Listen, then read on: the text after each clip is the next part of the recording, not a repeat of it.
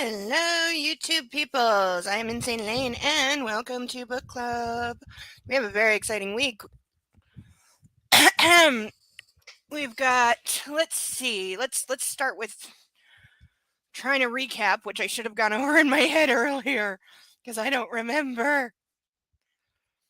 Oh yeah, we had the car chase that I thought was made up for the movie and was not. I was very surprised by that. So we have absolute proof that Christian Grey is a psychopath because he was telling his inexperienced driver who can't handle a car this fast, wife. I keep calling. I'm gonna screw up calling her the wife and the girlfriend for like ever. But he's telling her to not only speed, but to speed to a very high level while weaving in and out of traffic on a busy highway and then through a busy major urban city. Including at one point yelling at her to run a red light, which she does. And I didn't realize this at the time. I should have. But the more disturbing than him acting this way is her doing it. He's acting how I would expect, entitled, reckless, dangerous, controlling, and without thinking about anyone else, narcissistic, to the point where he's willing to endanger hundreds of other drivers on the road, which absolutely happened. I also point out the book did not properly establish that the car that they thought was following them actually was, as I explained. They didn't verify that. And like I said last time, they should have just called the flippin' cops, okay? Call the cops, tell them you're being followed. Hell, drive to the police station. Drive to anywhere crowded and go inside. What you don't do is get into a high-speed chase going through a highway in a major city because you're an entitled rich douchebag. Like, the fact that this is like said to be an okay thing, even in book fantasy world, is really disgusting. Oh, I also at some point, since I found the item that I thought the kitty had stolen, we'll be demonstrating that E.L. James did no research on that, and I will be demonstrating that in a YouTube-safe fashion, I hope. But we do have a number of things tonight because a recent friend of mine who unfortunately is camping/hunting this weekend. You know how I feel about hunting, but they like it. It's a thing. So they're in the middle of the woods somewhere trying to shoot a pheasant. But before leaving, they did make a very generous tip to this stream, which affords them me putting on handcuffs for the entire first chapter, as well as 2 ducks. One of which I'm going to draw off the top. I'm in charge of naming the ducks, I've been told, though he has veto power when he comes back and sees what I name them. So I'm going to draw one of the ducks off the top so Ralph can have some company. And then the second duck I'm going to draw when we get to the second chapter. Also, fair warning, the first chapter tonight is 32 pages long. So we're going to get through that. We'll get partially into chapter 8. Unless it flies by and things go really well, because chapter 8 is also 30 pages long. And since the average book club tries to limit itself to 40 pages, you know, once we're into chapter 8, I reserve the right to pull the plug at any point and put a pin in it until next week. We'll see how far we get. I said that last week and we wound up getting through both chapters just fine, so there's always that possibility, but last week was only it was 50 pages, not close to 70. Okay, so since it's always necessary, we are going to flash this morning really quickly. And then we are going to rise for our national anthem and get things going because we got a busy night tonight. If you're still struggling with consent, just imagine instead of initiating sex, you're making them a cup of tea. You say, "Hey, would you like a cup of tea?" And they go, "Oh my God, I would love a cup of tea, thank you." Then you know they want a cup of tea. If you say, "Hey, would you like a cup of tea?" And they're like, I'm not really sure. Then you can make them a cup of tea, or not, but be aware that they might not drink it. And if they don't drink it, then, and this is the important bit, don't make them drink it. Just because you made it doesn't mean you're entitled to watch them drink it. And if they say, "No, thank you," then don't make them tea at all. Just don't make them tea. Don't make them drink tea. Don't get annoyed at them for not wanting tea. They just don't want tea, okay? They might say, yes, please, that's kind of you. And then when the tea arrives, they actually don't want the tea at all. Sure, that's kind of annoying as you've gone to all the effort of making the tea, but they remain under no obligation to drink the tea. They did want tea, now they don't. Some people change their mind in the time it takes to boil the kettle, brew the tea, and add the milk.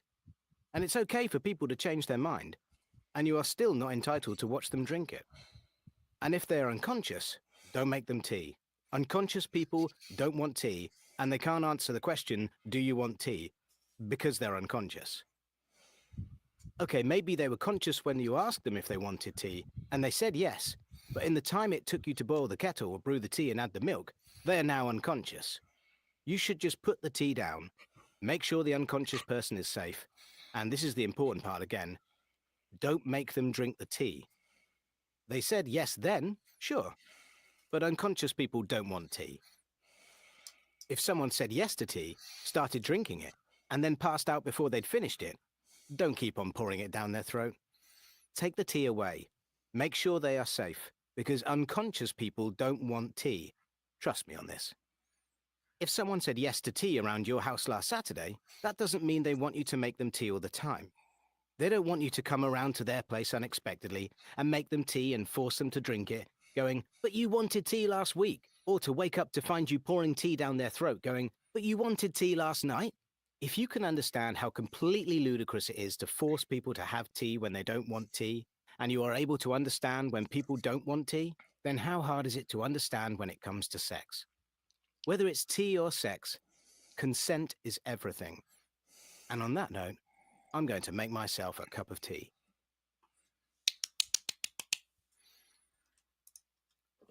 All right, all right. Hello, everyone. You may notice my background has changed. I cleaned off my giant hulking desk, which takes up most of the living room. You can't even see most of it, but there's so much space. Oh, I need to move the duck stage. But first things first, we have to draw a duck. Then I will put the cuffs on. I practiced trying to draw a duck with the cuffs on. It doesn't work. So, first things first, our inaugural duck, Ralph, who is finally getting a friend. If you're wondering where my bonnet is, the kitty stole it and it's dirty. And laundry is next week, so it gets to wait. I gotta make this like 1 inch higher and possibly level it. The stage has been built and rebuilt a few times, so let's just say it's a work in progress. I'm hoping to get some fall leaves to add to it, and I have some strip lighting somewhere that I'm going to try to put on it. I'm not sure if that's going to work, but I'm going to try. But for now, we have Bag O' Ducks. At long last, after I think a month and a half, we finally have a second and later on a third duck. So I'm very happy. So let's do this, okay? Eyes are closed. I am not looking. Hand is going in the bag, and I'm grabbing a duck. And this is the duck. Let me see. What does it feel like? Oh, it's got a weird. Oh, it's one of the ones that's wearing clothes, I think. Just trying to see. Oh, there's something on its head. Oh, okay, it's pointy. It's a pointy duck. Does it have anything on its face? No. Oh, there's something on its chest too. Okay, let's see what we got. We have a. Let me put this down. We have a princess or a queen kind of duck. There's okay, it's hard to see, but there's little upside down stars on the crown. That's weird. Why are they upside down? Is it an evil duck? Maybe it's an evil duck. Maybe this is an evil princess duck. And that's why the stars are upside down. I'm not sure if that's supposed to be like a lace collar or a pearl necklace or what. I'm hesitating to say the word pearl necklace around this book. Don't do it. Okay, it's wearing a dress of some kind. It's like I guess it's like a princess or a queen kind of duck. We can decide if it's a princess or a queen. The crown is kind of saying queen to me. But what are we going to call it? What should we name this duck that is now going to chill out next to Ralph, our unicorn duck? Yeah, I think we're going to call this the queen duck. So what's a good name for a queen? Why is its eyes, like, I just noticed one of its eyes is like way lower. That's probably just bad manufacturing. What should we call the queen duck? Like, Regina comes to mind, but that's like too... somebody named Conwitz, nice to see you. Name it Russell. Why would we name a queen duck Russell? If that's a reference to something, I apologize for not getting it. Also, hi Nightwolf, and hi other people who have said hi in the chat. Thanks for being here. I'm gonna mull on the duck name for a minute. We'll get started. I'm gonna put this, if I can balance it, because I thought it would be okay closer, but apparently not. Okay, there, yeah. Okay, the box of markers is like the only thing legitimately left on my desk. Everything else is so clear. It's very weird and kind of disturbing. Okay, I think the ducks are safe. If they fall, I'll rescue them. But I retied the tie. I still suck at it. I very much still suck at it. I didn't camera test it first. Now I'm paying for that. Because it's annoying me. Yeah, because this is flipped the wrong way now and it's bugging me. Yes, I'm a little OCD. Whoa. Okay, my viewer count just jumped up to 15. Am I being rated or something? Or it's glitching? Not yet. Very close though. We had 2 days here where you could not drive anywhere because it was pure freezing rain and sleet, and then just fog, whiteout fog right to the ground. So there were like emergency alerts put out saying like, please do not drive unless it is an absolute emergency. Because yeah, it was nasty conditions for a good like 36 hours. But we have our official 50 Shades handcuffs, which somebody paid for. Therefore, they go on for the first chapter, and it's a long one too. So this person's getting their money's worth, and then some. I'm getting there, Conwitz. Okay, I have to honor the thing that somebody tipped for. Okay, they paid money for me to do this, so. Okay, for all those watching, just to be aware, we always do safety here. These are safety cuffs. I can take them off in the event of an emergency, or if I need to literally do something that requires 2 hands, like draw a duck. But for now, we're good. Okay. So we're on chapter 7. They've been home for a few days, thinking about going back to work. Oh, and they discovered that Jack Hyde is the one who blew up the server room at Gray's office building that has absolutely no security whatsoever. Okay, chapter 7. So Anastasia, the previous end line was her saying, oh my God, that's Jack Hyde, watching a security video of somebody breaking into the server room and setting a bomb. Because apparently Jack Hyde just knows how to do shit like that, or he's really good at Google. You think? Christian asked, surprised. It's the line of his jaw, I point at the screen, and the earrings, and the shape of his shoulders. He's the right build, too. He must be wearing a wig, or he's cut and dyed his hair. You can see all that, but you can't see his face. Plus, we were told this is like crappy black and white grainy video, too. Barney, are you getting this? Christian puts the phone down on his desk and switches to hands-free. You seem to have studied your ex-boss in some detail, Mrs. Gray. I knew it! I knew somebody had to make that stupid comment. He murmurs, sounding none too pleased. I scowl at him, but I'm saved by Barney. Oh, that was Christian speaking, because of course it was. Because how dare she know what any other man looks like? Flippin' heck. Yes, sir, I heard Mrs. Gray. I'm running facial recognition software on all the digitized CCTV footage now. See where else this asshole... I'm sorry, ma'am. This man has been within the organization. If you have facial rec software, why weren't you already using that? And also, gee, you think the guy that you fired and then had your security goon beat up might be looking for revenge? Although, why Jack Hyde wouldn't just sue him?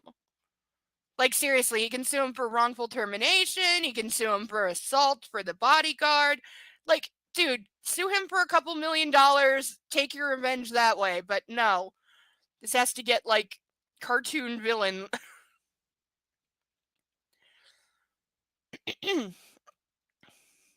I glance anxiously at Christian, who ignores Barney's expletive. He's studying the CCTV picture closely. Why would he do this? I asked Christian. Oh, right, because she's absolutely required to be too dumb to exist. Gee, the guy who tried to sexually assault you that you kneed in the crotch and then somebody else beat up and fired. Yeah, why would he possibly? Oh my god. He shrugs. Revenge, perhaps? I don't know. I can't fathom why some people behave the way they do. He's the wrong person to be making that argument. I'm just angry that you ever worked so closely with him. Christian's mouth presses into a hard, thin line and he encircles my waist with his arm. We have the contents of his hard drive too, sir, Barney adds. Yes, I remember. Do you have an address for Mr. Hyde? Christian says sharply. Yes, sir, I do. Alert Welch. If we've heard of any of these people before, I don't know them. Sure will. I'm also going to scan the city CCTV and see if I can track his movements. What? Okay, I wish Mark was here because this is not how. I'm sorry. We're saying this guy now supposedly has access to the city of Seattle's CCTV from like all the cameras on every street, which would show him being a reckless speeding driver running a red light yesterday. Or possibly today. It might be the same day. But I don't care how rich he is, that doesn't get you access to city-owned cameras and feeds because you want to see what your wife's ex-boss was up to. Like, again, you have a legitimate, like, cause to involve the police here. This guy set off a bomb in a major business center and caused, like, probably thousands, if not more, in damage. Like, just have him arrested and deal with it. What is this, like, oh no, I'm going to get my private security to track him down because I control the universe. And yes, I know the original series was called Master of the Universe, but she's taken it too far here. He is not actually in control of everything, and even he has limits. So, writing in this stupid, fucking lazy ass hack line of, oh yeah, he can just access all the city's cameras because I say so. Ick. Like, he's not Tony Stark, lady. Check what vehicle he owns. You would probably have that info because he worked for you, and, like, you have to, like, list your car for your parking space and stuff. Sir, Barney can do all this, I whisper. Christian nods and gives me a smug smile, implying that this is not above board. What was on his hard drive, I whisper. Christian's face hardens and he shakes his head. Nothing much, he says tight-lipped, his smile forgotten. Tell me. No. Was it about you or me? Me, he sighs. What sort of things? About your lifestyle? Christian shakes his head and puts his index finger against my lips to silence me. I scowl at him, but he narrows his eyes, and it's a clear warning that I should hold my tongue. Okay, granted that's because somebody is like listening on speakerphone, but don't put your finger on somebody else's face. Do this to yourself to tell someone, and point at the phone to remind her, like, hey, somebody is listening, not right now. But I also hate that he's still hiding things from her because that's just never a good thing. It's a 2006 Camaro. I'll send the license plate details to Welch too, Barney says excitedly from the phone. Good. Let me know where else that fucker has been in my building. Again, no security at all. And check this image against the one from his SIP personnel file. Christian gazes at me skeptically. I want to be sure we have a match. Already done, sir, and Mrs. Gray is correct. This is Jack Hyde. Really, you couldn't have, like, yeah, I would think running anything against a list of, like, recently fired employees from any of, like, Gray's businesses would be the first thing you do. Well done, Mrs. Gray. He smiles, his earlier rancor forgotten. To Barney, he says, let me know when you've tracked all his movements at HQ. Also, check out my other GEH property he may have access to. Let the security teams know so they can make another sweep of all those buildings. That sounds like a lot of work for nothing. Sir. Thanks, Barney. Christian hangs up. Well, Mrs. Gray, it seems you're not only decorative, but useful too. Wow, is that insulting? Christian's eyes light up with a wicked amusement. I know he's teasing. Decorative, I scoff, teasing him back. Very, he says quietly, pressing a soft, sweet kiss on my lips. How is any of that teasing? It's just him being a dick again. You're much more decorative than I am, Mr. Gray. Yes, he is actually, because we've never actually seen him do any work. He grins and kisses me more forcefully, winding my braid around his wrist and wrapping his arms around me. Oh, we're having a sex scene already. I have not had enough to drink. When we come up for air, my heart is racing. Hungry, he asks. No, I am. For what? Well, food, actually. I'll make you something. I giggle. I love that sound. Of me offering you food? You're giggling. He kisses my hair, and then I stand. So what would you like to eat, sir? I ask sweetly. His eyes narrow. Are you being cute, Mrs. Gray? Always, Mr. Gray. Sir. Okay, stop calling each other Mr. and Mrs. It's not cute. It's really fucking annoying. He smiles a sphinx-like grin. I can still put you over my knee, he murmurs seductively. I know, I grin, placing my hands on the arms of his office chair. I lean down and kiss him. That's one of the things I love about you. But stow your twitching palm. You're hungry. Yes, it's one of the things she now inexplicably loves, despite it being the reason that she left him in the first book. He smiles his shy smile and my heart clenches. Oh, Mrs. Gray, what am I going to do with you? You're going to answer my question. What would you like to eat? Something light. Surprise me, he says, hearing my words from the playroom earlier. I'll see what I can do. I sashay out of the study and into the kitchen. My heart sinks when I see Mrs. Jones is there.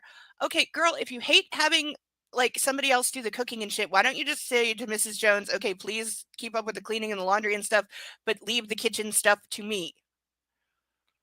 Like, seriously, it's your house. You're the wife. Act like it. Hello, Mrs. Jones. Mrs. Gray, are you ready for something to eat? Um, she's stirring something in a pot on a stove that smells delicious. I was going to make subs for Mr. Gray and me. She pauses for a heartbeat. Sure, she says. Mr. Gray likes French bread. There's some in the freezer cut to sub length. I'd be happy to make it for you, ma'am. Ew, bread in the freezer. Ew, ew, ew, ew, ew. I know, but I'd like to do this. I understand. I'll give you some room. What are you cooking? This is a bolognese sauce. It can be eaten any time. I'll freeze it. She smiles warmly and turns the heat right down. So what does Christian like in a sub? Okay, I just got it. That's almost cute, but at the same time, ew. I frown, struck by what I've just said. Does Mrs. Jones understand the inference? She cleans the red room of pain. I'm saying yes, she does.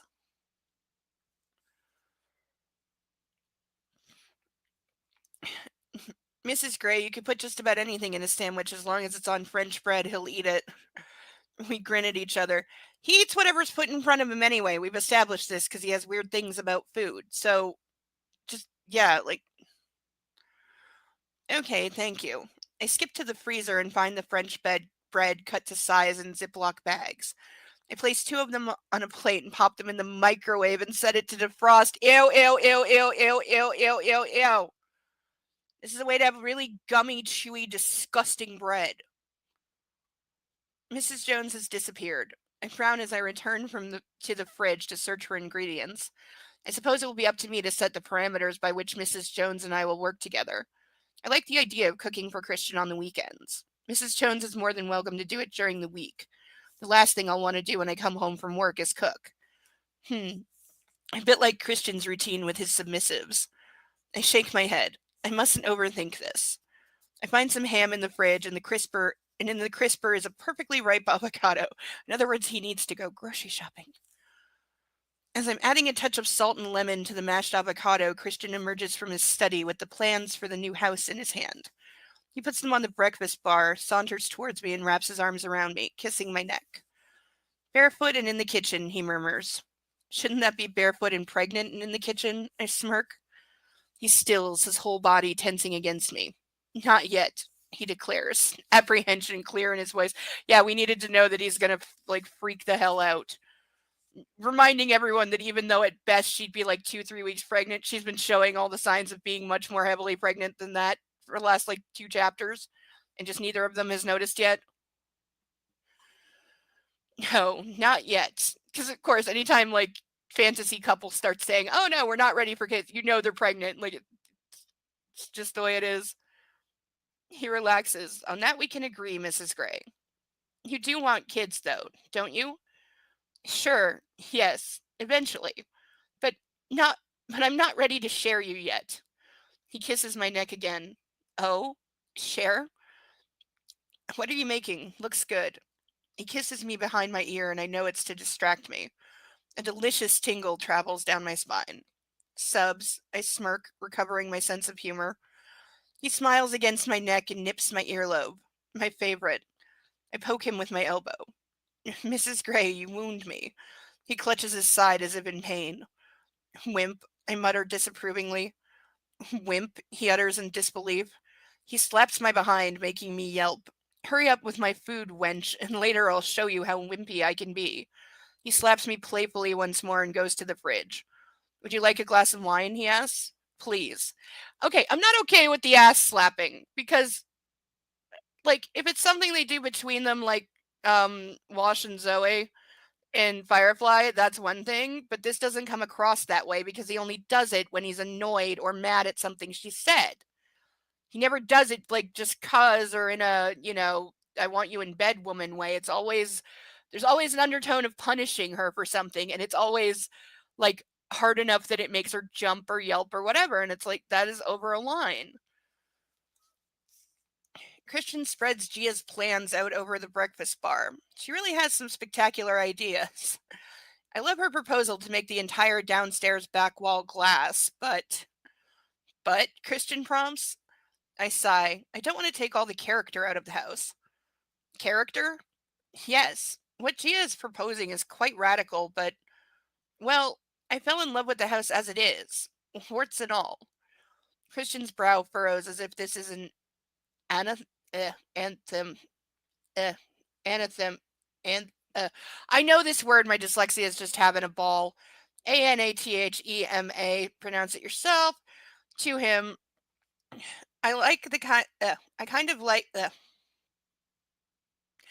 Okay, punching my brain. I kind of like it the way it is. I whisper. Is this going to make him mad? He regards me steadily. I want the house to be the way you want. Whatever you want. It's yours. Well, it's both of yours, actually. I want you to like it too, to be happy with it.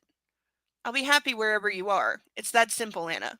I believe him on this. This is possibly the first time I've believed him about anything. He doesn't care where he lives or what it looks like, as long as he has whatever he needs slash wants there. The decor probably doesn't matter at all.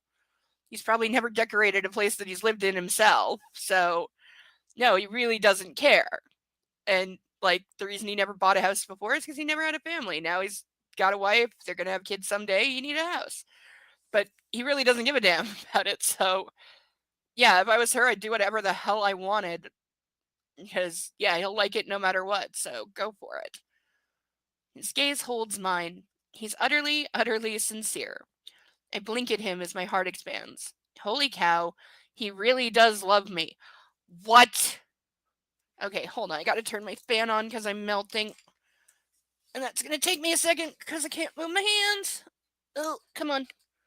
Okay. Yep. Okay. Turning. Got it. Okay. Good. Ugh.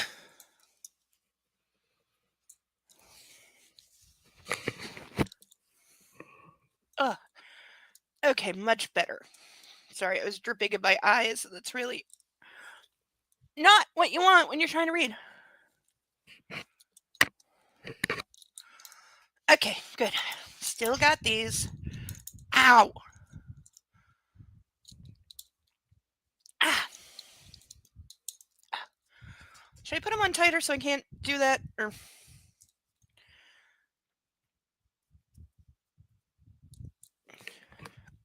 ow.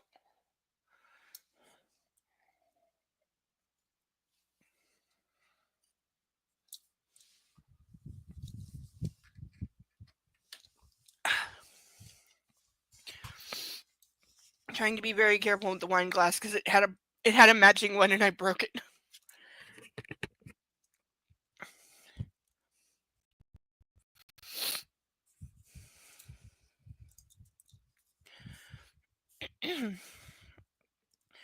Well, I swallow, fighting the small knot of emotion that catches in my throat.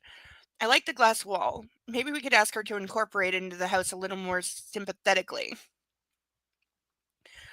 Christian grins. Sure, whatever you want. What about the plans for upstairs and the basement? I'm cool with those. Okay. I steel myself to ask him the $1,000,000 question. Who you want to put in a playroom? I feel the oh so familiar flush creep up my face as I ask. Christian's eyebrows shoot up. Well, of course he's going to have a playroom. The two of you are still actively using it, so yeah. I would think it would just move into the basement, and since you're building it, you might as well soundproof it and, like, have some installed equipment put in that will fit a lot better if you do it while you're building than try to bolt it in later.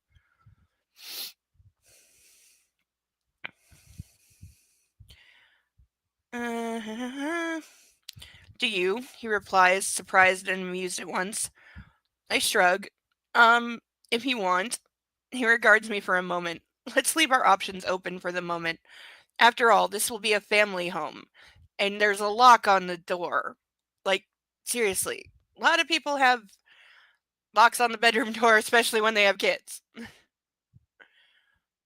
I'm surprised by the stab of disappointment I feel. I guess he's right. Although, when are we going to have a family? It could be years.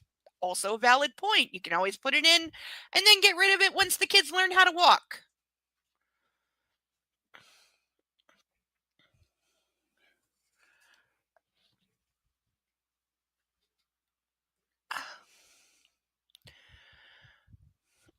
Besides, we can improvise.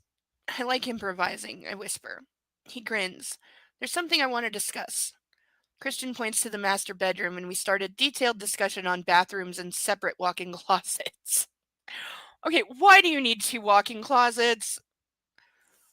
I mean, again, if you have the space, go for it, I guess, but it seems excessive. Separate bathrooms, though, I can certainly agree with. Because it's just a different thing, and yeah. Ask any guy and any girl to design the perfect bathroom, you're going to get 2 very different answers. When we finish, it's 9:30 in the evening. Are you going back to work? I ask as Christian rolls up the plans. Not if you don't want me to. He smiles. What would you like to do? We could watch TV. I don't want to read, and I don't want to go to bed. Yet. Okay, Christian agrees willingly, and I follow him to the TV room. We've sat here 3, maybe 4 times total, and Christian usually reads a book. He's not interested in television at all. I curl up beside him on the couch, tucking my legs underneath me and resting my head against his shoulder. He switches on the flat screen television with the remote and flicks mindlessly through the channels.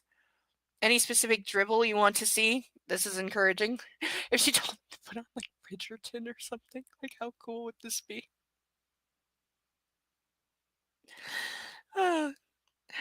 You don't like TV much, do you? I mutter sardonically. Stop using that word. He shakes his head. Waste of time, but I'll watch something with you. I thought we could make out. He whips his face to mine. Make out? He gazes at me as if I've grown 2 heads. He stops the endless flicking, leaving the TV on an overlit Spanish soap opera. Yes. Why is he so horrified? Because the 2 of you don't do that! You've never once had a makeout session. Ever. You've barely actually kissed. It's way too vanilla for him. I mean, I can also say I've never had a proper makeout session. This is true. Done plenty of things that are miles past that, but sitting, kissing, making out, snuggling, no.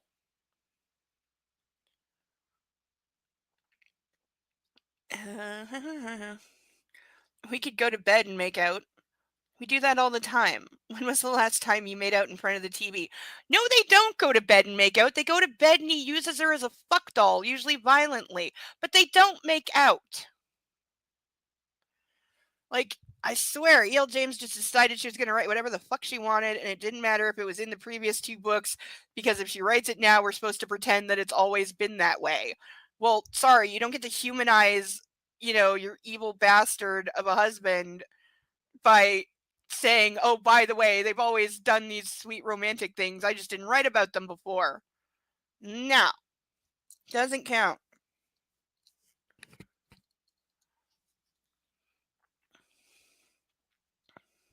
Oh, sorry, there's something on my eyelash and I can see it and it's bugging me.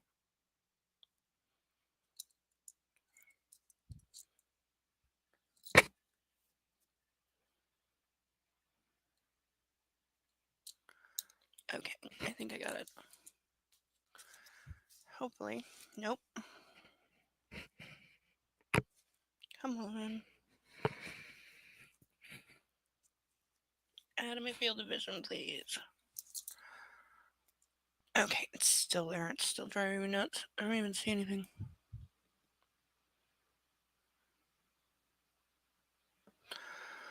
Okay, well, let's give that a minute to go away.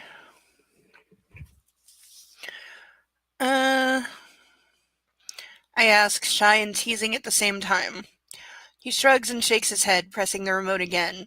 He flicks through another few channels before settling on an old episode of The X-Files. Oh, I'm trying to think what would be... I haven't seen all of X-Files. I've seen, the first, 3, maybe 4 seasons. I'm trying to think what would be a good episode to be playing. Oh. What's a good one from, early days? Die Hand die Verletz. It's a good one. Humbug. Definitely a classic. Eve.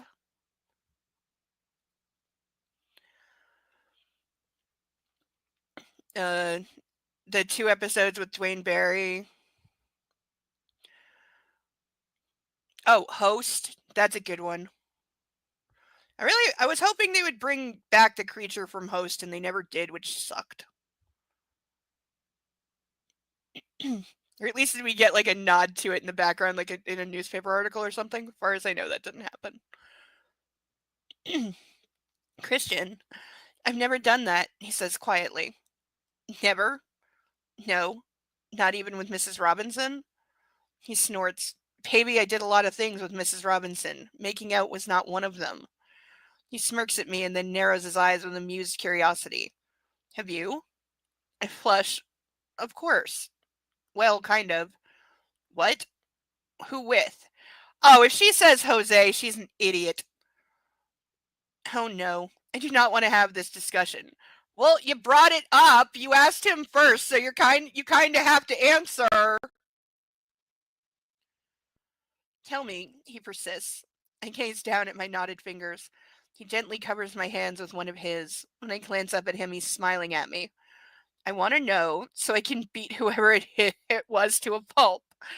Yes, at least he's being honest. And I was going to say that he's going to have this person executed, which I think is equally likely, but I giggled.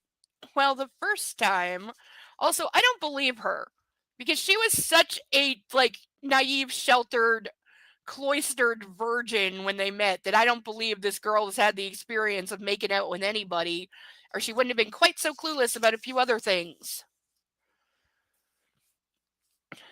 The first time, there's more than one fucker, he growls.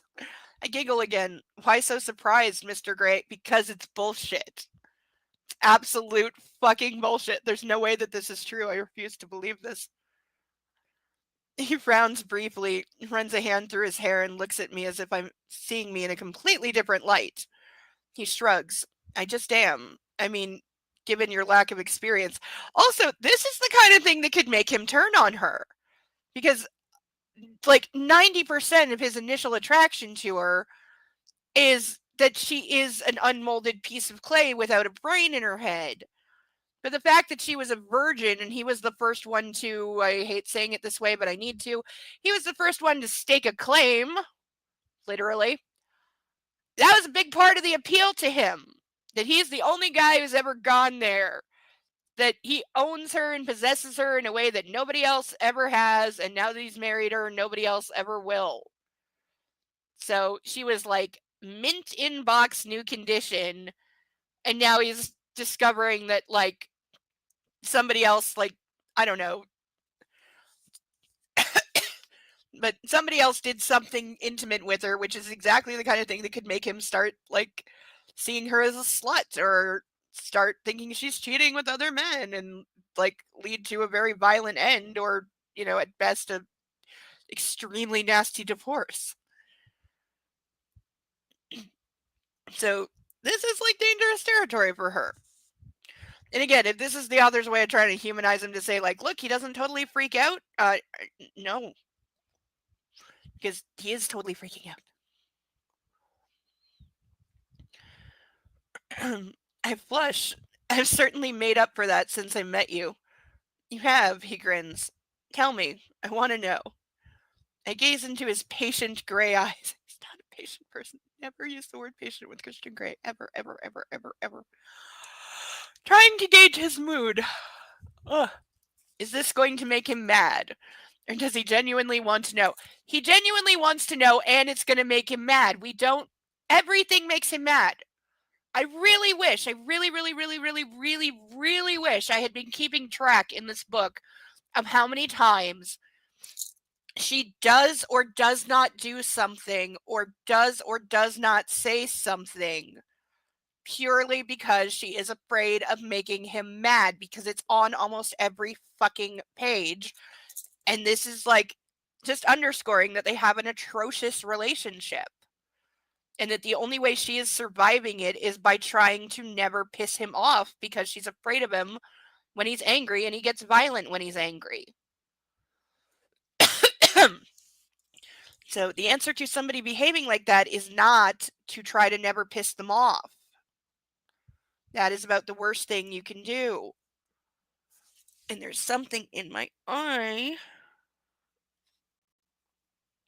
Come on.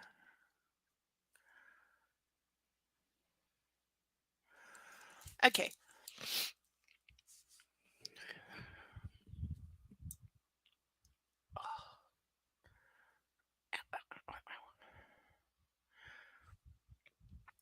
My body hates me today. Tell me, patient Grass, trying to gauge his mood. I don't want to make him mad, or does he genuinely want to know? I don't want him sulking. Okay, you should never say of an adult, I don't want them sulking. He's impossible when he's sulking. He's impossible all the time. You really want me to tell you? He nods slowly once, and his lips twitch with amusement. With an amused, arrogant smile. That's every face that he has. I was briefly in Texas with mom and husband number 3. It was in 10th grade. His name was Bradley. He was my lab partner in physics. How old were you? 15. And what's he doing now? I don't know. What base did he get to?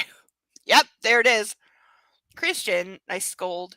And suddenly he grabs my knees and my ankles and tips me up so I fall back onto the couch. What? I'm saying, what? Because she was sitting mermaid style beside him. So did he just fully reach under her skirt, grab her knees, then grab her ankles, and what? Force her legs up in the air like he's changing a baby?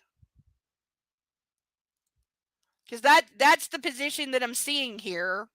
I hope I'm wrong. But note how the second that he's told that somebody else has kissed her in her lifetime, he feels the need to assert sexual dominance.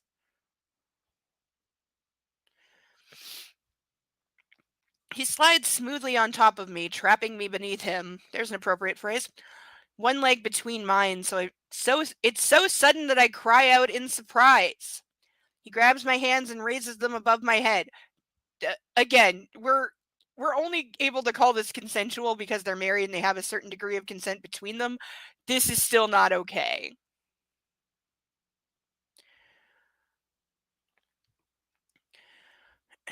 So, this Bradley, did he get to first base?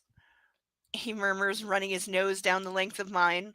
He plants soft kisses at the corner of my mouth. Yes, I murmur against his lips. He releases one of his hands so he can clasp my chin and hold me still while his tongue invades my mouth and I surrender to his ardent kissing. Again, not good choices of words here. Also, I'm going to need somebody. I'm sure there's a diagram somewhere. I'm sure like the Global Society of Men have voted on this at some point. What exactly are the bases? Okay, because I've heard different explanations. So first base is what? It's like touching boobs through clothing. Like, because home run is actually getting some. It's full on sex.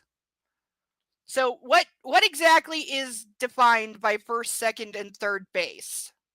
What are the steps? If anybody knows, if you're aware of the definitive answer, if you were in the meeting and you voted, please leave it in. If you're watching right now, please put it in the chat because I'd really like to know. If you're watching later, please leave it in the comments because I'd really like to know. Like, I've wondered that since I was in middle school. Like, what are the bases? Is there a universally agreed on answer? I kind of think there is, but it might be different depending different people.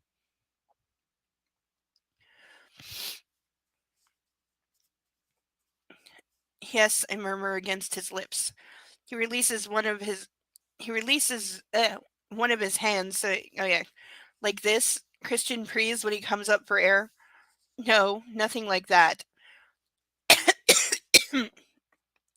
It manages all the blood in my body heads south. Okay, again, this is a female E.L. James. Women don't get boners, so her blood is not going anywhere. His is, but women don't work like that.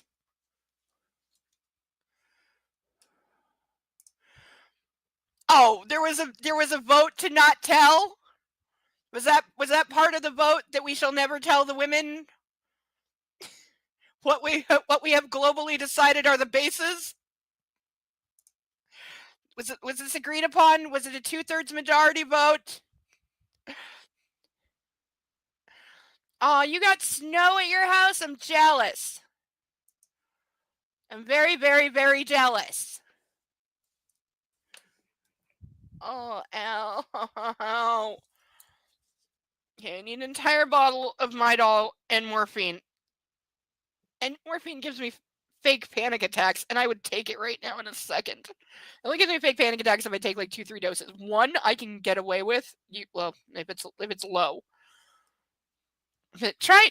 You know what's fucking hilarious? And this actually happened. I was in the ER once in massive pain, and I always make a point of telling them you cannot give me morphine because it has bad side effects. And that goes for anything that ends in "phene" as well, because they're all just derivatives of morphine. So they all do this. They all have the same bad side effect for me, as I've come to learn over the years.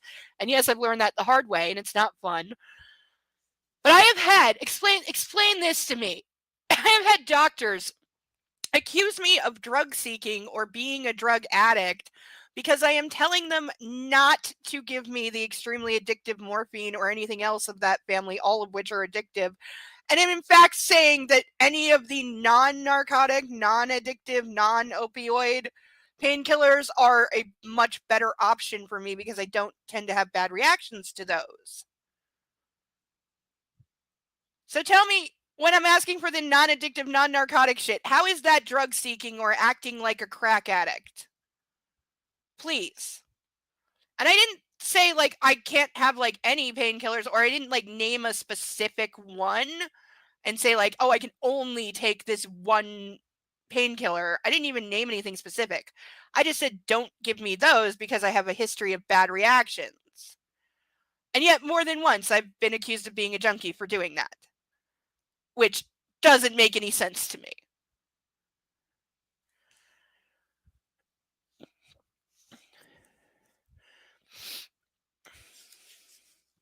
Releasing my chin, he runs his hand down over my body and back up to my breast.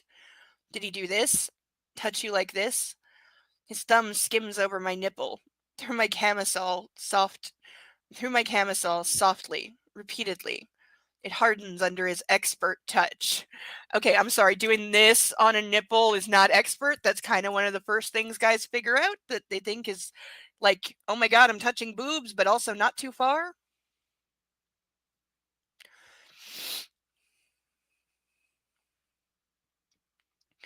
No, I writhe beneath him. Did he get to second base? He murmurs in my ear. His hand moves down across my ribs, past my waist to my hips. He takes my earlobe between his teeth and gently tugs. What is her obsession in this book with earlobes? I think it's never been a thing before, and yet in this book it's the focus. In the last one, it was Knuckles for some reason. I swear, she just picks weird body parts and decides they're going to be the like focus of sexual attention for one book.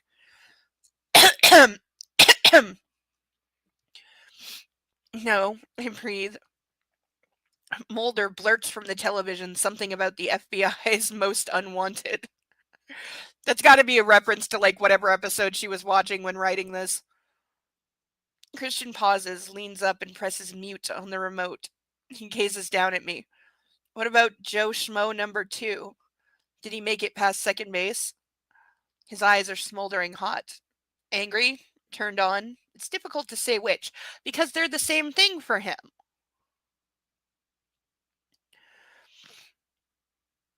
He shifts to my side and slides his hand beneath my sweatpants. Oh, she's wearing sweatpants, okay. No, I whisper. Trapped in his carnal gaze, Christian smiles wickedly. Good.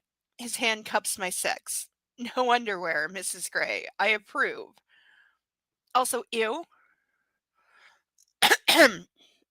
He kisses me again as his fingers weave more magic, his thumb skimming over my clitoris, tantalizing me as he pushes his index finger inside me with exquisite slowness. We're supposed to be making out, I groan. He doesn't know how to do that. Okay, everything else aside from the fact that he is very much feeling the need to sexually dominate her because he feels threatened in that department right now by discovering somebody else has kissed her, he doesn't know how to make out with you on the couch. Okay, it'd be like if you put a pile of crap in front of him and said, weave a basket out of this. He also doesn't know how to do that. And he told her that, to be fair. He told her he's never done that. And also, do we think for a second that it's something that would interest him? It's way too vanilla. It's too boring. You know, it's like limited options. And also, making out on the couch is something that teenagers do. I do think there's an age limit to it. You know, like biting on somebody's neck as part of sex ain't making out. That's what adults do. Like, making out like teenagers is for teenagers. You get past it some point. But it's definitely something that he would have no interest in ever doing. Because it meets none of his needs and would probably just be frustrating if it didn't lead to a lot more intense stuff. Which it's not going to with her, so at least not right now.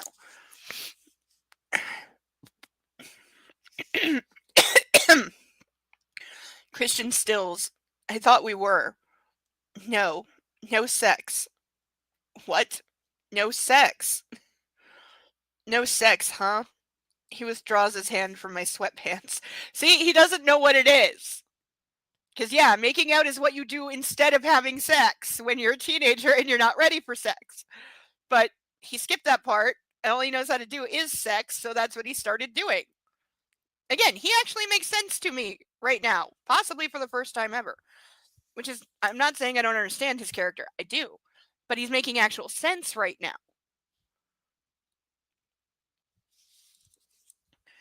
Here, he traces my lips with his index finger and I taste my slick saltiness. Ew! That made me gag a little bit.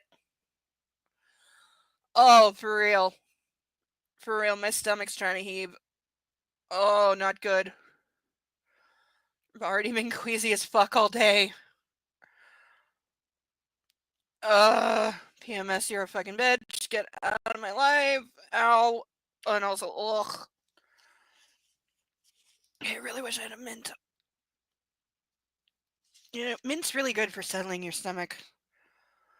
I would grow some, but there's a kitty who thinks that plants are to be eaten / just destroyed in the messiest fashion ever. He also thinks dirt is for digging in.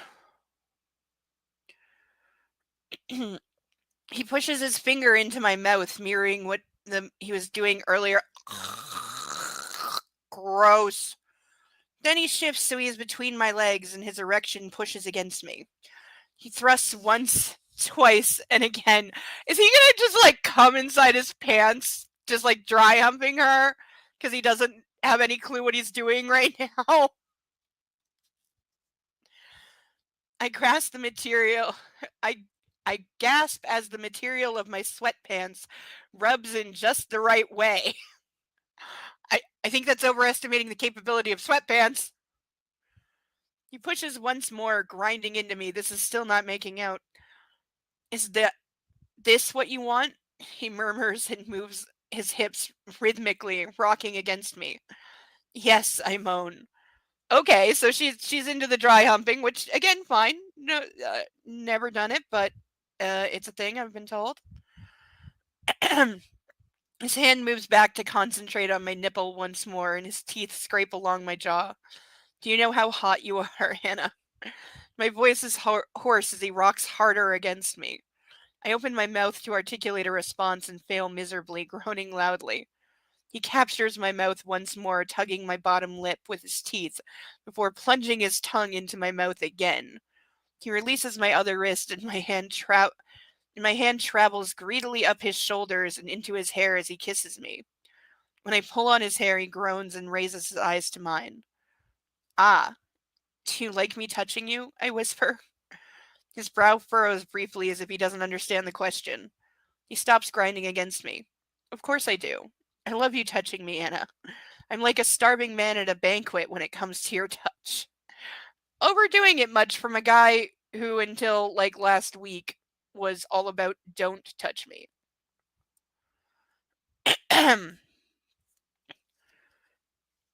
Holy cow. He kneels between my legs and drags me up to haul off my top. I'm naked beneath it. Grabbing the hem of his shirt, he yanks it over his head and tosses it on the floor, then pulls me onto his kneeling lap, his arms clasped just above my behind. Okay, so now she's like sitting on his lap on the couch. Can we also point out the housekeeper is around here somewhere? She was in the kitchen like 5 minutes ago. So Mrs. Jones is like somewhere there. And probably Taylor and Sawyer too.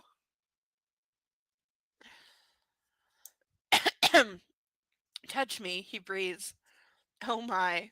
Oh, excuse me. Oh my. That was not good. I'm sorry, persnickety. I will do better. She's not here yet. She's working, but tentatively I reach up and brush the tips of my fingers through the smattering of chest hair over his sternum, over his burn scars. He inhales sharply and his pupils dilate, but it's not with fear. It's a sensual response to my touch. He watches me intently as my fingers float delicately over his skin, first to one nipple and then the other. They pucker beneath my caress. Leaning forward, I plant soft kisses on his chest, and my hand moves to his shoulders, feeling the hard, sculptured lines of sinew and muscle. Whoa, he's in good shape. Why do we keep needing to be told this? We already know this. I want you, he murmurs, and it's a green light to my libido as opposed to what? You had, like, again, bad writing. Bad writing. Let's see if we can still turn these. We can. It hurts. Ow. But if it's not leaving marks, you're not doing it right. Ugh. Ow, ow, ow, ow, ow, ow. Okay.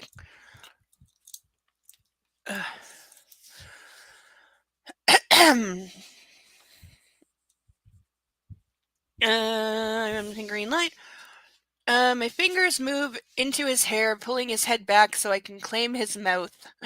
Fire licking hot and high in my belly. He groans and pushes me back to the couch. And he sits up and rips off my sweatpants, undoing his fly at the same time. That's a hell of a magic trick. Home run, he whispers, and swiftly he fills me. Okay, see, I knew what a home run was. Ah, I groan, and he stills, grabbing my face between his hands. Stop doing that! I love you, Mrs. Gray, he murmurs, and very slowly, very gently, he makes love to me until I come apart at the seams, calling his name and wrapping myself around him, never wanting to let him go. Okay, so we're saying he lasted more than like 10 seconds this time because I highly doubt it. Because yeah, no. And also note how she wanted to make out and what did they wind up doing? Having sex. She even told him, no sex. And he still does sex to her. I am not saying this is not consensual. I am saying he didn't listen. And that is always true. Whenever she asks for something sexually, he never does it. Like, he always turns it into whatever he wants anyway and does whatever he wants anyway. Like, not that I expect him to respect her autonomy now, because he never has, and, has all the less the more control and, more ownership he's gotten over her. But, like, seriously, she said she wanted to make out, not get boned on the couch while, your housekeeper's probably watching and definitely hearing.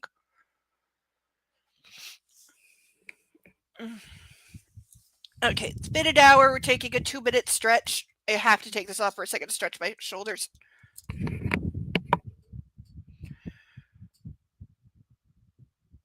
Oh. Oh my god, that hurts so good.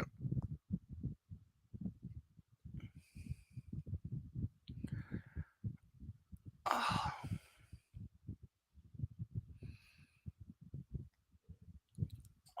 Slowly, slowly, slowly, slowly, slowly, slowly, slowly. I always said I was one of those women that would never consider breast reduction surgery, but I'm getting older and I can kind of get the appeal. Also, I'm old enough that it's covered now.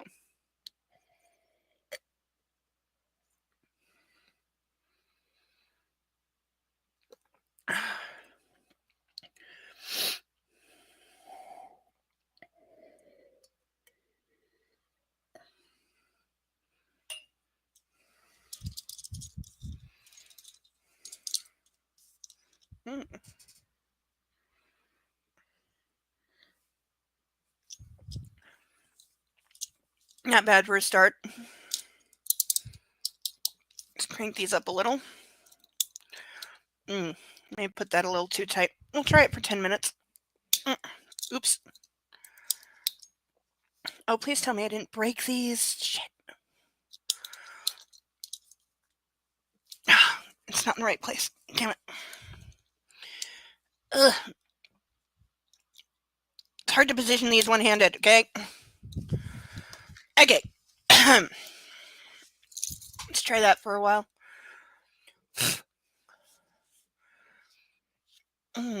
Yeah, that's tight. I actually can't put the other one any tighter. It won't do it. Oh, now I can. Okay. Yeah, definitely. Yeah, gotta pop that one. That's too tight. Come on. Come on, little handcuffs. Don't break on me. Because if they do, I'm not buying a second set of officially licensed ones because I didn't buy these in the first place. I have other handcuffs, don't worry. I've got about 40 other pair, so we'll make it work. Though sadly, my pink cups got destroyed. I'm still upset about that. I love my pink bunny cups, but they completely fell apart. I lay sprawled on his chest, or on the floor in the TV room. We completely bypassed third base. My fingers trace the line of his pectoral muscles. He laughs. Next time. He kisses the top of my head, and I look up to stare at the television screen where the end credits of the X-Files play. Christian reaches for the remote and switches the sound back on. You like that show? I ask. When I was a kid. Oh, Christian is a kid. Kickboxing and X-Files, and no touching. In other words, he's like every teenage boy ever. You? He asks. Before my time. You're so young. Christian smiles fondly. I like making out with you, Mrs. Gray. Aren't they're only like 3 or 4 years apart in age, because he's like 26. That's like one of the things about him. He's super young, super successful. He said he dropped out of college like 4 years ago. So he's built a global billionaire empire in 4 years, which is already ridiculous. But yeah, he's like 26. She just graduated college, so she's 21 or 22. Like, there's not that much of an age gap here. It's not like him being 16 with the like 45-year-old Mrs. Robinson, which is a whole other creepy level. I really wish she'd gotten more time in the movies, like, because also if you're gonna get like freaking Kim Basinger to play the role. Like, come on. Her and what is the name of the actress who plays Christian Grey's mom? Because she's like, is it Marcia Gay Hartman? Because she was like a super big deal, and like the fact that they got those names in these movies just says they were handing out some very large paychecks. But seriously, you're gonna have those two women and we don't get a decent cat fight? Come on! And no, the mom throwing a drink in her face doesn't count.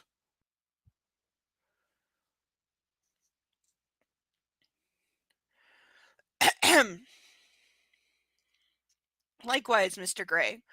I kiss his chest and we lie silently watching as the X-Files finish and the commercials come on. It's been a heavenly 3 weeks. Car chases and fires and psycho ex-bosses notwithstanding. Like being on in our own private bubble, I murder dreamily. Yeah, if we just forget all of the horrible things that have happened.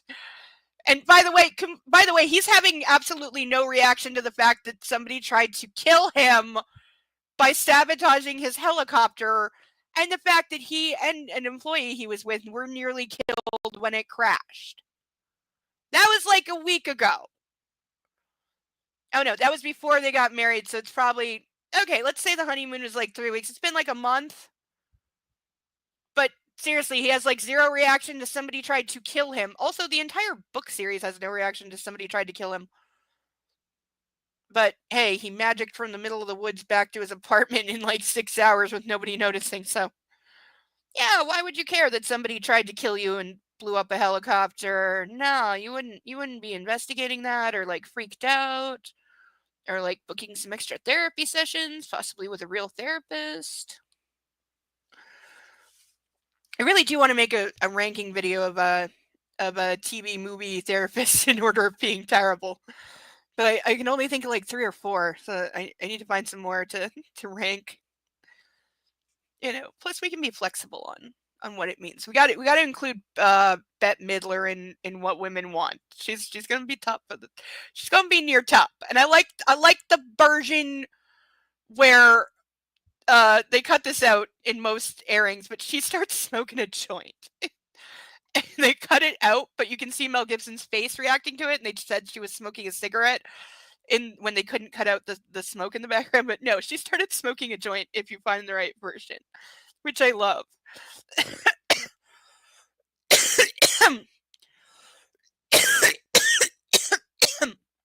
It sound like I'm smoking a joint, but I'm not.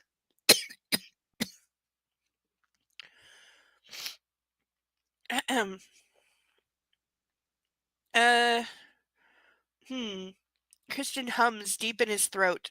I'm not sure I'm ready to share you with the rest of the world yet. Okay, again, possessive much? Gilded cage much?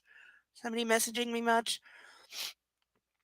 Back to reality tomorrow, I murmur, trying to keep the melancholy from my voice.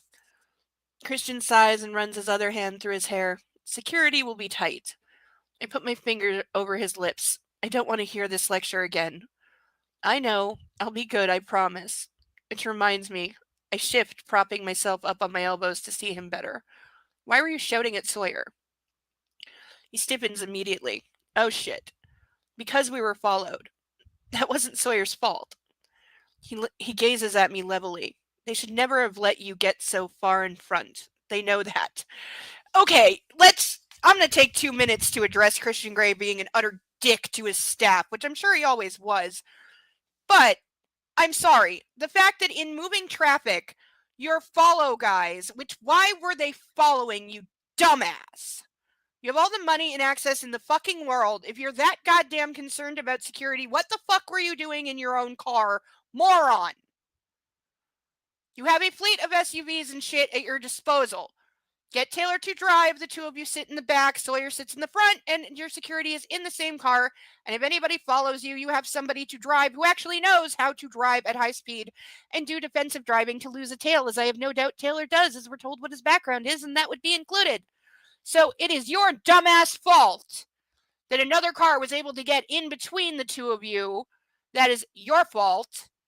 I'm sure security was doing their best. They at least told you that a car following you had fake plates because they're able to run that, apparently. Which I looked up. Apparently, private security, if you pay for it, and they pass like the right backgrounds and stuff, they can get access to certain levels of like the license plate database. Not, they can't see like criminal history or anything, but they can see some things to a certain degree depending on level of clearance, which I find incredibly creepy and a huge invasion of privacy. But it's allowed. But it is not security's fault that that happened. Oh, I gotta type for a sec, damn it. Hello, Tristan Tate? Or Tristan Tate? Yeah. Hi. Nice picture.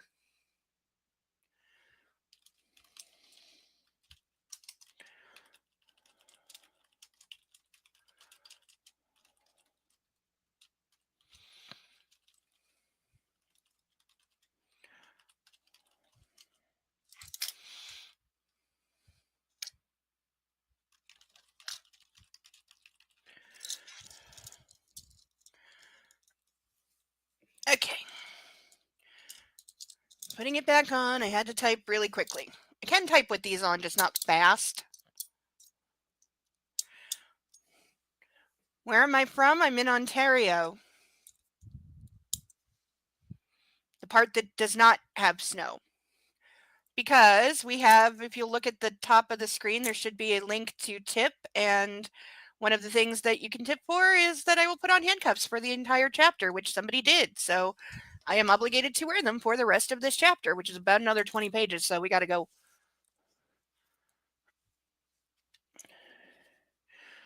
There's no link on the Twitch. Okay, hold on. I'm not overly familiar with Twitch. Now I got to take this off again. Damn it. I'm incompetent. What do you want? All right, I'm just going to throw it in the chat because I don't know how to pin on Twitch and I can't pull it up right now because it'll most likely break things. But that is the Stream Elements link that should be working, and the different tip tiers, which I haven't gone over tonight. My bad. For $10, these are in Canadian prices. For $10, I will draw a duck out of this bag, and you will get to name it, and it will go on our duck stage with our other two ducks, Ralph, and I haven't named that one yet. For $25, I will keep the handcuffs on through the next chapter as well. And okay, I broke these because they're slipping now. God damn it! This is why we can't have nice things. And for $50, I will refill this glass to normal level and chug it. Hello, Ernix, Burger King manager French. It just says FR. I don't know what you're saying. But hey, Burger King, good food. Only two places I will buy mozzarella sticks because they're actually really good. Whatever the coating on them is, the seasoning is great. Oh, FR means for real. Okay. Oh, are you saying I look like a Burger King manager? I've never been that. I've never worked at Burger King. I've been a manager, but not of a fast food place. Yes, the matzo sticks are like so good, right? One thing I loved when we stopped there when we were visiting New York for the day, and we got really confused by the drive-through because we learned American drive-through, Canadian drive-through, very, very different. Because we ordered the combo that we wanted, and then we got asked what size, and we didn't know how to answer because we just said medium, and the guy kept saying what size. Because apparently in the US you have to like specify your drink and like sides and stuff separately. We also learned that in the US, and by the way, this is for like $4. We're so jealous. I wanted to buy 100 of these and bring them home. For like $4, we got like 20 matzo sticks. Even with the freaking exchange rate, making that about at the time probably $5.50, $6 Canadian. That would still like 4 matzo sticks here is like $8 or $9. It's insane. What's the most I would do for a donation? That is too open a question, my dude. You got to be more specific than that. Like way more specific. What amount of donation? Because that's going to change a lot of things too. Remembering that we are on YouTube here, there are limits. But let me post the link to my Discord if you want to message me privately. if I can remember how to get the link for my Discord, because it's been a minute. Oh, how do I do invites? Brain work, come on. Ah, frickin' A, my brain just is having a nutty. There we go.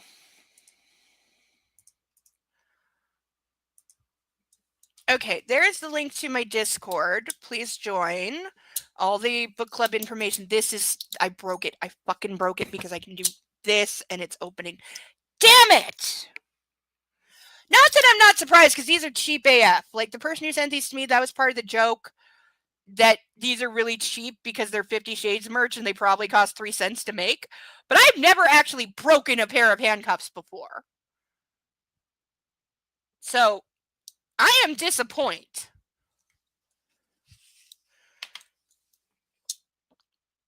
$100 plus. Throw out some options. What do you want? What do you want to see? It's your dime. What do you want? I have a riding crop and a flogger and my silicone whip and the spike whip next to me. Yes, that is my server. And there is a tab for book club. Also, you can message me privately. My name on there is Insane Lane 2525. So that's me. If you want to message privately, or if you have questions about book club, please leave them in the book club tab. So you think about, well, I don't know what the options are either. Like, I can, like, I think using any of the whips would be okay on YouTube, as long as I make it very clear that this is consensual and partially satirical. Even though they're very real, they're not fake. And I can apply them to whatever part of my body you would like, as long as it's one that, is not inappropriate. And it doesn't catch my hair, because I don't like things pulling my hair. I will show them up in 1 minute. I want to get to the end of this this section. We're nowhere near the end of the chapter, and we're getting behind. So he's yelling at his staff because he's an arrogant prick who has no idea how reality works. Yay, everyone who's saying hi. I blushed guiltily and resumed my position, resting on his chest. It was my fault. I wanted to get away from them. See, it wasn't her fault. She wasn't even doing that. That wasn't enough. Christian is suddenly curt. This is not up for discussion, Anastasia. It's a fact, and they won't let it happen again. So he's just trying to control, like, the universe at this point. No, I'm not saying that's all, but you need to throw out some suggestions, dude. I can't read your mind. I don't have a ready list of things for that. There are multiple things. I mean, for that money, I could do a mukbang video. I could react to something if you like. I have other toys, etc., that I could make use of.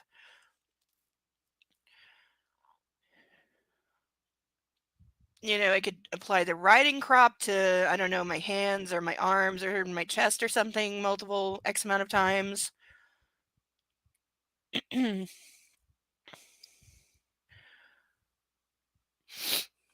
Anastasia.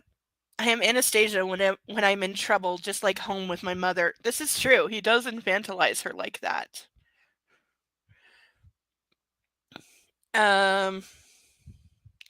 Okay, I mutter, placating him. I don't want to fight. Did Ryan catch up with the woman in the Dodge? No, and I'm not convinced it was a woman. Oh, I look up again. Sawyer saw someone with their hair tied back, but it was a brief look. He assumed it was a woman. Now given that you've identified that fucker, maybe it was him. He wore his hair like that. The disgust in Christian's voice is palpable. I don't know what to make of this news. Christian runs his hand down my naked back, distracting me. If anything happened to you, he murmurs, his eyes wide and serious. I know, I whisper. I feel the same about you. I shiver at the thought. Come, you're getting cold, he says, sitting up. Let's go to bed. We can cover third base there. He smiles his lascivious smile, as mercurial as ever. passionate, angry, anxious, sexy, my 50 shades. Almost like he has no emotional control whatsoever. I take a hand and he pulls me to my feet, and without a stitch on, I follow him through the great room to the bedroom.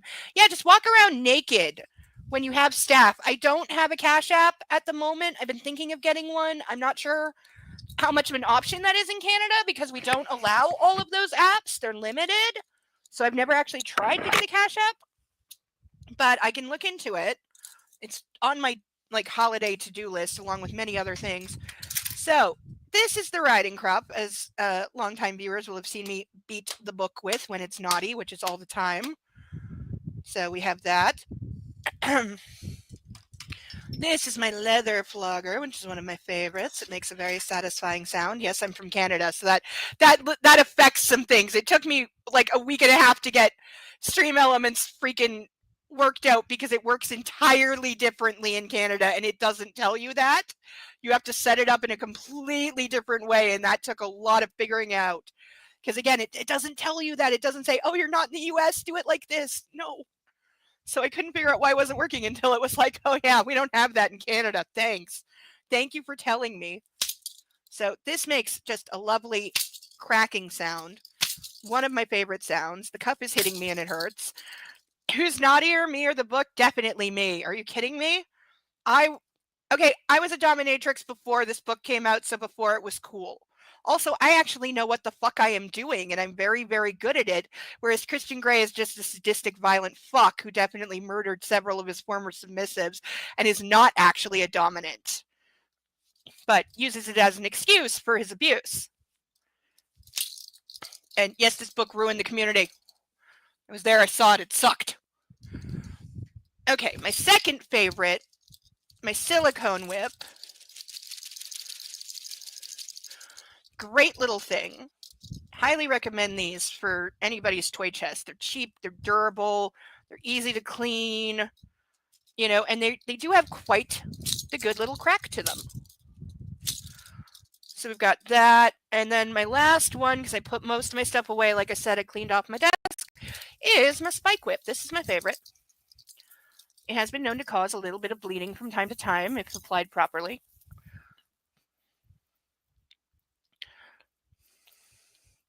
But yeah, it's got about 8 strands of these. These are not sharp, by the way. These are not sharpened. And I'll prove it. See? See how hard I can press? Not sharp. Pointy, but they're not sharp. They won't pierce the skin. But they will scratch if you drag it.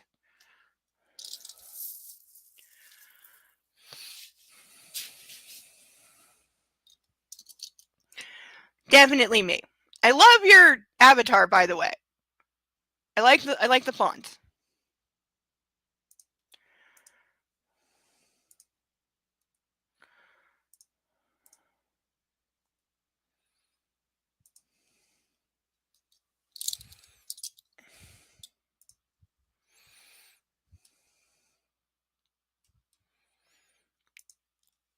Okay, I'm going to finish this and pour a new glass, and then we will get on.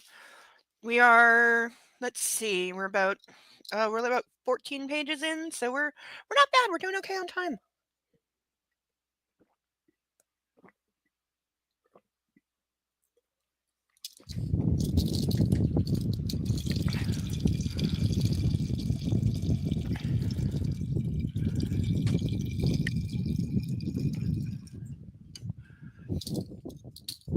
I really hope I didn't miscalculate how much is left in that box. One thing I don't like about the boxes of wine, which is all I can get right now because there's like a shortage of everything, which is only going to get worse in the holidays coming up, is that there's no gauge on it to see how much is left.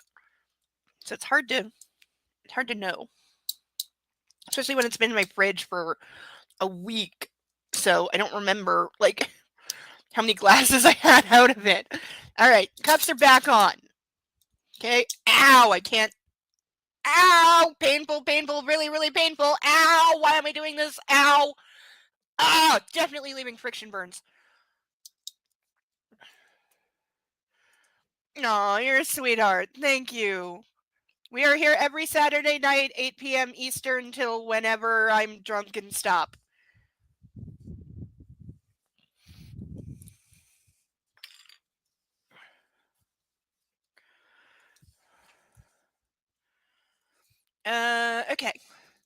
Following morning, Christian squeezes my hand as we pull up outside SIP. He looks very much the powerful executive in his dark navy suit and matching tie. And I smile. He's not been this smart since the ballet in Monte Carlo. You know you don't have to do this, Christian murmurs. I'm tempted to roll my eyes at him.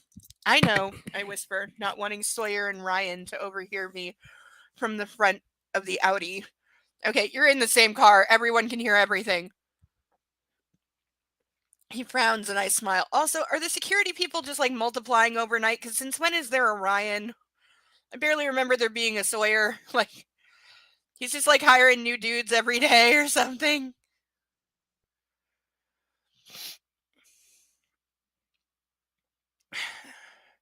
But I want to. I continue.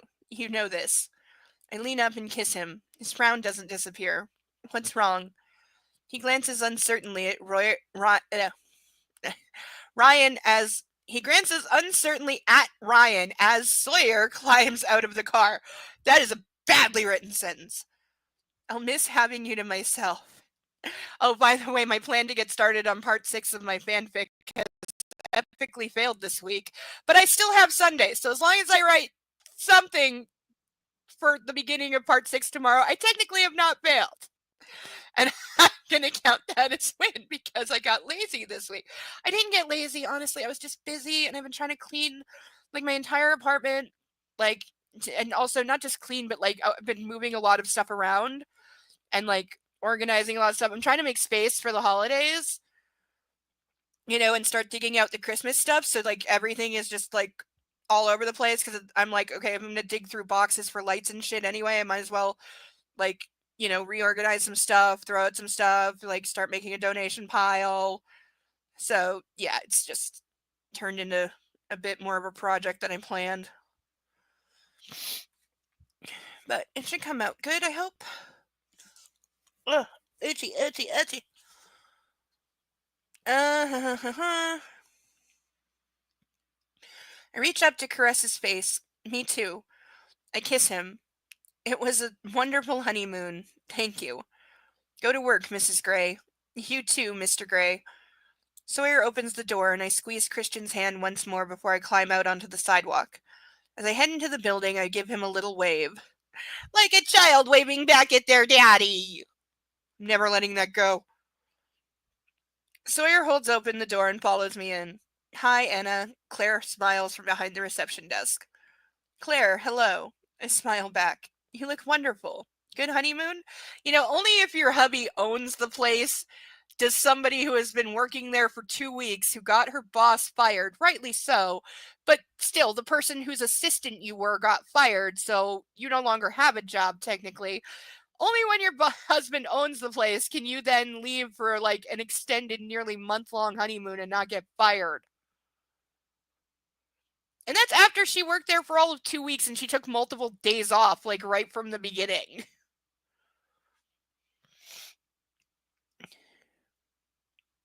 The best, thank you. How's it been here? Old Man Roach is the same, but security has been stepped up and our server room is being overhauled. But Hannah will tell you, because he's afraid of Jack Hyde repeating the same thing there? Like, why bother? Sure she will. I give Claire a friendly smile and head to my office.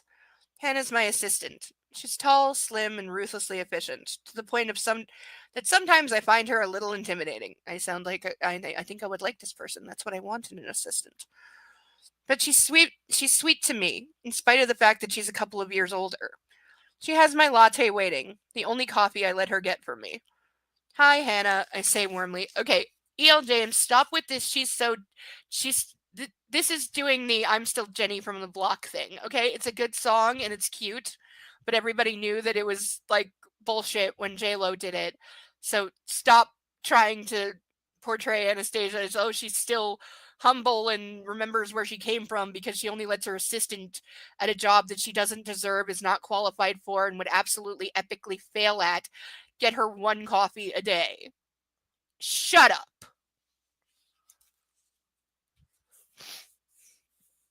Anna, how was your honeymoon?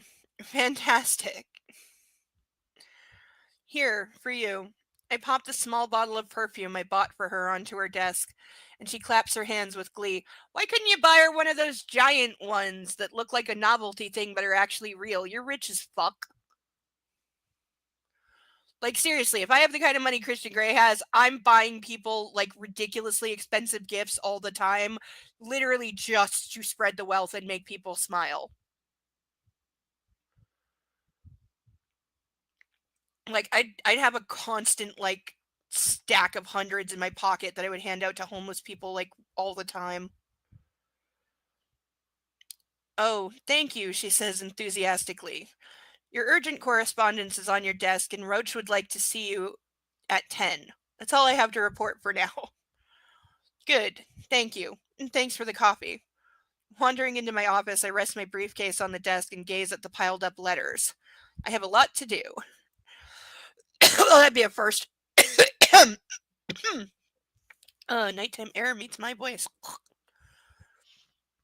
Just before 10, there's a timid tap on my door. Come in. Elizabeth looks around the door. Hi, Anna. I just wanted to say hi and welcome back. Hey, I have to say, reading through all this correspondence, I wish I was back in the south of France. Elizabeth laughs, but her laughter is forced, and I cock my head to one side and gaze at her like Christian does to me. Glad you're back safely, she says. I'll see you in a few minutes at the meeting with Roush. Is it Roush or Roach? Like, it's spelled Roach, but I'm guessing it's Roush. Okay, I murmur. Oh god, I'm gonna sneeze. Oh god, handcuffs and sneezing. Oh god. Oh. Yep, I can still feel it. Oh, come on. Don't. I don't want to break my wrist. Come on. Oh. Yeah, this keeps slipping. I definitely broke it. And I can't take these apart either. Damn it. I'll have backups for next week. I have so many.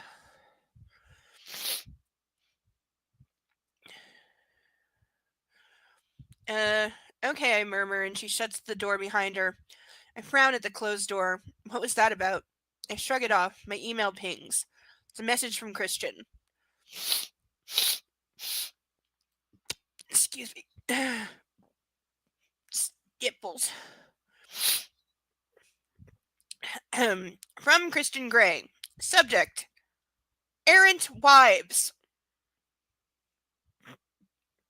I'm gonna hate whatever this says, aren't I? I'm going with yes. Wife.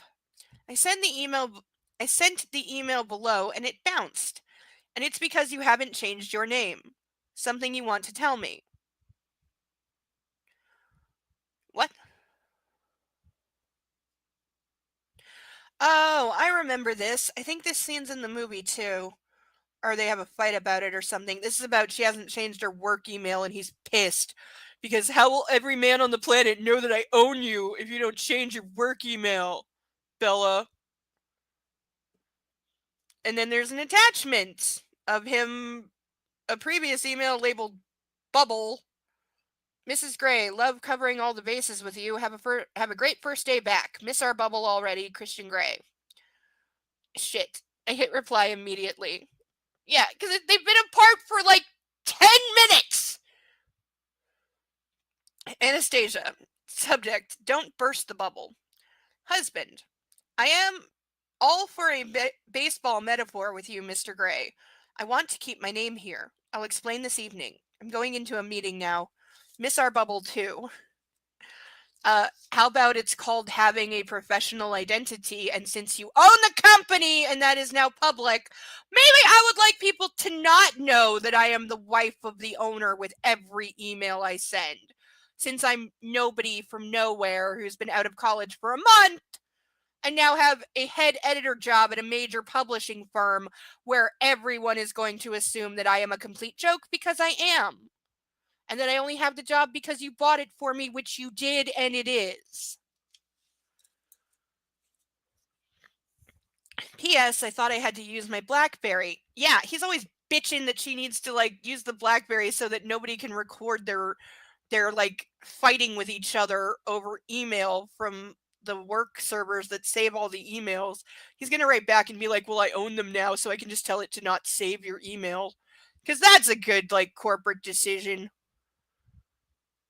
This is going to be such a fight. I can feel it. Yep, 100%. At least she's learning. She's learning something.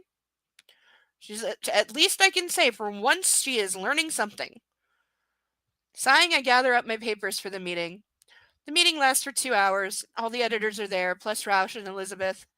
We discuss personnel, strategy, marketing, security, and the year end. As the meeting progresses, I grow more and more uncomfortable. There's a subtle change in how my colleagues are treating me. You're their boss now, you stupid bitch! Like, this is my fucking problem with her. She's too dumb to fucking exist. You're the head editor. You should be leading this meeting, which should not be happening on your first day back because you need to get back up to speed. But you're in charge, you dumb... I'm going to call her the C word at one point because she's that stupid. You're in charge. You're fucking in charge. You're their boss now. You can snap your fingers and fire any one of them and you know it. So stop acting like some dumb, naive little bitch that is going like, why don't my friends like me anymore? One, they're not your friends. You knew them for like a day and a half. Then you fucked off, married the guy who owns the place, and now you're in charge due to the fact that you are boning the guy who owns the place. You don't deserve respect. You don't deserve to have this job. You are too stupid to have it. And everyone is walking on eggshells around you because they know that you can have them fired at any moment, you dumbass twit.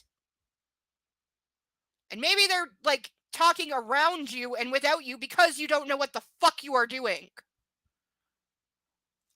Like, honestly, if somebody like her got put in charge at this place and I was working there, I would quit in a heartbeat rather than try to make it work with some like 21-year-old moron in charge who doesn't know shit about fuck and isn't qualified to do anything. Like, I bet if you ask her, please describe the job of head editor that you now hold, I bet you she fails.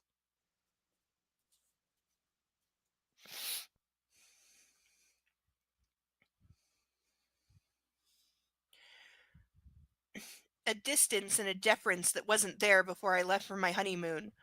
And from Courtney, who heads up the nonfiction division, there's downright hostility. You deserve it! I got no sympathy for her. You deserve it, you deserve it, you deserve it, and you should have expected it. I'd be fucking hostile too. Because that woman has probably worked there for 10 or 15 years. She probably should be head editor because she's actually qualified and has put in time and effort to work there. And you're some fucking slut, gold-digging whore, trash bimbo that is riding the boss's dick, and that's the only reason you have a job, and are now in charge of people who you should definitely be like 20 years under. So yeah, I'm surprised everybody doesn't hate you and they didn't set your office on fire while you were gone. Like, she really is just too fucking stupid. Maybe I'm just being paranoid, but it goes some way to explaining Elizabeth's odd greeting this morning. You're not being paranoid. You are being useless and stupid, but you're not being paranoid, and they have every right to hate you. You fucking deserve it because you don't deserve this job. My mind drifts back to the yacht and to the playroom, then to the R8 speeding away from the mystery Dodge on the I-5. Perhaps Christian's right. Perhaps I can't do this anymore. You think? If I can't do this, what will I do? As I walk back to my office, I try to dismiss those dark thoughts. Well, what you do is you tell your psychotic husband that thanks to his interference, you now have to quit your first ever job, and that you're going to get a job at a different publishing firm under your maiden name, and he can shove it. And if you catch him interfering at your job or planning to buy the place again, that's grounds for divorce, Christian Grey. Do you understand me? You will stay out of my professional life or else. That would actually work. So, of course, that's not what she's going to do. She's going to whine and moan and then eventually give in to the fact that she has absolutely no control over her own life whatsoever, and then they'll fuck. When I sit down at my desk, I quickly check my emails. Nothing from Christian. I check my BlackBerry. Still nothing. Good. At least there's been no adverse reaction to my email. That you know of. Give it time. Perhaps we'll discuss this tonight per my request. I find that hard to believe. But ignoring my uneasy feeling, I opened the marketing plan I was given at the meeting. Because God forbid the person in charge should be giving out the marketing plan instead of reading it. As is our ritual on Monday, Hannah comes into my office with a plate for my packed lunch courtesy of Mrs. Jones, and we sit and eat our lunches together. You have a routine at a place you've literally worked at for like a collective 10 days over 2 months. Discussing what we want to achieve during the week, she brings me up to date with the office gossip, to which, considering I've been away for 3 weeks, is sorely lacking. As we're chatting, there's a knock on the door. Come in. Well, honey, there was probably plenty of gossip about some intern slut that got the lead editor fired and then slept her way to the top and is married to the guy who now owns the place. I'm sure that was every topic of discussion. But since it's about you, nobody's going to say it to you. Come in. Roush opens the door, and standing beside him is Christian. I'm momentarily dumbstruck. Christian shoots me a blazing look and stalks in, before smiling politely at Hannah. So he's so pissed off that he has now left his job, which he never does, to come down here and no doubt punish her in some way. Because how dare you disobey me by not doing something we never talked about and you didn't immediately do it when I pointed it out to you. Instead, you said we'd talk about it this evening. Ha! Allow me to leave my multi-billion-dollar empire and come down here and chastise my wife in front of all of her colleagues. That's such an appropriate thing to do. Hello, you must be Hannah. I'm Christian Gray, he says. Hannah scrambles to her feet and holds out her hand. Mr. Gray, how nice to meet you, she stutters as they shake hands. Can I fetch you a coffee? Please, he says warmly. With a quick, puzzled glance at me, she scuttles out of the office past Roush, who stands as dumbstruck as me on the threshold of the office. Because they all know he's the owner, and he's just waltzing in here all casual, which you should not do. If you'll excuse me, Roush, I'd like a word with Miss Steele. Christian hisses the S sibilantly, sarcastically. Oh, this is why he's here. Oh, shit. Like you didn't know. I'm sorry, like you couldn't fucking put 2 and 2 together that that's why he's there? You did something he doesn't like. You're not allowed to do that. Ever anymore. Because he has complete and total control over your entire life and every move, thought, and breath you take. But also, he's the owner of the company. Just get your IT guy to fucking change your email to be Anastasia Gray and shut the fuck up. But no, he's got to be a whiny little bitch and come down here. Like, again, he's so fucking immature. And she is just fucking brain dead. Of course, Mr. Gray. Anna. Roush mutters, shutting the door to my office as he departs. I recover my power of speech. She could become electively mute and it would make no difference story-wise. Mr. Gray, how nice to see you. I smile far too sweetly. Miss Steele, may I sit down? It's your company. I wave at the chair Hannah vacated. Yes, it is. He smiles wolfishly at me, the smile not reaching his eyes. His tone is clipped. He's bristling with tension. I can feel it all around me. Fuck. My heart sinks. Your office is very small, he says as he sits down facing my desk. It suits me. He regards me neutrally, but I know he's mad. I take a deep breath. This is not going to be fun. How about saying, hi, darling, I know why you're here. I said we would discuss it this evening, and I have work to do, so please see yourself out.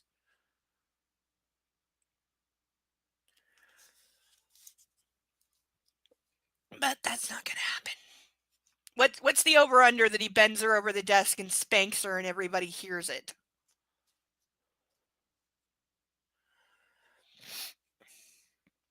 So what can I do for you, Christian?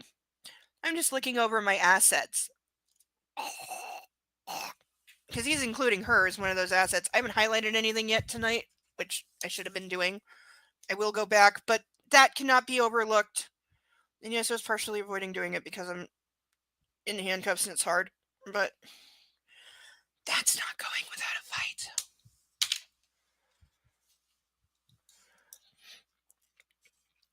All of them. Some of them need rebranding. Rebranding? In what way? Would we be surprised if he pulled an actual brand and a lighter out of his pocket? No, we would not. Like, Jimmy Angelov from Practical Magic. To which they're making a sequel next year. It's 20 years too late, and I don't have high hopes, but Practical Magic is one of those movies I have seen 50 times. I love it. I love everything about it. I will watch it given any excuse, particularly if I have an audience to watch it with, because it is just one of those movies that I cannot get enough of.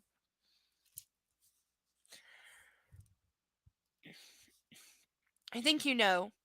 His voice is menacingly quiet. Please, don't tell me you've interrupted your day after 3 weeks away to come over here and fight with me about my name. I am not a freaking asset. This is in her head. This is the problem. She's saying I am not a freaking asset in her head instead of screaming it in his face like she needs to do. He shifts and crosses his legs. Not exactly fight, no, because there isn't going to be a fight because he's going to tell you what to do and then either you're going to do it or he's going to get violent and beat you until you do. So no, there's not going to be a fight. Christian, I'm working. It looked like you were gossiping with your assistant to me. Go fuck yourself. It's called a lunch break. Suck a dick.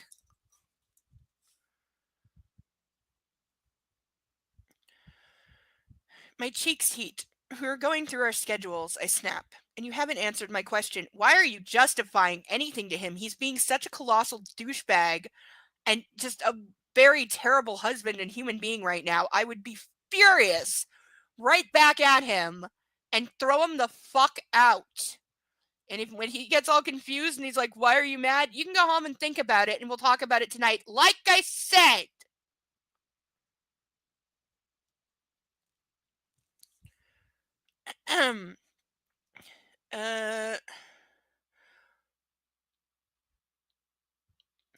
You haven't answered my question. There's a knock on the door. Come in, I shout too loudly. Hannah opens the door and brings in a small tray. Milk jug, sugar bowl, coffee, and a French press. She's gone all out. She places the tray on my desk. Well, it's the person who decides whether she has a job tomorrow, so yeah, I'd be making sure the coffee is a good one. Thank you, Hannah, I muttered, embarrassed that I've just shouted so loudly. Do you need anything else, Mr. Gray? She asks, all breathless. I want to roll my eyes at her. Oh, we're saying the assistant is now fawning over him because literally every woman must. God. They live in Grey's Anatomy world where everybody's constantly horny. No, thank you, that's all. He smiles his dazzling, panty-dropping smile at her. Somebody gag me with a stick. She flushes and exits simpering.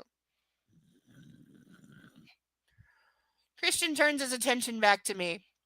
Now, Miss Steele, where were we? You were rudely interrupting my workday to fight with me about my name. Yes, he was.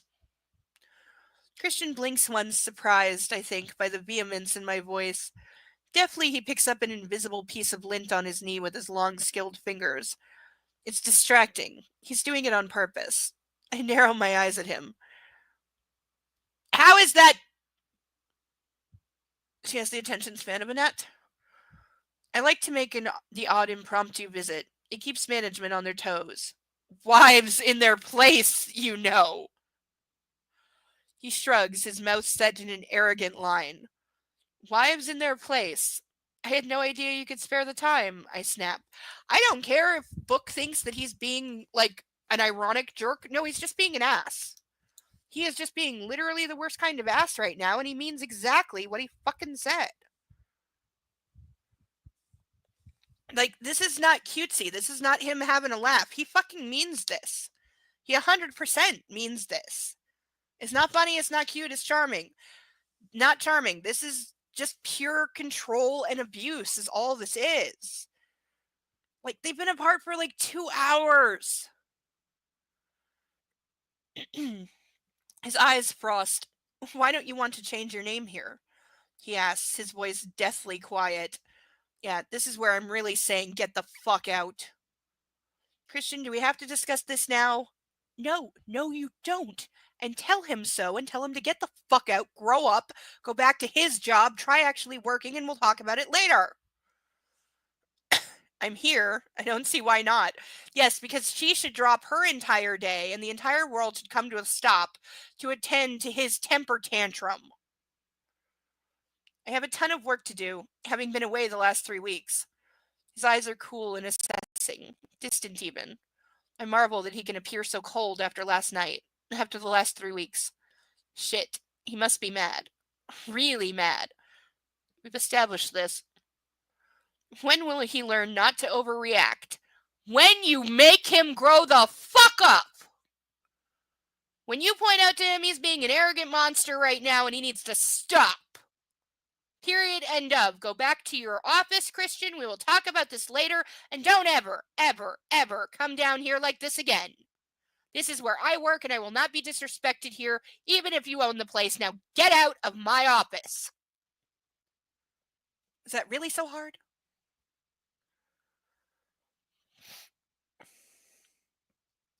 Are you ashamed of me? He asks, his voice deceptively soft, meaning he's doing it on purpose. He's just trying to guilt trip her to make her do what he wants. He doesn't believe this for a second. He's literally just manipulating her because he can, and he knows it'll work. No, Christian, of course not. I scowl. This is about me, not you. Yeah, but honey, you're forgetting everything's about him because he is the center and only thing that exists in the universe, and the rest of the world does seem content to treat him like that's true. Even his family does it, which is, ugh.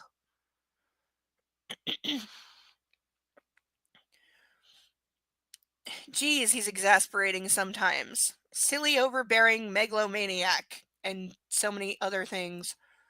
How is this not about me? He cocks his head to one side, genuinely perplexed. That should be such a red flag. I'm sorry. If he can't figure out how something's not about him, he's so not ready to be married or even in a relationship or even own a dog or a plant.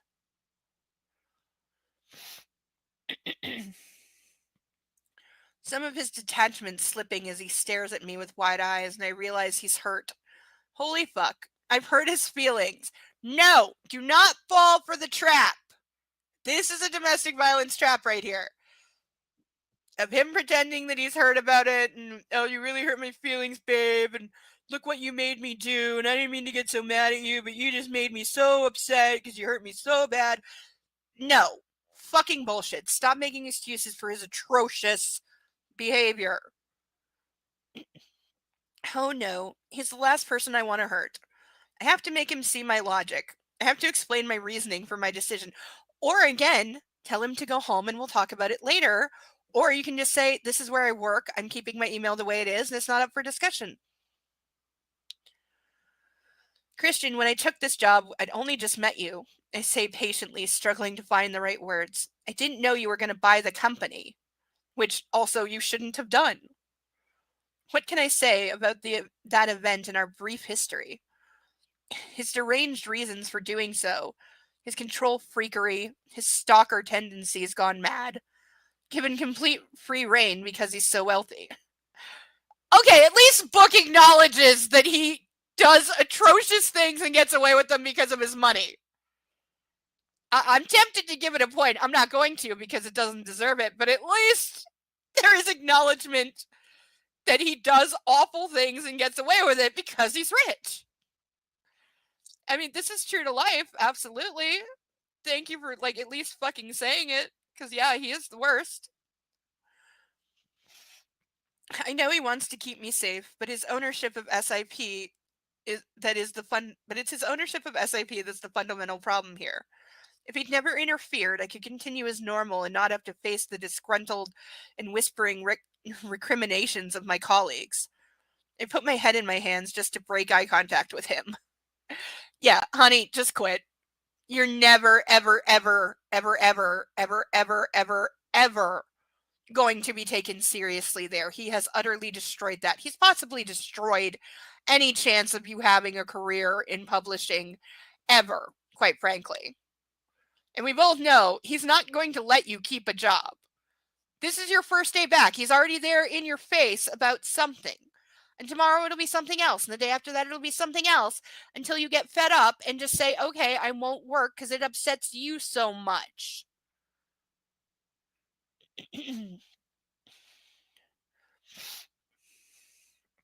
Why is it so important to you? I ask, desperately trying to hold on to my fraying temper. I look up at his impassive stare, his eyes luminous, giving nothing away, his earlier hurt now hidden. But even as I ask the question, deep down I know the answer before he says it. What do we think it is? There's only one possible answer. Yep, you guessed it. I want everyone to know that you're mine. So that's exactly what I said. It's branding. Like, dude, just tattoo your name across your forehead.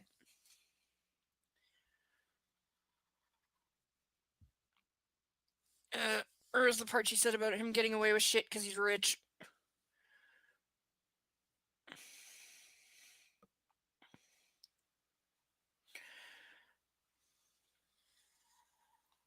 Okay, highlighting with your hands cupped, not as easy.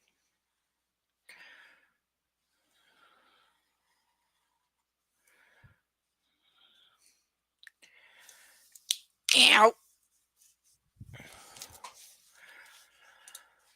I am yours. Look, I hold up my left hand, showing my wedding and engagement rings. It's not enough. Yeah, no, there's never, this is the problem. Nothing is ever going to be enough. There's never going to be enough. There's never going to be, he feels safe and secure in his total dominance and possession of her. That's never, ever going to happen. So he's just going to keep escalating until she's dead.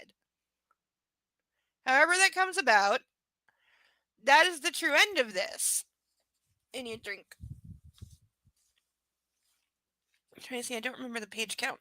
I'm trying to see where we are. Because we should. Ugh. Actually, we're doing good. We're pretty on pace. I'm surprised. How does this chapter still have another 10 pages? My wrists are killing me.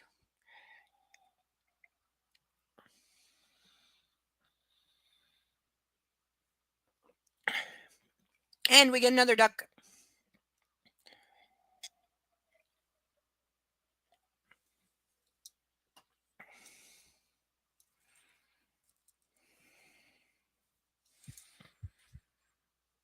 Mm.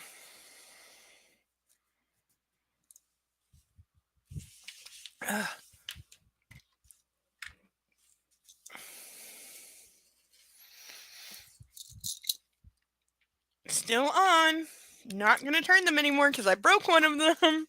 It is holding tight for now. As long as they don't, like, jerk it, it'll stay.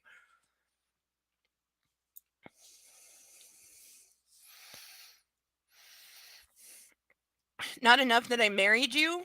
My voice is barely above a whisper. He blinks, registering the horror on my face. Where can I go from here? What else can I do? See, this is the wrong question. Stop asking how you can appease the toddler and start telling them no! He blinks, registering the horror, blah, blah, blah. That's not what I mean. He snaps and runs a hand through his overlong hair so that it flops onto his forehead. What do you mean? He swallows. I want your world to begin and end with me, he says, his expression raw. At least he's honest. I'll at least give the man this. He is being honest in his absolute toddlerness and telling her the truth. I can at least give him that. It's honest.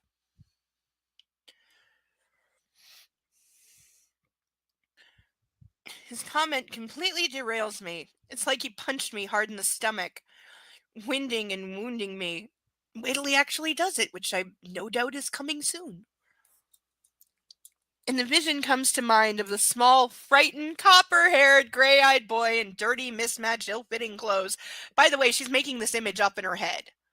She has no idea if any of that is true. She's never seen a picture of him as a child. So she has made up, like, any details. The only thing she literally knows about his childhood is that he is adopted at the age of 4 and his mother was a junkie and died of a drug overdose. And that she had a pimp slash boyfriend that was abusive to her and to him as a child. But she doesn't know anything else.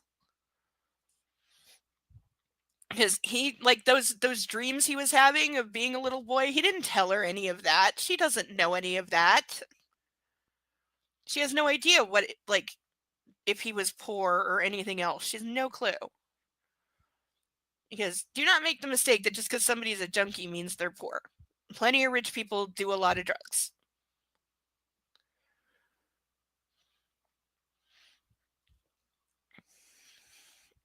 It does, I say without guile, because it's the truth. I'm just trying to establish a career and I don't want to trade on your name. I have to do something, Christian. I can't stay imprisoned at a Scala or in the new house with nothing to do. I'll go crazy. I'll suffocate. I've always worked and I enjoy this. This is my dream job. It's all I've ever wanted. Then wouldn't it be great if you actually were qualified and knew what the fuck you were doing and weren't going to run this place into the fucking ground within 6 months? I mean, I know your boyfriend has an endless bank account and he'll keep bailing you out while you completely fail and torch the place, but you shouldn't really rely on that and call it a career. But doing this doesn't mean I love you less. You are the world to me. Okay, you should not have to say this to anybody above the age of like 13. But doing this, blah, blah, blah.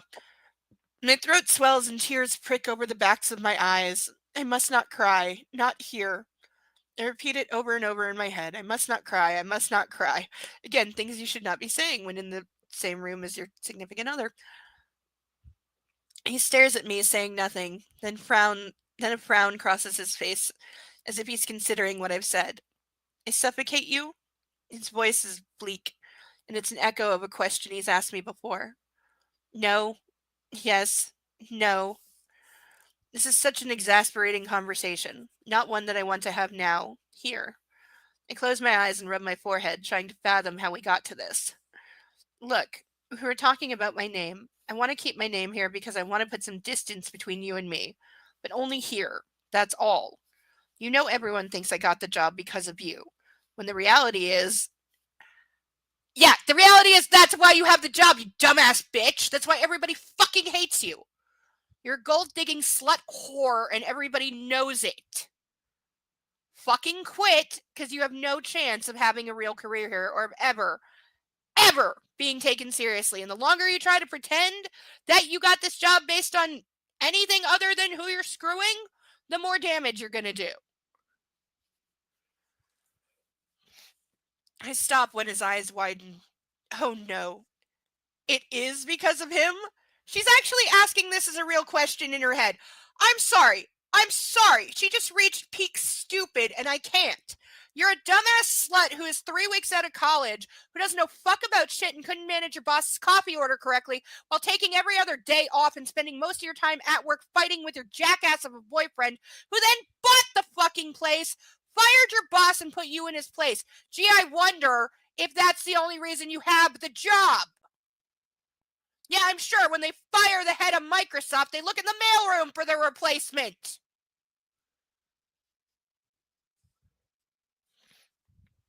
Do you want to know why you got the job, Anastasia? Because you bought the place, so anything he's about to say is a lie. Anastasia. Shit. What do you mean? Yeah, and he called her by her full name, so he's pissed. But he's pissed all the time anyway. He shifts in his chair as if steeling himself because he knows he needs to sell this lie really well and he doesn't have a good one. Do I want to know? The management here gave you Hyde's job to babysit. They didn't want the expense of hiring a senior executive when the company was mid-sale. They had no idea what the new owner would do with it once it passed into his ownership, and wisely they didn't want an expensive redundancy. So they gave you Hyde's job to caretake until the new owner, he pauses, his lips twitch an ironic smile, namely me, took over. Okay, again, he's talking out his ass. That's not bad for spinning on the fly, honestly. Because the thing about not wanting to take on the most expensive role in the place and hire somebody probably to a minimum like 5-year contract at that level, which would be a very significant expense that the new owner would then have to either pay. If they wanted to fire the person, they'd have to pay out their contract. So yeah, I could see not doing that while the company is mid-sale. You don't want to be making big hires, but you don't give the job to some twit. You don't give the job to a 21-year-old moron and say she's babysitting it. You either leave it empty or you get somebody to do it, but make it very clear that it's temporary. They are not fully hired into that job, and the new owner has final say. But you don't put some moron in charge. Because, like it or not, idiot in the job still has the power that goes with that job, including the decision-making capabilities. Idiots! And she then fucked off and went on honeymoon for 3 weeks, so who's been running the place while she's gone? Why not just make that person temporary editor-in-chief and then leave the decision to the new owner? Again, they're not hiring some college twit.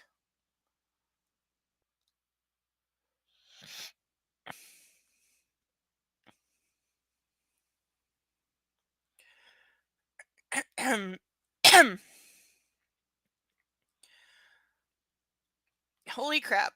What are you saying? So it was because of him?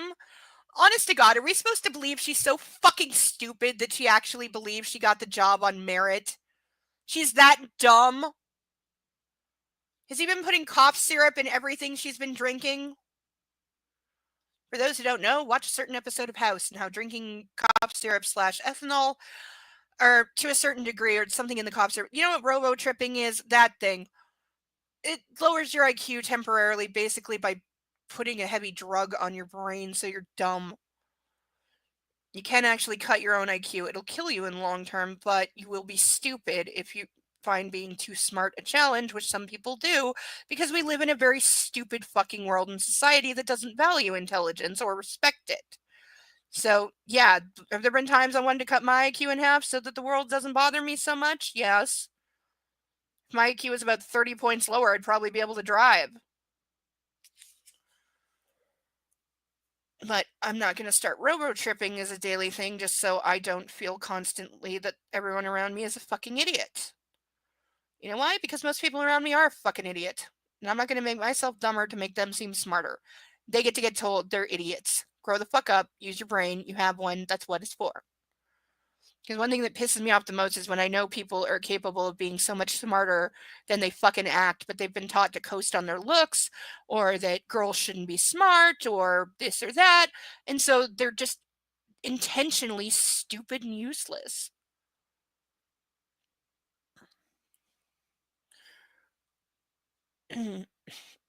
He smiles and shakes his head at my alarm. Relax. You've more than risen to the challenge. You've done very well. She hasn't done fuck all. There's the tiniest hint of pride in his voice, and it's almost my undoing. Literally, he's giving a pep talk to a little kid.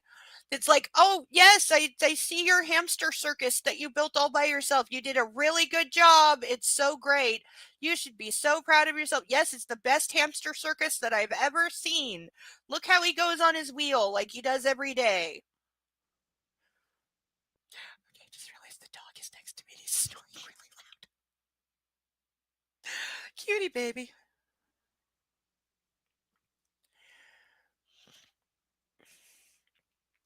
Oh, I murmur coherently, reeling from the news. I sit right back in my chair, open mouthed, staring at him. He shifts again. I don't want to suffocate you, Anna. I don't want to put you in a gilded cage. Yes, you do.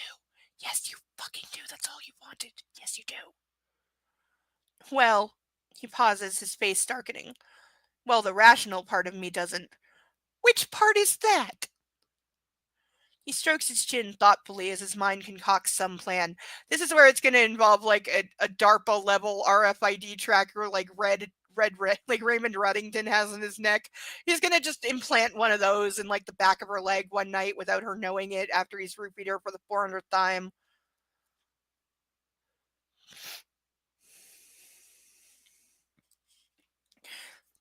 My hand's starting to go numb.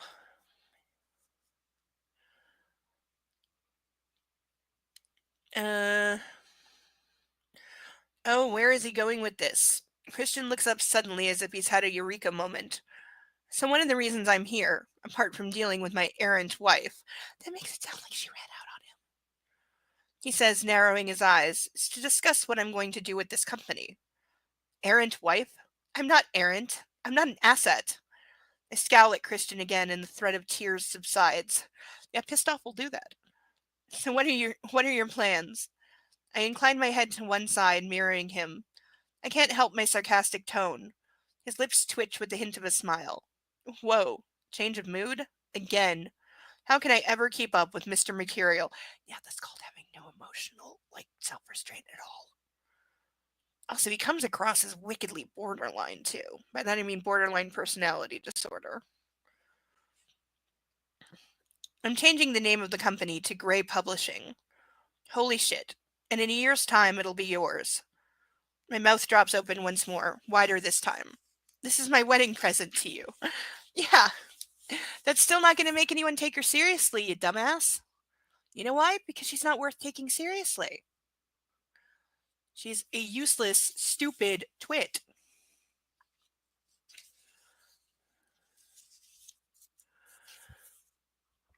I shut my mouth and then open it, trying to articulate something, but there's nothing there. My mind is blank, as it always has been. So, do I need to change my name to Steel Publishing? He's serious. So, do I need to change the name to Steel Publishing? He's serious. Holy fuck. Christian, I whisper when my brain finally reconnects with my mouth. You gave me a watch. I can't run a business.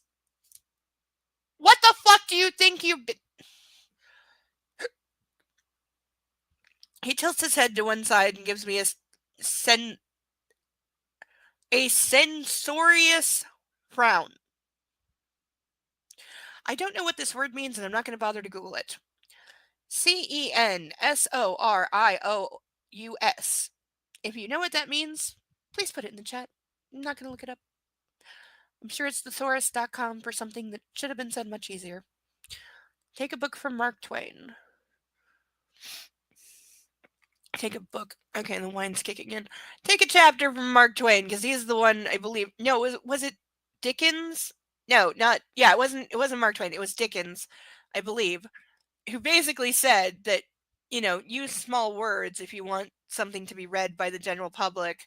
Because if you're using big pretentious words, A, nobody will read it, and B, you sound like a dick.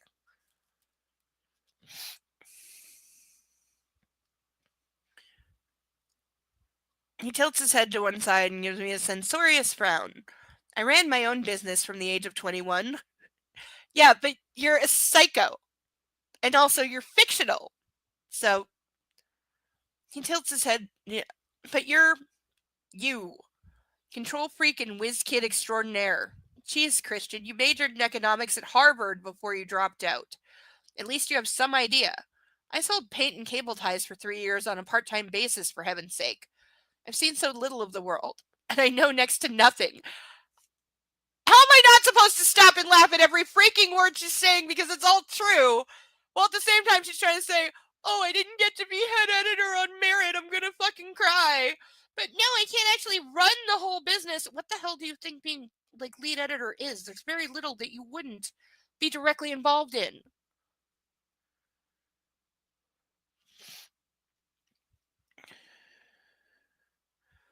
My voice raises, growing louder and higher as I complete my tirade.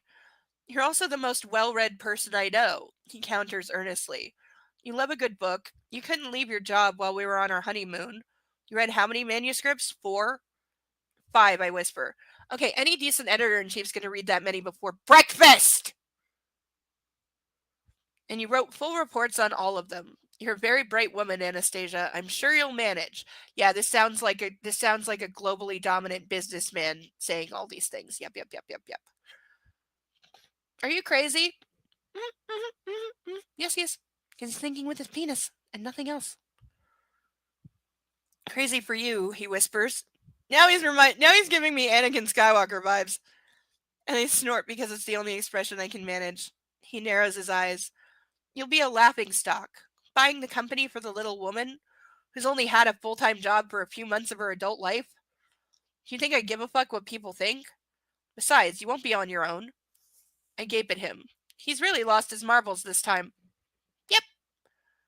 Christian, I put my head in my hands. My emotions have been through the ringer. Is he crazy?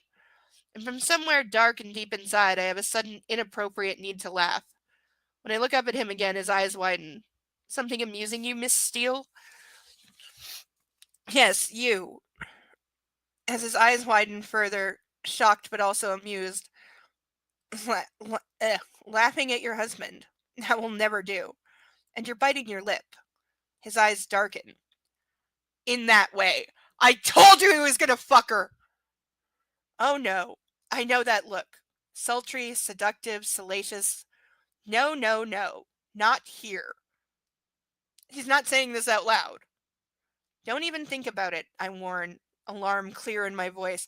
Okay, if your husband's giving me, hey, I want to fuck you look, and your answer is to be alarmed, please reconsider your relationship. Think about what, Anastasia? And note full name, so he's pissed and he's thinking about using sex to punish her. I know that look. We're at work. He leans forward, his eyes glued to mine, molten gray and hungry. Holy shit. I swallow instinctively. We're in a small, reasonably soundproofed office with a lockable door, he whispers. The office is not soundproof. Bull fucking shit. Okay, I gotta adjust the cuffs because I'm losing feeling.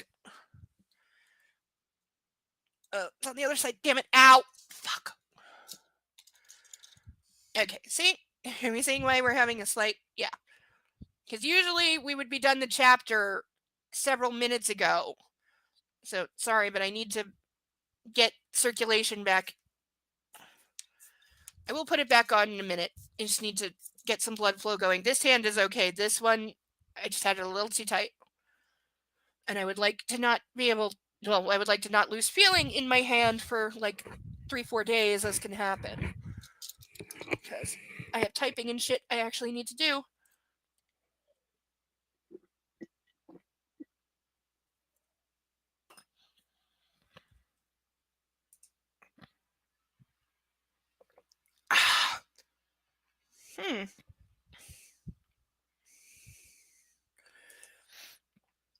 Checking on messages.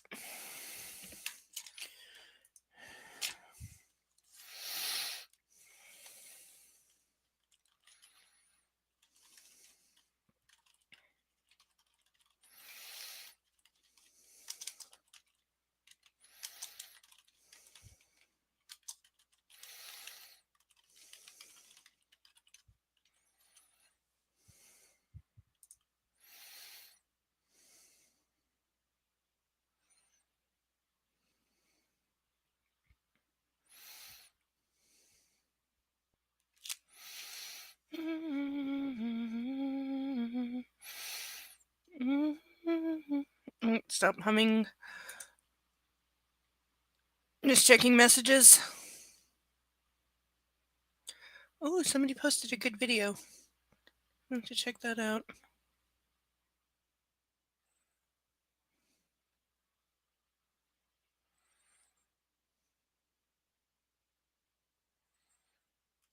Alright, so I've got some things to do after this.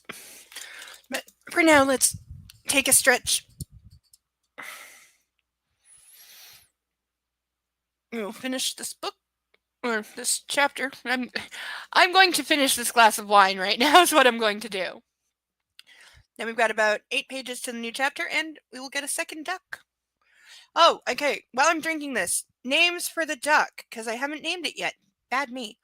I'm still thinking Regina, but that's going to make me think of Mean Girls every time. But it seems like an older, like, more mature duck, so I want to give it, like, a name from 50 years ago or something. It's like a really, like, old person. Nowadays it'd be an old person name, but it's also, like, you know, kind of fancy and that, like, comes from the South kind of way.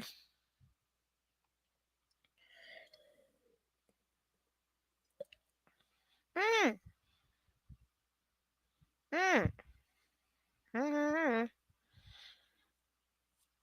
think I got it. I officially dubbed the queen duck Charlotte. I think it goes with the Either it's a lace collar or pearls, I'm not sure. But there's like lace around the top and on the sleeves too. So I think it's Charlotte. Charlotte, the queen/princess duck.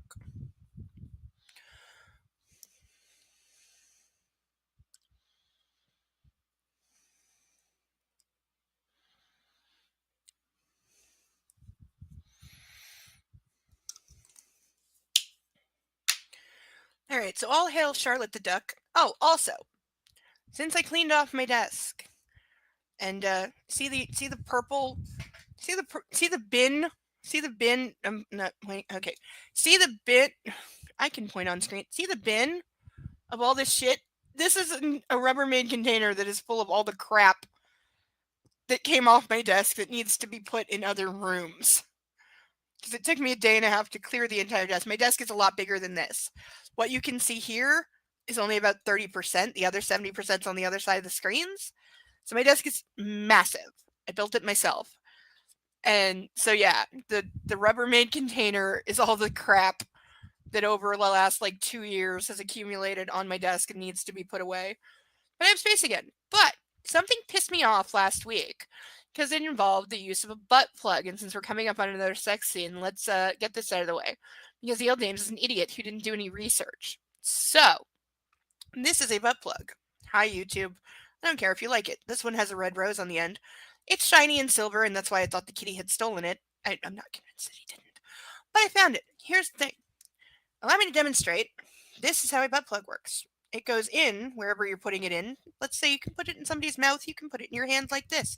But it goes in and then closes, whatever orifice closes around this skinny part, and then you have the base showing. So this is all you can see. However, Neil James the moron, who then said that once this was inserted and locked in, because it is locked in like this, you can push all you want, it's not going to go in any further because this part is flat. And it's not, and this part is skinny. So, going to close around it tight like that. And then this is not going in any further, even if you push on it. You would have to really, really force it, and it would be painful and obvious. But Moron Writer said that this was in, and then when he starts fucking her in the vagina, that the butt plug, quote, slid forward and deeper. For that to happen, it would have to have no base on it. Because the base is what stops it from going further. So it can't slide in and deeper. Because if it's doing this, if this is poking out of your butt like this and your butthole's like closed like that, you need to go to a doctor because you have a serious problem now. It's designed to not go all the way in. It doesn't move once it's in. That's a fact. And it's the most basic principle of what it is. So, I heard that she originally at least claimed that she talked to like a couple dominatrixes or doms or like took a class or like read up on it. I call bullshit. I don't think she did any research whatsoever. Because anyone who did, especially with butt plugs being such a like cutesy thing throughout the series that, oh my god, she's so innocent, she doesn't know what a butt plug is, and then she's afraid to do anal and they slowly work up to it. You would think of all things she would at least know what that is. Also, it's so self-explanatory and basic. Like, I think that is like the most basic of butt plugs. That costs like $3. Okay, I probably have 20 of them exactly the same. Again, mostly gifts from other people. But they're the starter package. They're basic. Like, my first one of those, I think I owned by the time I was like 14 or 15. Again, don't do what I did, kids. I had a fucked up childhood and a very fucked up life, and I was into things I shouldn't have been in so young or at all, but I was. It's a fact. I'm not going to run away from it or pretend that it's not. So, that weirds you out. Have a good evening. But, it's a fact, and that's what I'm saying. It's so basic that, like, I didn't make out with anybody because I was the 14-year-old that was into handcuffs and butt plugs and strap-ons and things like that, which thankfully that never got around the high school, though my being a prostitute did.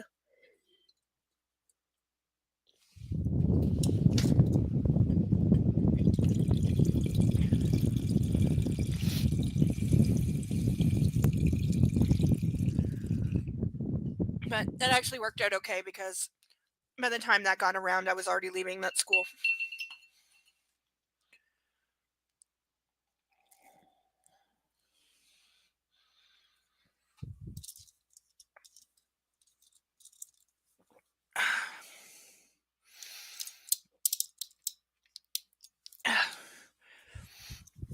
I feel bad about how many breaks I took from the cuffs, but I had to.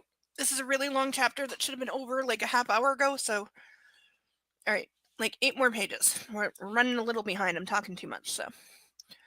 Let's get with, because I don't want to be here till 2 a.m. We're definitely not getting all the way through the second chapter. I'm saying that right now. But nor should we, because like I said, that would be like 70 pages. That's like 2 weeks at once. It's like 2 book clubs at once. I cannot be here till 6 in the morning. Sorry. Plus, I'm getting hungry. And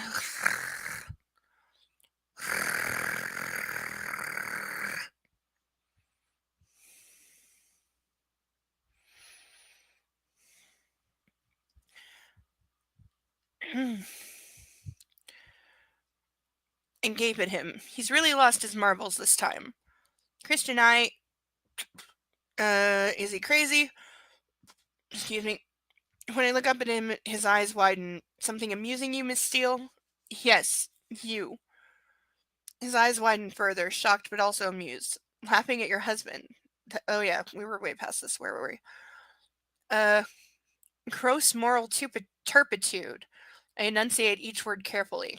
Not with your husband. With my boss's boss's boss, I hiss. You're my wife.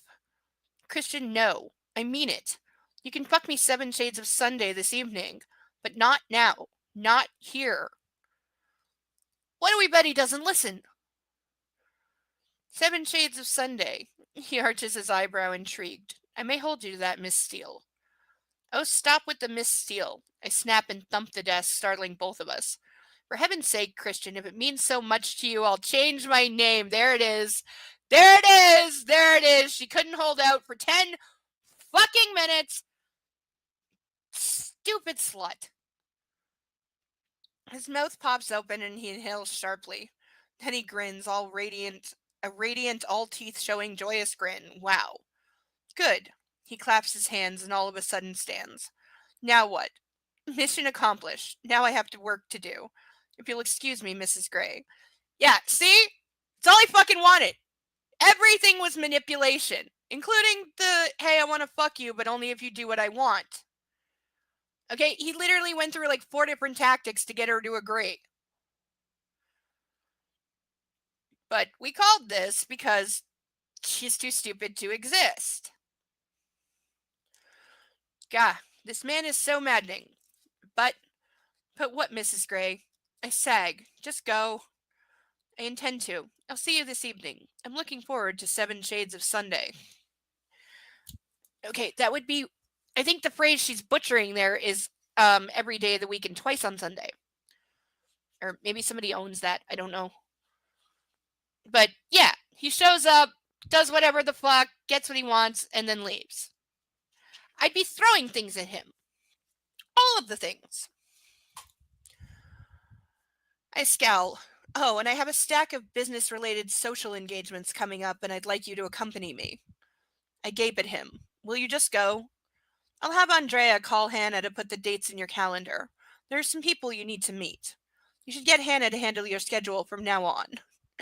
So not only is he buying her the job, he's like, now I'm going to introduce you to the right people so there's a chance you'll actually have a chance of doing the job, or at least the right people will think that you are.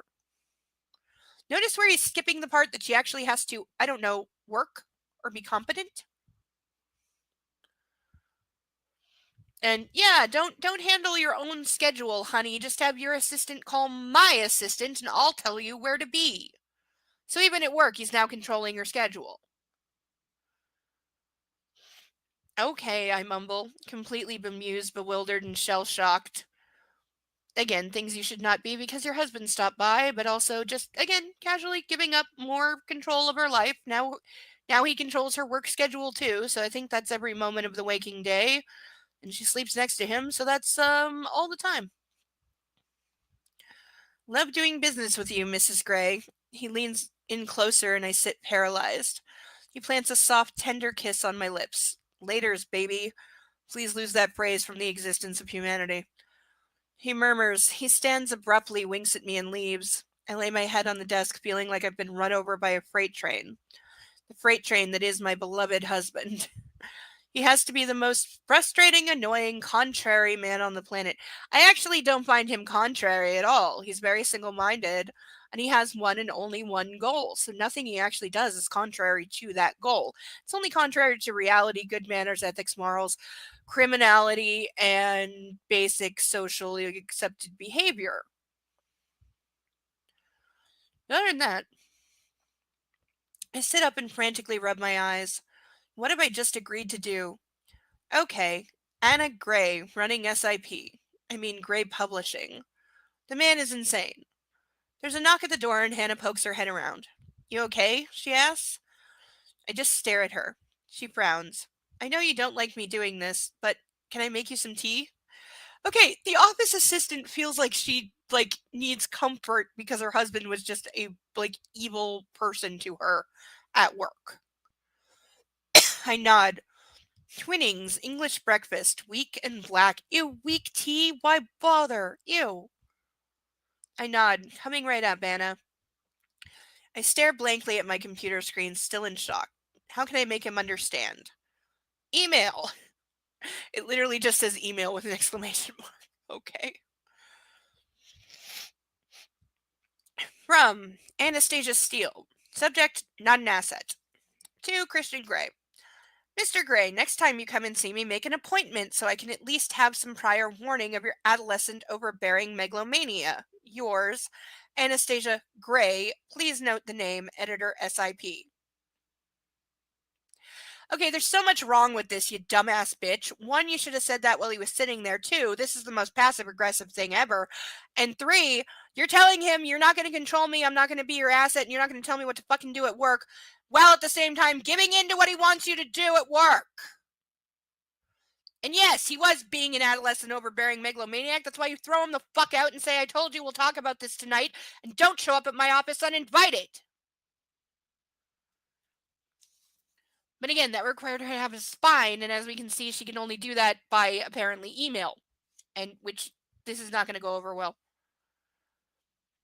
Christian Gray, Seven Shades of Sunday. Dear Mrs. Gray, emphasis on my. Oh, wait, because he said, my dear Mrs. Gray, emphasis on my. So he's just outright saying, I own you, do what you're told. What can I say in my defense? I was in the neighborhood, the fuck you were. And no, you're not an asset. You're my beloved wife, as ever. You make my day. When you do exactly what I tell you to, and remember that I own you and your every action must serve to please the master. There's an episode of Criminal Minds called Identity. There's a list of rules such as that on the wall. I've tried for years to get a screenshot to read all of them. You can make out about 6 usually, but they're as disgusting as Christian Gray's would be. And they're what he lives to and makes her live to, even if they're not written down. And that guy had a lot of kinky toys in the bedroom too. He's trying to be funny. I'm in no mood to laugh. I take a deep breath and go back to my correspondence. None of that was funny. That was pure domestic violence and controllingness and stalkeriness, and him being the worst person ever and her being just too stupid to breathe coming out. That's all that was. Hello to whoever just came in. Good to see ya. Enjoy the ducks. Consider sponsoring one. Christian is quiet when I climb in the car that evening. Hi, I murmur. Because of course he can just casually be there like another 2 hours later to pick her up. Hi, he responds warily, as he should. Disrupt anyone else's work today? I ask too sweetly. A ghost of a smile crosses his face. Only Flynn's. Oh? Next time you go see him, I'll give you a list of topics I want covered, I hiss. Yeah, you could also make him get a real therapist, because that would help a lot. Showing off, cuffs are still on. I think this is the longest we've had them on chat, because I put them on right at 8, so this has been 2.5 hours. No wonder my wrists are actually getting really sore to the point where I'm getting past the point of enjoying it to where it's just painful, but we've only got 6 pages left, so I'm going to read quickly now.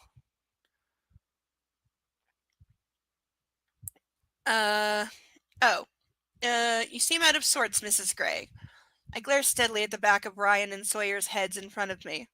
Christian steps beside me. Hey, he says softly and reaches for my hand. All afternoon, when I should have been concentrating on work, I was trying to figure out what to say to him. But I became angrier and angrier with each passing hour. I've had enough of his cavalier, petulant, and quite frankly childish behavior. I snatched my hand out of his in a cavalier, petulant, and childish manner. Maybe you should have done something about his bullshit attitude before you married it! Are you mad at me? He whispers. Yes, I hiss, folding my arms protectively across my body. Okay, bitch, the time and place to do that was when he was in your office being a jackass. Not several hours later, where now you're just being an immature little brat. And you have just sat and steamed like a spoiled child. And now you're both going to act like disgusting human beings, I have no doubt. Ow! My wrist's really hurting. No, just taking my mind off the severe cramps I'm having, so that's a bonus at least. I don't understand why I'm so mad at him, but I am. Really fucking mad. Which you have every right to be. He's being completely unreasonable, and he did something unforgivable while also telling you that yes, you only have your job because I bought it for you and everybody knows it. Ow! As soon as we pull up outside of Scala, I break protocol and leap out of the car with my brief. I break protocol by getting out of a car. God help me. I stomp into the building, not checking to see who's following. Ryan scuttles into the foyer behind me and dashes to the elevator to press the call button because security is supposed to call the elevator. Come on. What? I snap when I'm alongside him. His cheeks redden. Apologies, ma'am, he mutters. Christian comes and stands beside me to wait for the elevator, and Ryan retreats. So it's not just me you're mad at, Christian murmurs dryly. I glare up at him to see a trace of a smile on his face. Are you laughing at me? I narrow my eyes. I wouldn't dare, he says, holding his hands up like I'm threatening him at gunpoint. He's in his navy suit, looking crisp and clean, with floppy sex hair and a guileless expression. I don't even want to know. You need a haircut, I mutter. Turning away from him, I step out of the elevator. Ahem. Do I? He says while brushing the hair off his forehead. He follows me in. Yes. I tap the code for our apartment into the keypad. So you're talking to me now? Just. When did she not? Again, stop writing things between the lines that aren't there. This whole chapter is fucking infuriating. What exactly are you mad about? I need an indication, he asks cautiously. I turn and gape at him. Do you really have no idea? Surely for someone so bright you must have an inkling. I can't believe you're that obtuse. Oh, I can, because he is.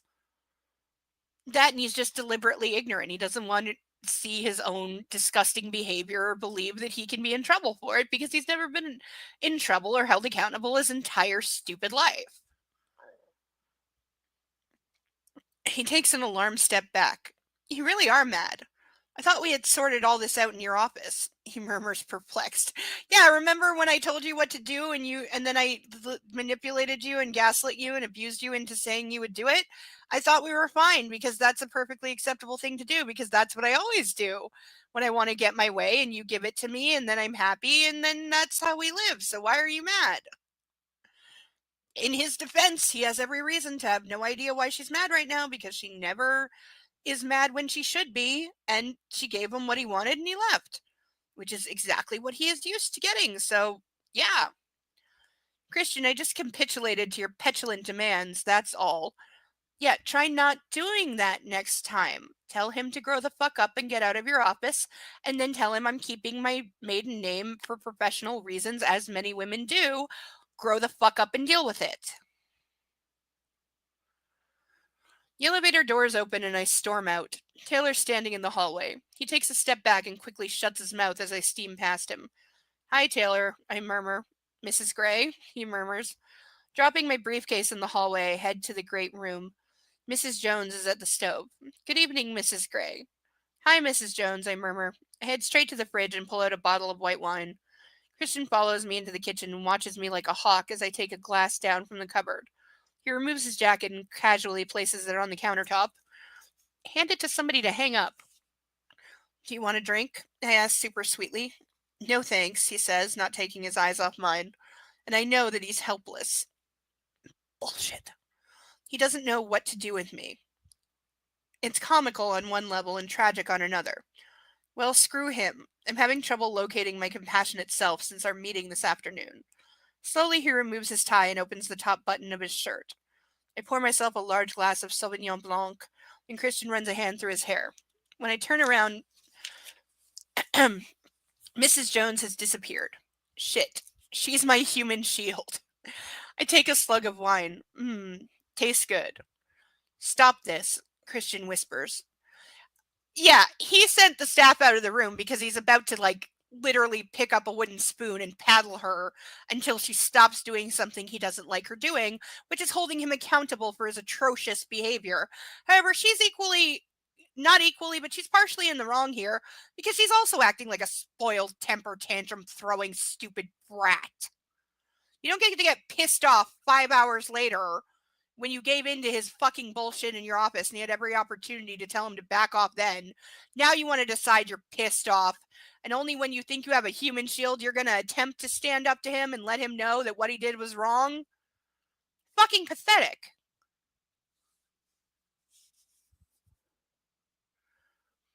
I wouldn't tolerate this shit from her.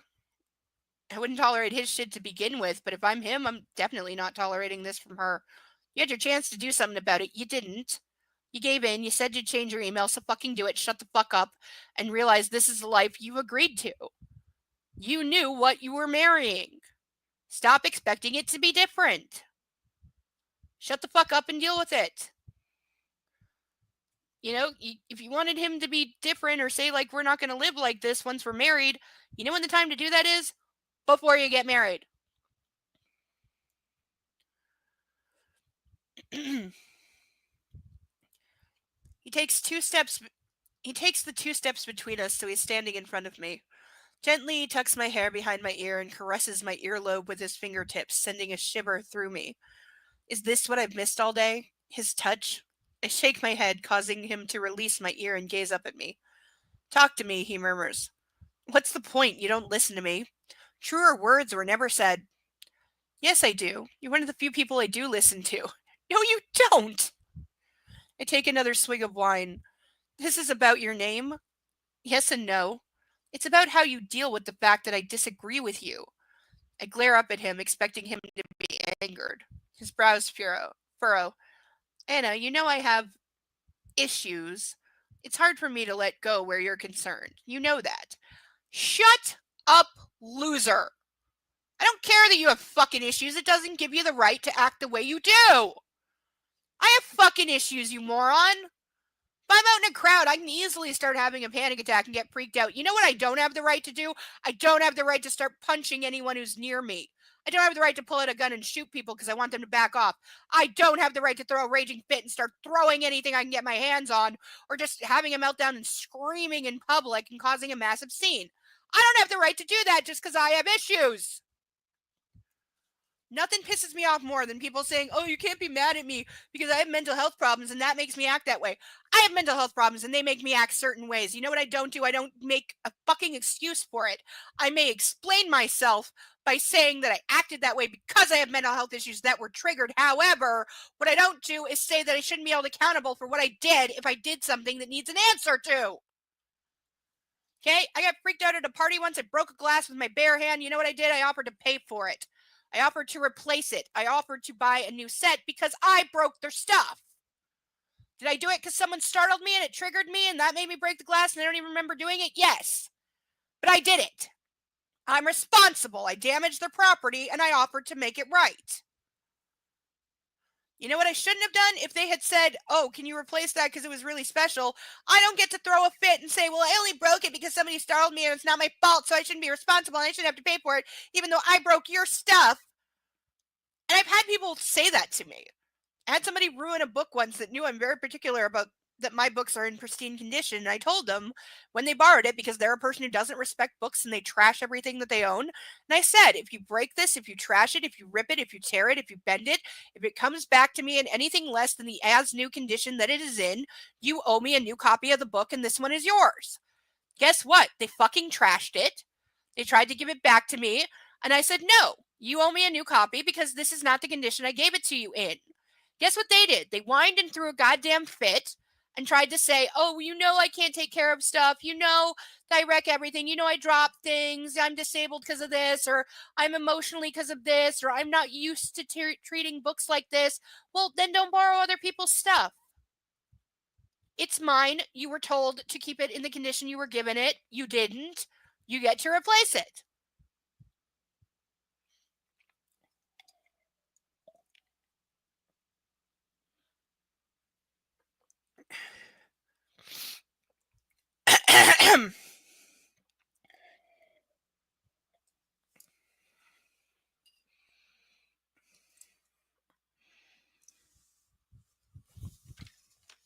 Same person who had borderline personality disorder as well as others. We got into a big fight about this. It took weeks before she got her head out of her ass. But at one point, when she was refusing to replace it because she refused to take responsibility for the damage she caused, I said, okay, fine. Then you're never borrowing anything of mine again because I can't trust you with my things. She then went on an epic entitlement tirade and tried to tell me that she was absolutely entitled, literally she said it, that she was absolutely allowed to borrow my stuff and wreck it and do whatever the hell she wanted because she could. About 5 minutes later is when I wound up hanging up on her, and about a week later she called and apologized and said she would replace the book, which, as far as I know, I don't think she ever actually did. But it was progress for her to say that she should and recognize that, yeah, she was completely out of line. And that, no, you're not entitled to borrow somebody's things if they tell you that you can't because you can't take care of things. But that is how Christian Grey is. This is why I'm saying, like, at least in this one, less than the others, but at least in this book, he's written to be very borderline.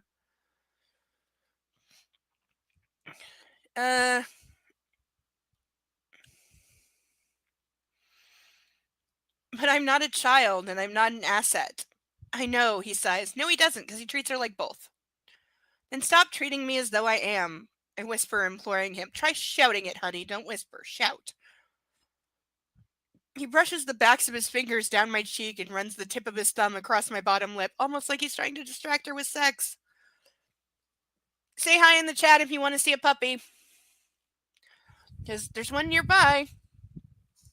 I will show him off if, like, people say hi. But I gotta finish these 4 pages first so I get these cups off because both my hands are going numb and they're really painful in the not fun way. But I am a woman of my word. I said I would keep them on the whole chapter and I never set a page limit. I may amend that in future. Don't be mad. You're so precious to me. Like a priceless asset. She just said, don't be mad. You're so precious to me. Like a priceless asset, like a child, he whispers. A somber, revenant expression on his face. His words distract me. Like a child. Precious like a child. A child would be precious to him. No, it wouldn't. It would be another thing that he owns. This man would destroy a kid, like, so hard. Or he'd be the kind of person that, like, by the time the kid is 5, he's already got an arranged marriage. But literally, you stupid bitch. You just said I'm not a child, not an asset. And then he tells you, yes, you are. And now she's, like, into it. Because it's like, oh, because he thinks children are precious. Because he wasn't treated precious when he was a child. And he has issues. And somebody shoot her now. It'd be more merciful. I'm neither of those things, Christian. I'm your wife. If you were hurt that I wasn't going to take your name, you should have said. How about the two of you should have had a fucking conversation about this before you got married? Hurt? He frowns deeply. I know he's exploring the possibility in his mind. He straightens suddenly, still frowning, and glances at his wristwatch. The architect will be here in under an hour. We should eat. Oh no, I groan inwardly. He hasn't answered me, and now I have to deal with Gia Mateo.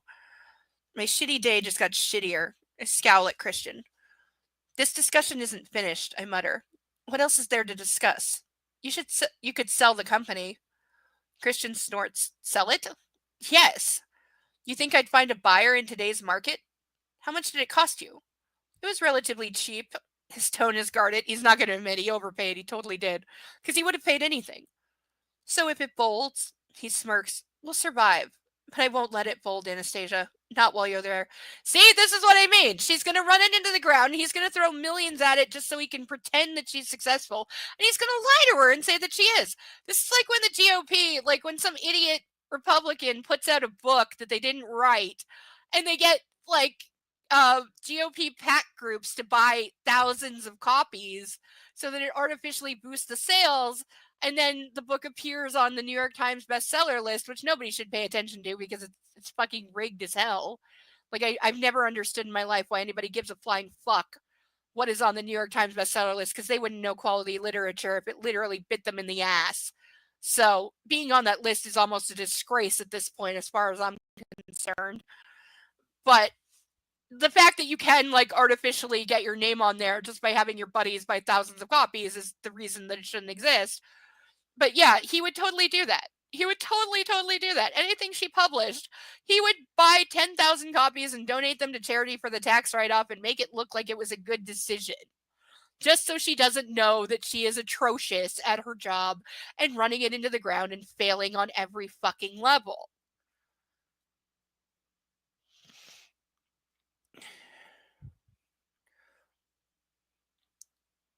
What if I leave? And do what?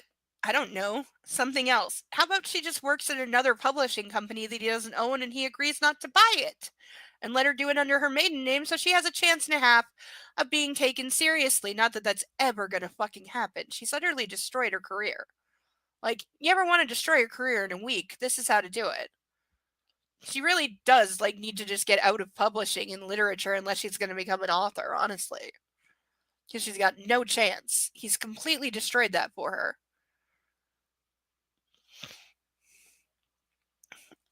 You've already said this is your dream job, and forgive me if I'm wrong, but I promise before God, Reverend Walsh, and a congregation of our nearest and dearest, to cherish you, uphold your hopes and dreams, and keep you safe at my side.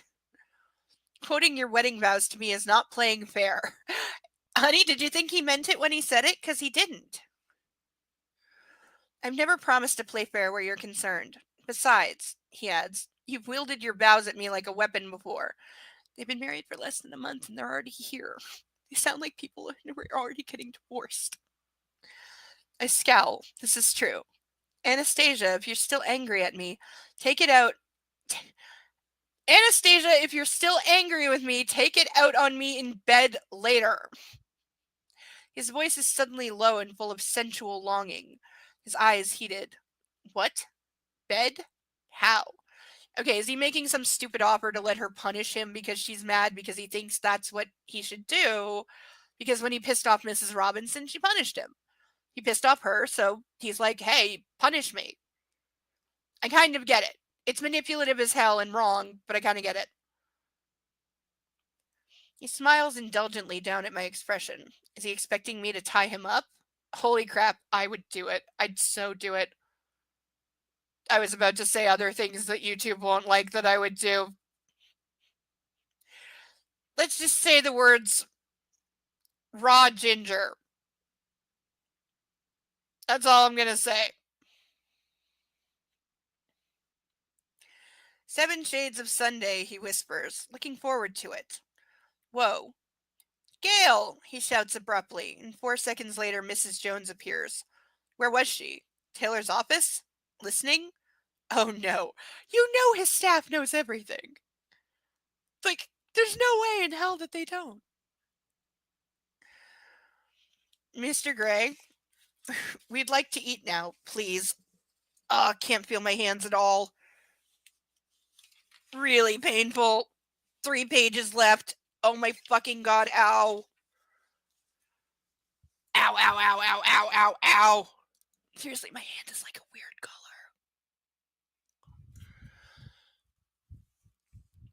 Very good, sir. Christian doesn't take his eyes off me. He watches me valiantly as if I'm some exotic creature about to bolt. I take a sip of my wine. I think I'll join you in a glass, he says, sighing, and runs a hand through his hair again. What is it with Neil James and male characters running their hand through their hair? It's all, every single one of them does it. You're not going to finish? No. I gaze down at my barely touched plate of fettuccine to avoid Christian's darkening expression. Before he can say anything, I stand and clear our plates from the dining table. Gia will be with us shortly. I mutter. Christian's mouth twists in an unhappy scowl, but he says nothing. I'll take those, Mrs. Gray. Mrs. Jones says as I walk into the kitchen. Thank you. You didn't like it? She asks, concerned. It was fine. I'm just not hungry. Giving me a small, sympathetic smile, she turns to clear my plate and put everything in the dishwasher.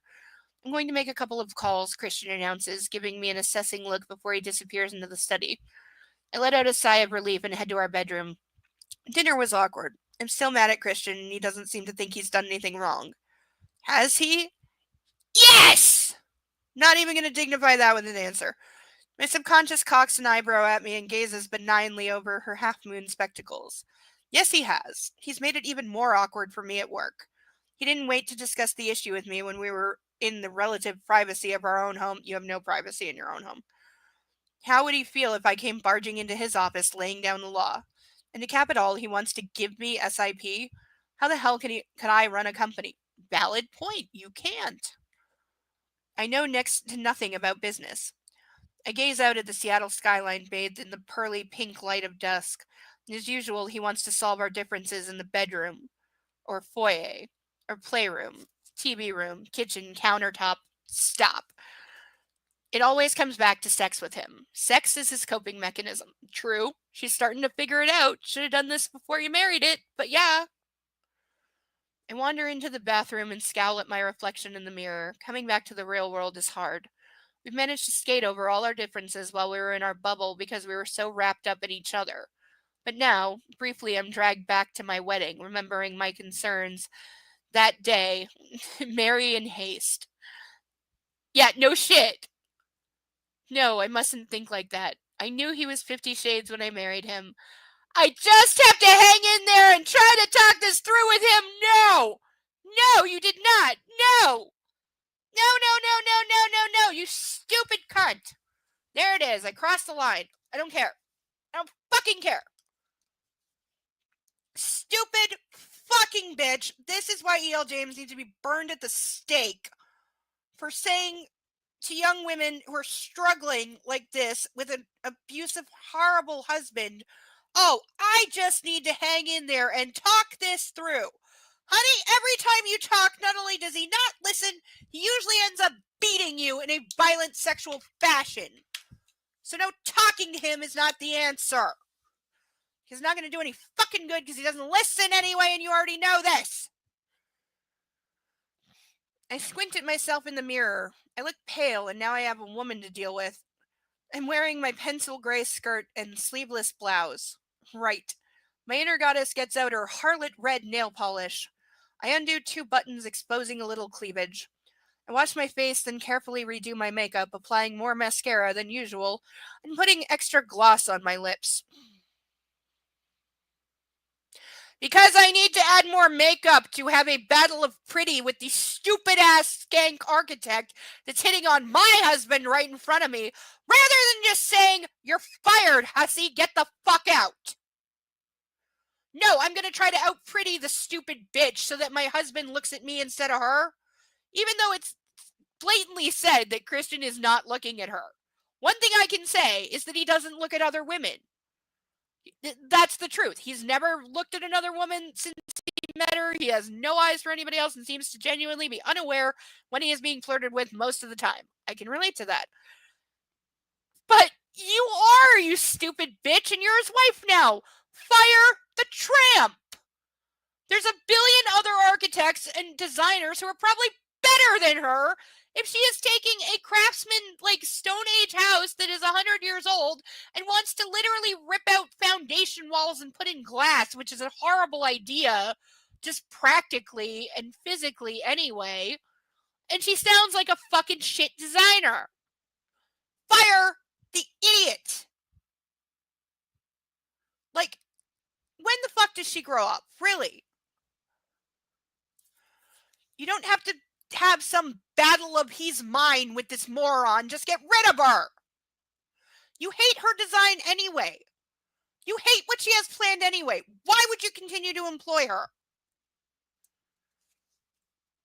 Ow, my wrists are killing me. Really in serious pain of the I'm not happy about it level. But I am a woman of my word. They stay on until we get through one more page. So everybody shut up and let me focus. Especially me. And all the voices in my head, which are getting louder because they're pissed. And she's showing cleavage to sex battle another woman. This is disgusting. I bend down and brush my hair vigorously from root to tip. When I stand, my hair is My hair is a chestnut haze around me that tumbles to my breasts. I tuck it artfully behind my ears and go in search of my pumps rather than flats. Yeah, because I'm going to wear painful shoes to impress another woman, idiot. When I reemerge in the great room, Christian has the houseplants spread out on the dining table. He has music playing through the sound system. It stops me in my tracks. Mrs. Gray, he says warmly, then looks quizzically at me. What's this? I ask. The music is stunning. Frau's Requiem. You look different, he says, distracted. Oh, I've not heard it before. It's very calming, relaxing, he says and raises an eyebrow. Have you done something to your hair? Brushed it, I mutter. I'm transported by the haunting voices. Abandoning the plans on the table, he walks towards me. A slow saunter in time to the music. I am not getting stuffy. Dance with me, he murmurs. To this? It's a requiem. I squeak shocked. You can dance to anything. Music is music. Yes. He pulls me into his arms and holds me, burying his nose in my hair and swaying gently from side to side. He smells his heavenly self. Oh, I've missed him. I wrap my arms around him and fight the urge to cry. Why are you so infuriating? I hate fighting with you, he whispers. Well, stop being such an arse. There's E.L. James's British showing through in the fact that she doesn't like the word ass for some reason. He chuckles and the captivating sound reverberates through his chest. He tightens his hold on me. Arse? Ass? I prefer arse. You should, it suits you. He laughs once more and kisses the top of my head. A requiem, I murmur, a little shocked that we're dancing to it. He shrugs. It's just a lovely piece of music, Anna. Taylor coughs discreetly in the entranceway and Christian releases me. Miss Mateo is here, he says softly. Oh joy. Show her in, Christian says. He reaches over and clasps my hand as Gia Mateo enters the room. End of chapter! And we're right on time. Okay, these get to come off. Ow! That didn't release all the way. Okay, ow. Okay, final showing. Unless somebody else... Donations are still open. Tips are still open. $10 for a duck. For $25, I will put these back on for the for both. I will include because it is for chapter. So even though we're only going to get partly through the next chapter, when we pick up next week, if somebody sponsors handcuffs for the second chapter, I will put them on next week when we continue the same chapter to keep things fair and honest, because that is fair. So this is what we're left with right now. This one's been on continuously. This is the one I haven't taken off at all. Ooh, I definitely took some skin off. Okay, wait. I gotta turn my body because this is not being conducive. I might actually have a bruise there. Huh. That would be something, because I don't bruise. But I do need to use the ladies' room, so let's reset these. These will be right here, should they be needed. And then when I come back, we are going to draw our second duck, because we have one more duck to add to the stage, and we'll see what duck we get out of the bag, but I'm going to take 2 shakes of a lamb's tail to stretch and possibly get a puppy. So we'll be right back. Grab a duck, consider leaving a tip, and we'll be back with more in just a moment. Say hi in the chat, please. What are you planning for Thanksgiving? It's American Thanksgiving this weekend, I believe. So what are you planning? Are you doing anything? Are you cooking something? Are you having people over? What are you doing? Leave it in the chat. I'll be right back in 2 shakes of a lamb's tail.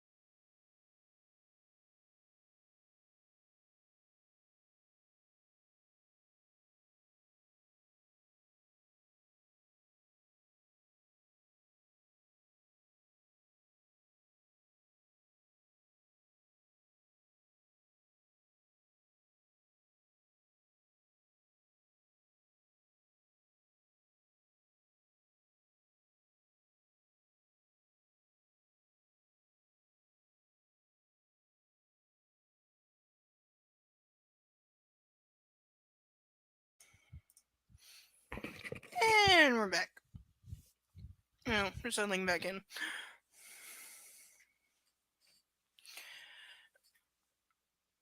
I think I could teach an entire university level lecture based on this one chapter of what not to do when you get married and what not to put up with.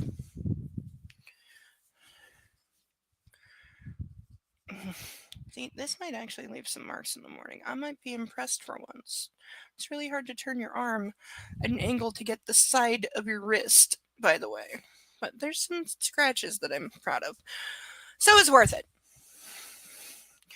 Like I said, it only counts if there's marks in the morning, and I'm disappointed if there isn't, because that means it wasn't very good sex.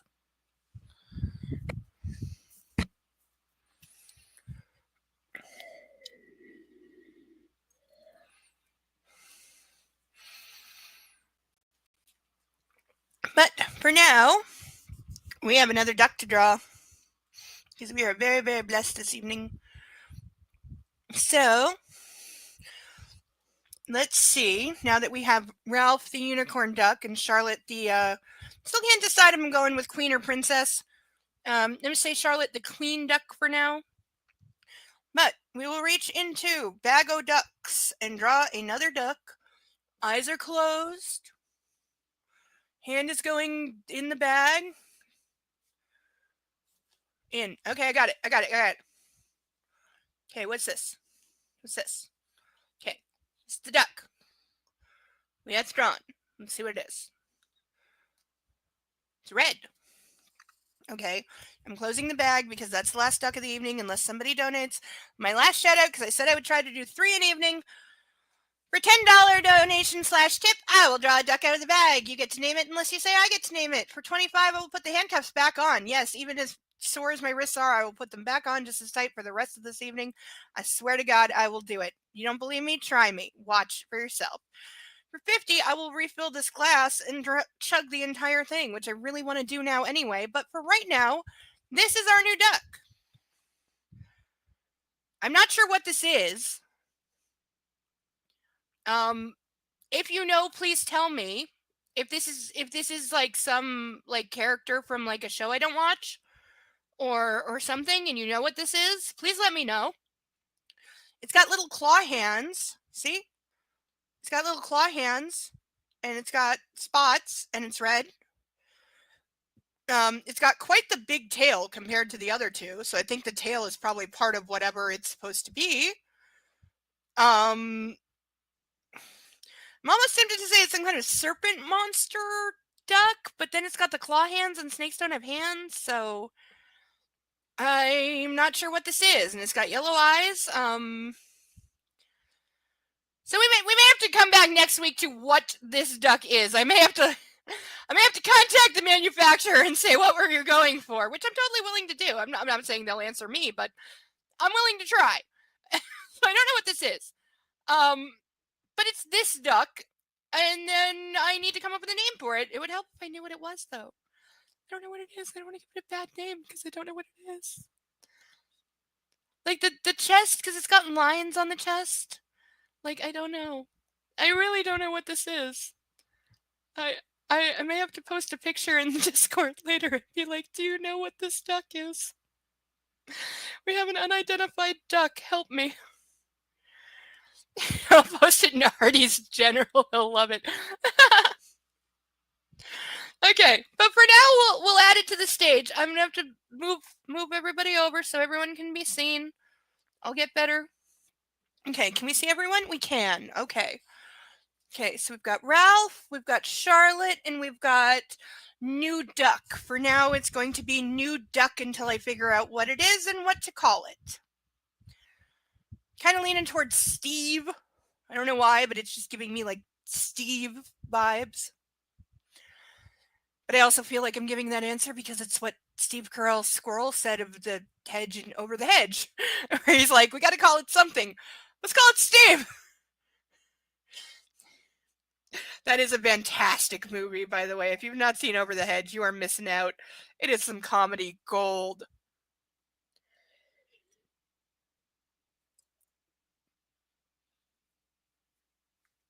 I don't get why nearly spit one. That's one I don't get why they never made a sequel. Because, like, for sequel reasons, you don't have to get, like, Steve Carell and Bruce Willis and the other, like, big name actors. Like, Avril Lavigne is in it, William Shatner's in it. Yes, William Shatner. And Avril Lavigne and Wanda Sykes and many, many other hilarious people. But you don't have to get them back. You just have to get people who sound like them for the sequel, like Mulan did. And then you felt bad for the people who actually returned. Just like, is your career that bad? But also for probably making like minimum half to $1 million for a crappy sequel where they spend one day in a recording studio. Hell, I'd do it. But $1,000 would solve all my problems right now, so kind of a cheap date at the moment. Wouldn't solve all my problems. You know what I mean? It would make the holidays not suck. Because the holidays are coming up, behind on the bills, and you know what it's like. But at least on my side, I don't have family or anything. I don't have a reason to do anything over the holidays. So, as long as I can make a decent meal for Christmas, that's all I care about. I'm not putting up a tree, mostly because of Kitty. But, I don't put up a tree or lights or have gifts or have family or go see anyone or buy gifts for anyone. So, I certainly don't get any. So, I don't need to do a lot at the holidays. As long as I can sleep on the 25th knowing my bills are paid, the lights are on, and my internet's on, I'm a very happy girl. Chapter 8. We're going to see how far we get in this before I pull the pin. We will get at least 10 pages, because that puts us to quota. I keep to the 40-page schedule, so 10 pages, then I have the right to pull the plug. But we'll see. Did that pick up on Mike? I feel like that was loud enough to pick up on Mike. Gian Mateo is a good-looking woman. Tall, good-looking. We literally called her good-looking twice on the same line! Ew! She wears her short, salon blonde, perfectly layered, coiffed hair like a sophisticated crown. She's dressed in a pale gray pantsuit. The slacks and fitted jacket hug her lush curves. Her clothes look expensive. At the base of her throat, a solitary diamond glints, matching the single-carat studs in her ears. She's well-groomed, one of those women who grew up with money and breeding, though her breeding seems to be lacking this evening. Her pale blue blouse is undone too far. Like mine, I flush. Okay, so you're allowed to show some cleavage, but she's not when she's well aware that she probably owes at least half of her career to her tits? And you don't know that somebody was raised with money and breeding based on one look. You're being judgmental douche.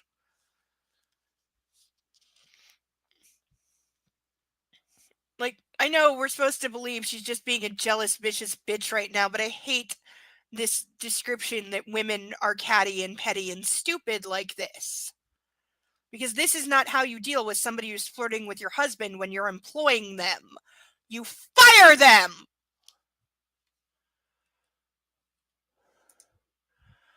But again, that requires brains. And she doesn't have any. And she also knows that Christian's only with her because she is a mindless piece of ass. Like, by the way, that's her entire character at this point. She is brain dead piece of ass. That's it.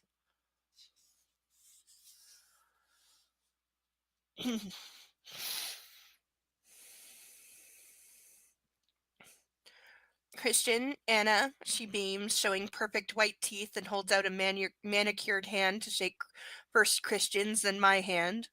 It means I have to release Christian's hand to reciprocate. Shake with your offhand, moron! When it comes to handshaking, I'm left-handed, so I have to flip my hand around all the time, because people just assume you're right-handed. I mean, I am right-handed with some things. I'm ambidextrous, so it depends, but handshaking, I have learned, falls on the left side of my brain.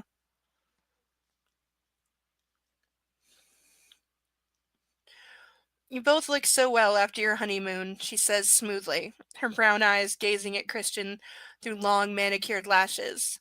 Christian puts his arm around me, holding me close. We had a wonderful time, thank you. He brushes his lips against my temple, taking me by surprise. See? He's mine.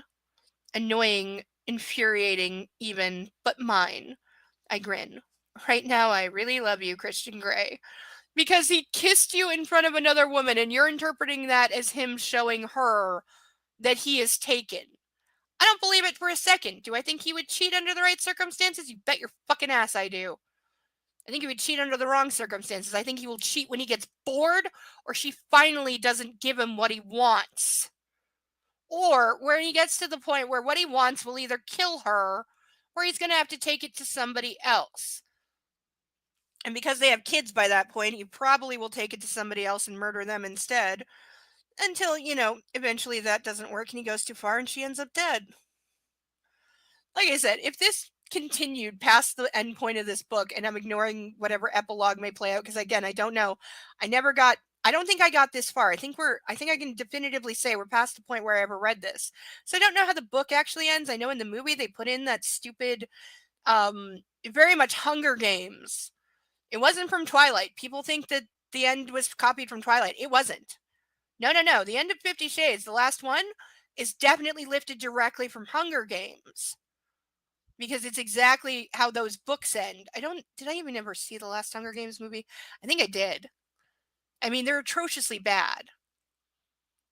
They're disgustingly bad and cheap and full of horrible messaging and just general stupid otherwise. But the way that they end is exactly how 50 Shades ends. Because they came out at the same time and it was definitely ripped off. So I don't know if that ending is actually in the book, where we get to see a little bit of them like with a kid and like he's supposedly chilled and it's all fake as fuck and saccharine as hell and just like the way to put a pretty bow on the end of a horrible story of abuse that in reality ends with her dead within 6 months.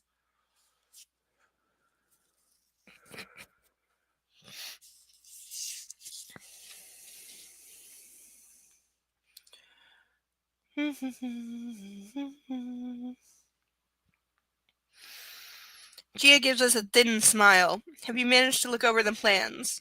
We have, I murmur. I gaze up at Christian, who grins down at me, one eyebrow raised in wry amusement.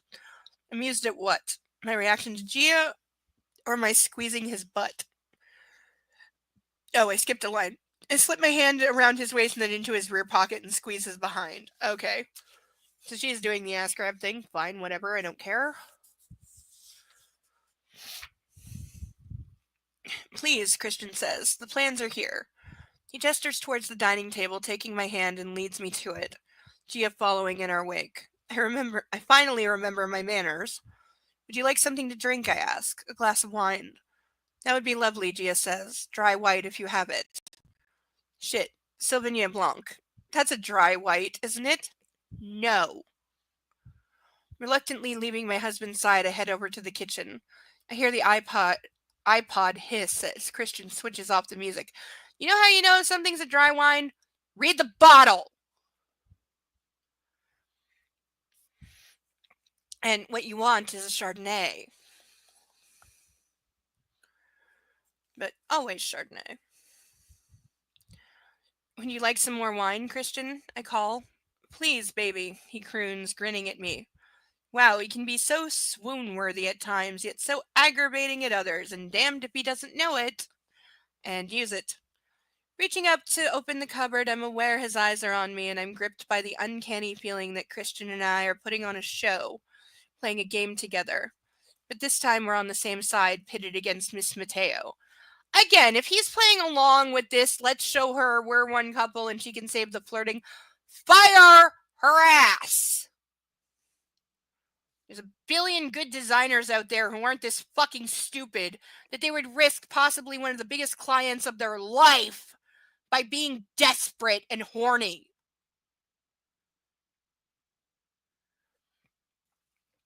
Does he know that she's attracted to him and is my tongue is like not listening anymore. Does he know that she's attracted to him and is being too obvious about it? It gives me a small rush of pleasure when I realize maybe he's trying to reassure me. Or maybe he's just sending a message loud and clear to this woman that he's taken. You know how else he can do that? By looking at her and saying, "Stop flirting with me. I am married and it's unprofessional. Do it again and you're fired, and I will let every magazine and home and garden magazine like them know about why." You want someone to stop doing something? Give them a reason. Mine. Yeah, bitch, mine. Then do something to prove it, you dumbass skank. My inner goddess is wearing her gladiatrix outfit. This is a made-up word. Gladiatrix. I'm assuming this is some mashup of like gladiator and dominatrix outfit. Okay, I remember the American Gladiator show. I remember laughing at it as a child because I didn't think it was real because it was too stupid. I now know that it's real and also too stupid. So is this word. And she's taking no prisoners. Smiling to myself, I collect 3 glasses from the cupboard. 2 of you already had glasses. You're being wasteful and making extra work for your housekeeper. Take the open bottle of Sauvignon Blanc from the fridge and place them all on the breakfast bar. She is leaning over the table while Christian stands beside her and points at something on the plans. I think Anna has some opinions on the glass wall, but generally we're both pleased with the idea you come up with. No, you're not, because she wants to tear the place the fuck down, while your wife is saying, I want to leave it as it is and keep the charm and basically restore it, rather than do massive demolition and then rebuild it as some modern glassworks nightmare. And again, the only reason the glass shit is there is because the house in Twilight had glass walls. Well, you know what other house had glass walls? The one in 13 Ghosts. It's not always a good idea. The fact that they blew up the house from 13 Ghosts, you goddamn morons. Still could be renting out, like, admission, and somebody, like, really posh would definitely rent it and live there. Absolute morons, they blew that place up. Fucking stupid.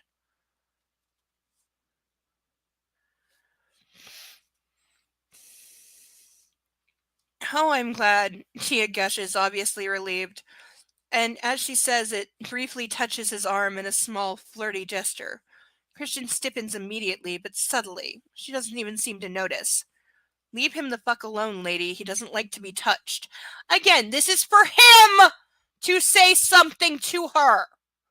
Like, hey, please don't touch me. I don't like to be touched. Or how about just saying, hey, keep it professional? Fucking A. He's not a child, but he's about to act like one and be treated. Well, he always acts like one. But she's about to treat him like one and let him get away with it, rather than having him say, don't do that. Stepping casually to the side so he's out of her reach, Christian turns to me. Thirsty here, he says. Basically saying, come protect me from this woman, like he fucking needs it. Like, this is where his character just falls apart. Because he's either strong, dominant, controlling, and, like, sexually powerful, or he's a child who needs mommy to come protect him right now. No, you can't have it both ways. Coming right up. He is playing the game. Yes, he is. She makes him uncomfortable. Why didn't I see that before? Because she doesn't. He's doing this for you, and he's lying.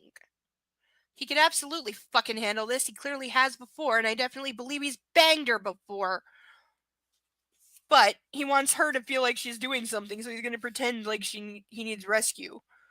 Or at least that is better than what I said a minute ago, so I'm hoping that that's true. That's why I don't like her. Oh, really? Really? That's why you don't like her? Not because she's flirting with your husband. He's used to how women react to him. I've seen it often enough, and usually he thinks nothing of it. Touching something else. Well, Mrs. Gray to the rescue. Oh my god, he doesn't need you to rescue him. Hastily, I pour the wine, gather all 3 glasses in my hands, and hurry back to my knight in distress. These things don't go together. Stop it! Offering a glass to Gia, I deliberately position myself between them. She smiles courteously as she accepts. I hand the second glass to Christian, who takes it eagerly, his expression one of amused gratitude. Why is he amused at everything? Why does amused come before, like, every other emotion? Cheers, Christian says to both of us, but looking at me. Gia and I raise our glasses and answer in unison, and I take a welcome sip of wine. She's already on one, by the way. Anna, you have some issues with the glass wall? Gia asks. Yes, I love it. Don't get me wrong. You hate it. Tell her to get rid of it. Dumbass. You have to live there, not her. But I was hoping that we could incorporate it more organically into the house. After all, I fell in love with the house as it was. I don't want to make any radical changes. You're talking about replacing a main feature wall on the main floor, you idiot. The movie handled this scene way better. Still stupid, but better. No major renovations? No, I shake my head to emphasize my point. You like it as it is? Mostly, yes. I always knew it just needed some TLC. Christian's eyes glow warmly. See, she's right. If it's a house that's this old and you fell in love with it having like a craftsman design, then yeah, you restore that shit. You don't tear it down and replace it with some modern glass and steel monstrosity. Also, given the description of the house and the probable age, there's a chance it's historically protected as well.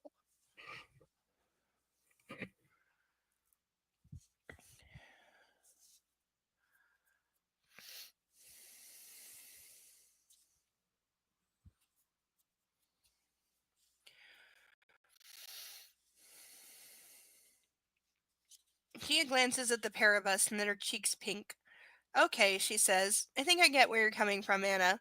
How about if we retain the glass wall but have it open onto a larger deck that's in keeping with the Mediterranean style? We have the stone terrace there already. We can put in pillars matching the stone. Widely spaced so you'll still have the view. Add a glass roof or tile as per the rest of the house. It'll also make a sheltered al fresco dining and seating area. Gotta give the woman her due, she's good. No, she's not. Because I can see what she just said, and what she just said is something that belongs on the patio of some up and coming restaurant that nobody's going to remember the name of in 6 months. So she's a fucking shit designer as well.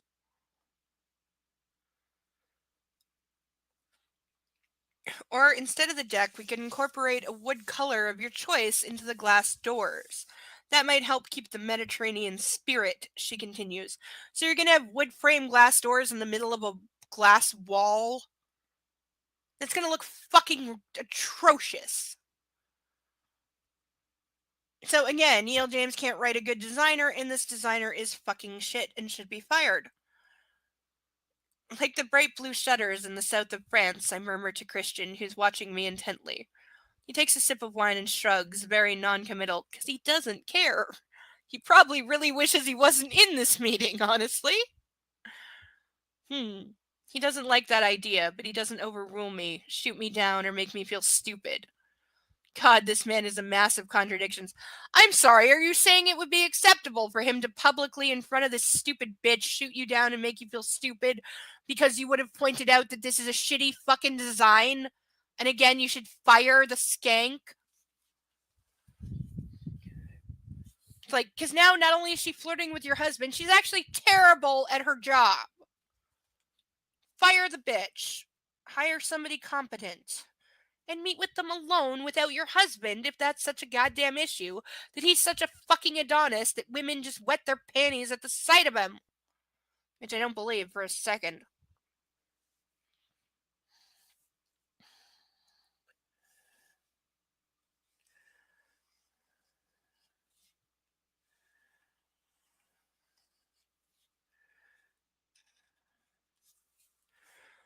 You should never have to be grateful that your significant other doesn't make you feel stupid in front of somebody that you're both hiring and paying way too much money to be around. Ever. His words from yesterday come to mind. I want this house to be the way you want it. Whatever you want, it's yours.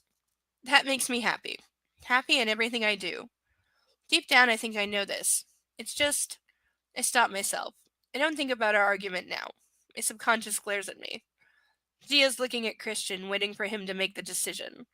I watch as her pupils dilate and her glossed lips part. Her tongue darts quickly over the top lip before she takes a sip of her wine. When I turn to Christian, he's still looking at me. Not at her at all. Yes, I'm going to have words with Miss Mateo. Just fire her. Anna, what do you want to do? Christian murmurs, very clearly deferring to me. I like the deck idea. Me too. No, he doesn't, and no, you don't, because it's a shitty fucking idea that's going to look atrocious. I turn back to Gia. Hey, lady, look at me, not him. I'm the one making the decision on this. Try saying that out loud instead of in your head, dumbass. I think I'd like to see a revised drawing showing the bigger deck and pillars that are in keeping with the house. Reluctantly, Gia drags her greedy eyes away from my husband and smiles down at me. Does she think I'm not going to notice? Again, why are you putting up with this? And who the fuck thinks this is good writing? This is a very bad attempt at manufactured conflict because there is no real conflict. But this is stupid and useless and easily resolved by saying, you're fired. Also, you're fucking shit at your job. Get the hell out. Idiot. Is YouTube chat not working? Because I haven't seen a chat in over 2 hours. Is it not working again? Is it broken again? I think it's broken.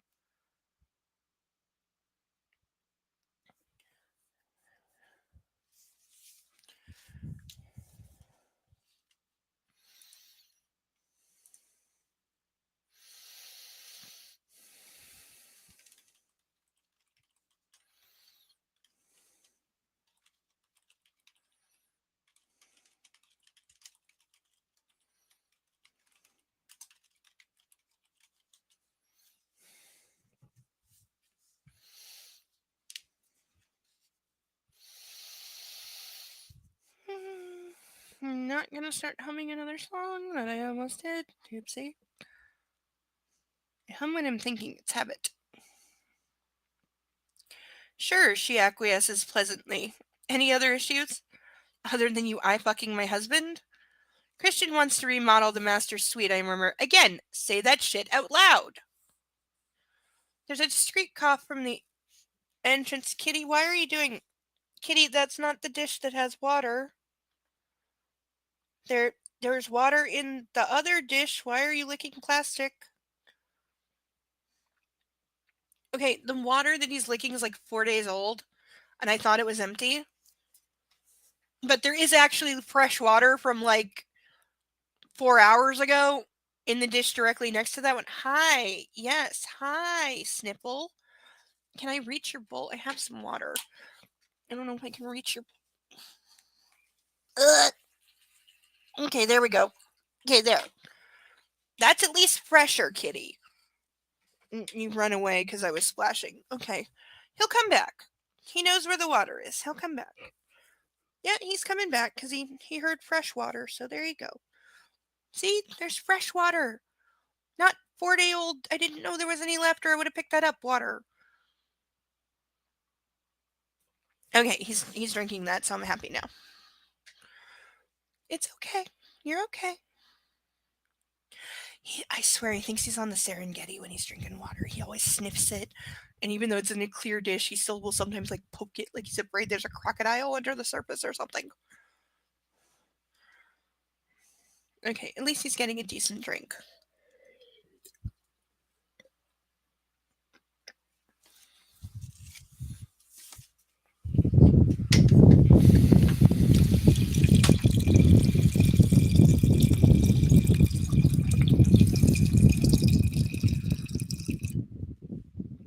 Alright, last glass of the evening. Last chance to get me to chug it for $50 if anybody's listening. If that ever happens, I think I'll fall over from shock.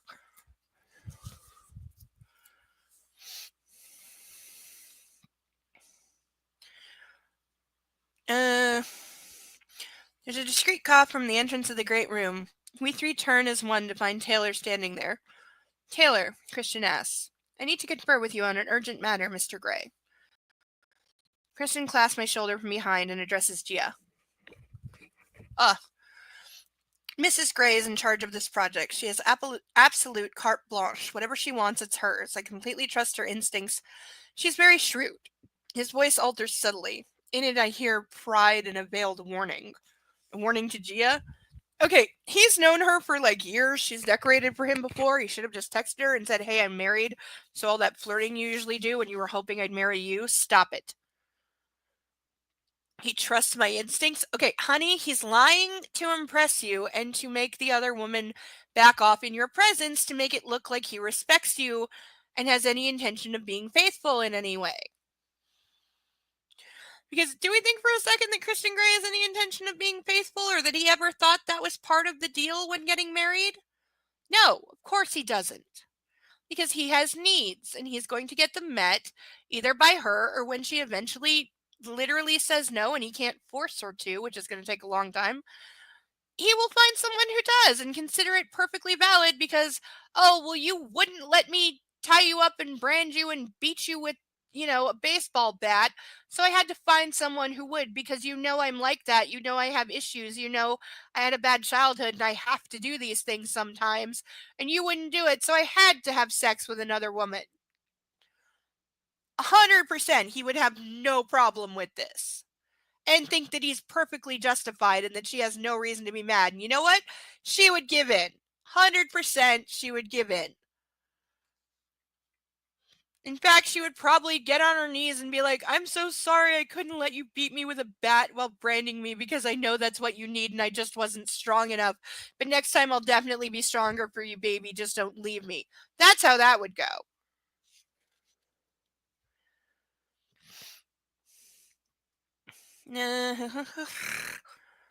Oh, this man's exasperating. My instincts let him run roughshod over my feelings this afternoon. And many other things, but that's all you've ever done. I shake my head in frustration, but I'm grateful he's telling Miss Provocative and unfortunately good at her job.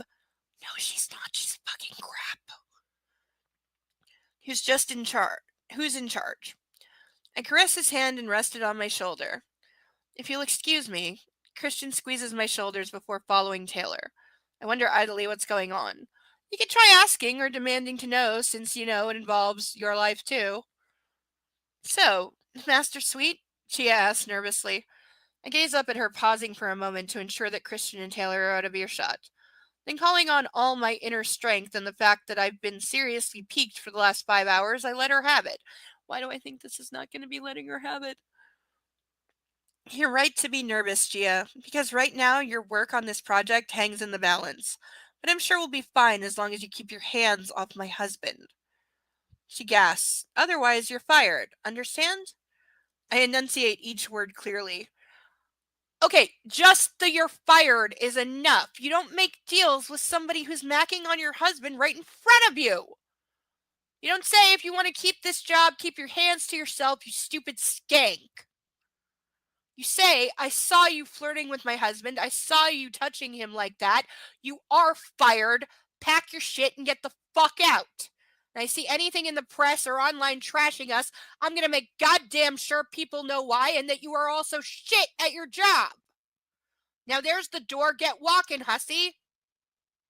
That is how you deal with that. She blinks rapidly, utterly stunned. She can't believe what I've said. I can't believe what I've said. You've hardly said anything. You're entitled to say a lot more with the way she was acted, not just this time, but last time too. A lot more. But I hold my ground, gazing impassively into her widening brown eyes. Don't back down. Don't back down. I've learned this maddening impassive expression from Christian, who does impassive like no one else. I know that renovating the Gray's main residence is a prestigious project for Gia's architectural firm, a resplendent feather in her cap. She can't lose this commission, and right now I don't give a hoot that she's Elliot's friend. Yeah, see, that's the point. She's his idiot brother's friend. That's the only reason she has this job. It's probably the only reason she has a career at all. So fire her dumb ass. Say, I'm sorry, Christian darling. I know you know this idiot, because he wouldn't care. Let's face it, he wouldn't care. If you told him I fired that idiot and I hired somebody competent, he wouldn't give a flying fuck because he doesn't care about the project anyway. He's not going to care if his brother's offended that some former skank girlfriend, because he's with somebody else, so he doesn't care right now either. Nobody cares if this idiot bimbo gets herself fired. And it sounds like she deserves to be fired. She deserves to be publicly humiliated for the way she's acting when she's supposedly such a high-level professional. Which, again, she seems like another bimbo or slept her way into a position, probably did. Because she's written to be literally the worst. She's too stupid to exist as well. She thinks flirting with somebody's husband in front of them is a good idea on a major account that is like a career maker and worth major money to the place she works for. She's going to jeopardize that by being a skank? Really? Really? And then she's also shit as a designer and an architect? Really? Like, do we need to say that the Grey Boys just, like, I don't know, fund careers for skanks that they bang so they don't feel bad about it after? Because that seems to be what they do. You know, in the movie Enough, when it's spoilers for the movie Enough. Skip 3 minutes ahead if you don't want to hear. In the movie Enough, when the main guy in that and Noah Wiley, who played Carter on ER, when they are revealed later in the movie, this is more than halfway through the movie, to have been in cahoots the entire time and having set up Jennifer Lopez's main character to sleep with the guy she winds up marrying, because Noah Wiley's character comes into the diner, acts like an ass, and then guy she winds up marrying steps in and plays the White Knight.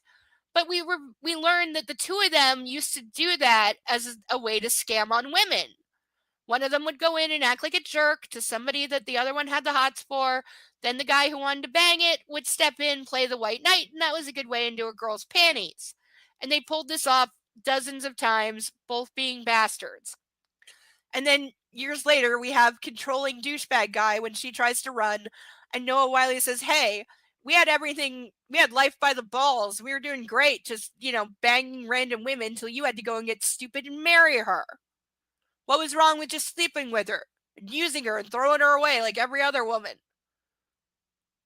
Like, if you told me that was a significant inspiration for this book, not the others, but this one, that makes sense, because that's what I'm seeing. I'm flipping ahead to see where we're gonna stop, because I'm over it. I'm tired and I'm in pain, and this doesn't stop. This is literally unbroken for like another 10 pages. I'm just gonna pick a random fucking place then. I'm just gonna pick a random fucking place and stop, because I got like 3 more pages in me and then I'm fucking done. I know it's early tonight, I know, and I'm sorry, but it was a big night. It was heavy. It was a lot of reading. I'm bitched.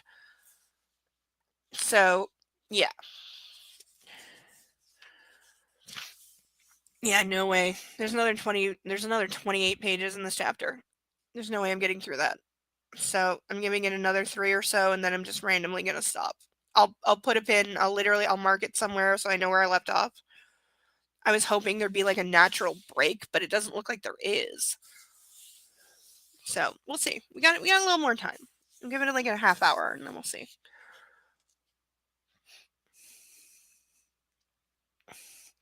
Anna, Mrs. Gray, I am so sorry. She flushes, unsure what else to say. Let me be clear. My husband's not interested in you. Of course, she murmurs, the blood draining from her face. No, your husband would be interested in her in the right circumstances. That's why you're defending your territory this way, only you're being really dumb about it. As I said, I just wanted to be clear. Mrs. Gray, I sincerely apologize if you think I have. She stops, still floundering for something to say. Good, as long as we understand each other, we'll be fine.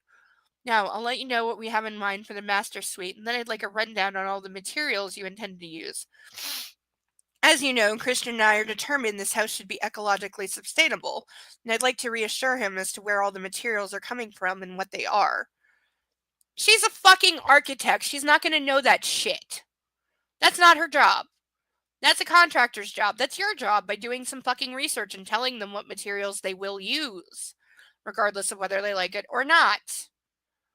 But it's not her job as the designer / architect, which, by the way, those are not the same job, and yet she appears to be doing them both, to know what kind of materials are used. That's not her purview.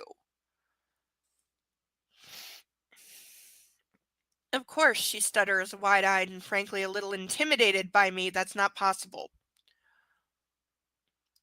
This is a first. My inner goddess runs around the arena, waving to the frenzied crowd. Gia pats her hair into place, and I realize this is a nervous gesture. The master suite, she prompts anxiously, her voice a breathless whisper. Now that I have the upper hand, I can feel myself relax. For the first time since my meeting with Christian this afternoon, I can do this. My inner goddess is celebrating her inner bitch.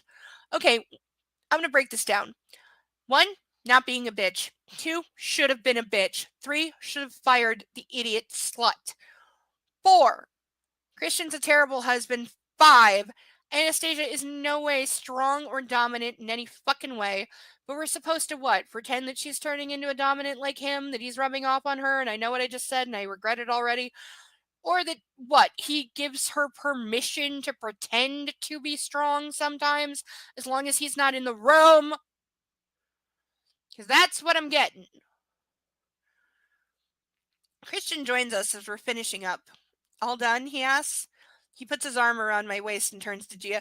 Also, what's the bet that Christian told Taylor to come and get him and interrupt him and say, like, sir, something urgently needs your attention, and then he's conveniently out of the room until the meeting's over? The meeting he didn't want to be at in the first place. Kind of sounds like he got rescued. You know, when you go on like a blind date and you have a friend call you 10 minutes in so you can make an excuse to leave if necessary? I think he just did that. I really do. I think he did that. I don't blame him. I think that's what he did. Yes, Mr. Gray. Gia smiles brightly, though her smile looks brittle. You'll have the revised plans in a couple of days. Excellent. You're happy? He asks, directed at me, his eyes warm and probing. I nod and blush for some reason I don't understand. I'd better be going, Gia says, again too brightly. She offers her hand to me first this time, then to Christian. Until next time, Gia, I murmur. Yes, Mrs. Gray. Mr. Gray. Taylor appears at the entrance of the great room.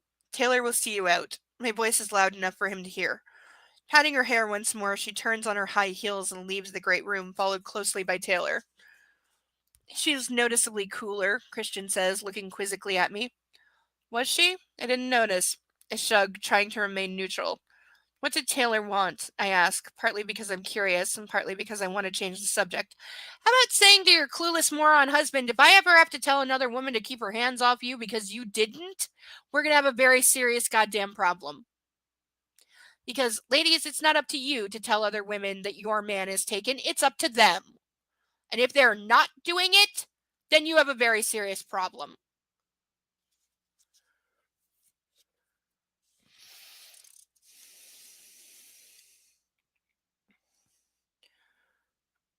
Frowning, Christian releases me and begins to roll up the plans on the table. It was about Hyde. What about Hyde? I whisper. There's nothing to worry about, Anna. Abandoning the plans, Christian draws me into his arms. It turns out he hasn't been in his apartment for weeks, that's all. He kisses my hair, then releases me and finishes his task. So what did you decide on? He asks, and I know it's because he doesn't want me to pursue the Hyde line of inquiry. How about saying this affects my life too? Stop hiding shit from me. But again, she's treated like a child the entire time, and E.L. James has doubled down on it in the next series and made it more obvious because she got away with it. But she's never been treated more like a child than in this. Like, ever since he married her, he's told everyone, pretend she's 5 years old and developmentally delayed. Only what you and I discussed. I think she likes you, I say quietly. He snorts. Did you say something to her? He asks. And I flush. How does he know? At a loss for what to say, I stare down at my fingers. He knows because he was listening, you dumb twit. You don't think he has cameras and microphones all over this fucking place so he can hear every fucking word you say? And monitor you every fucking moment of the day? He already does that. Are you surprised that he does it in your own house?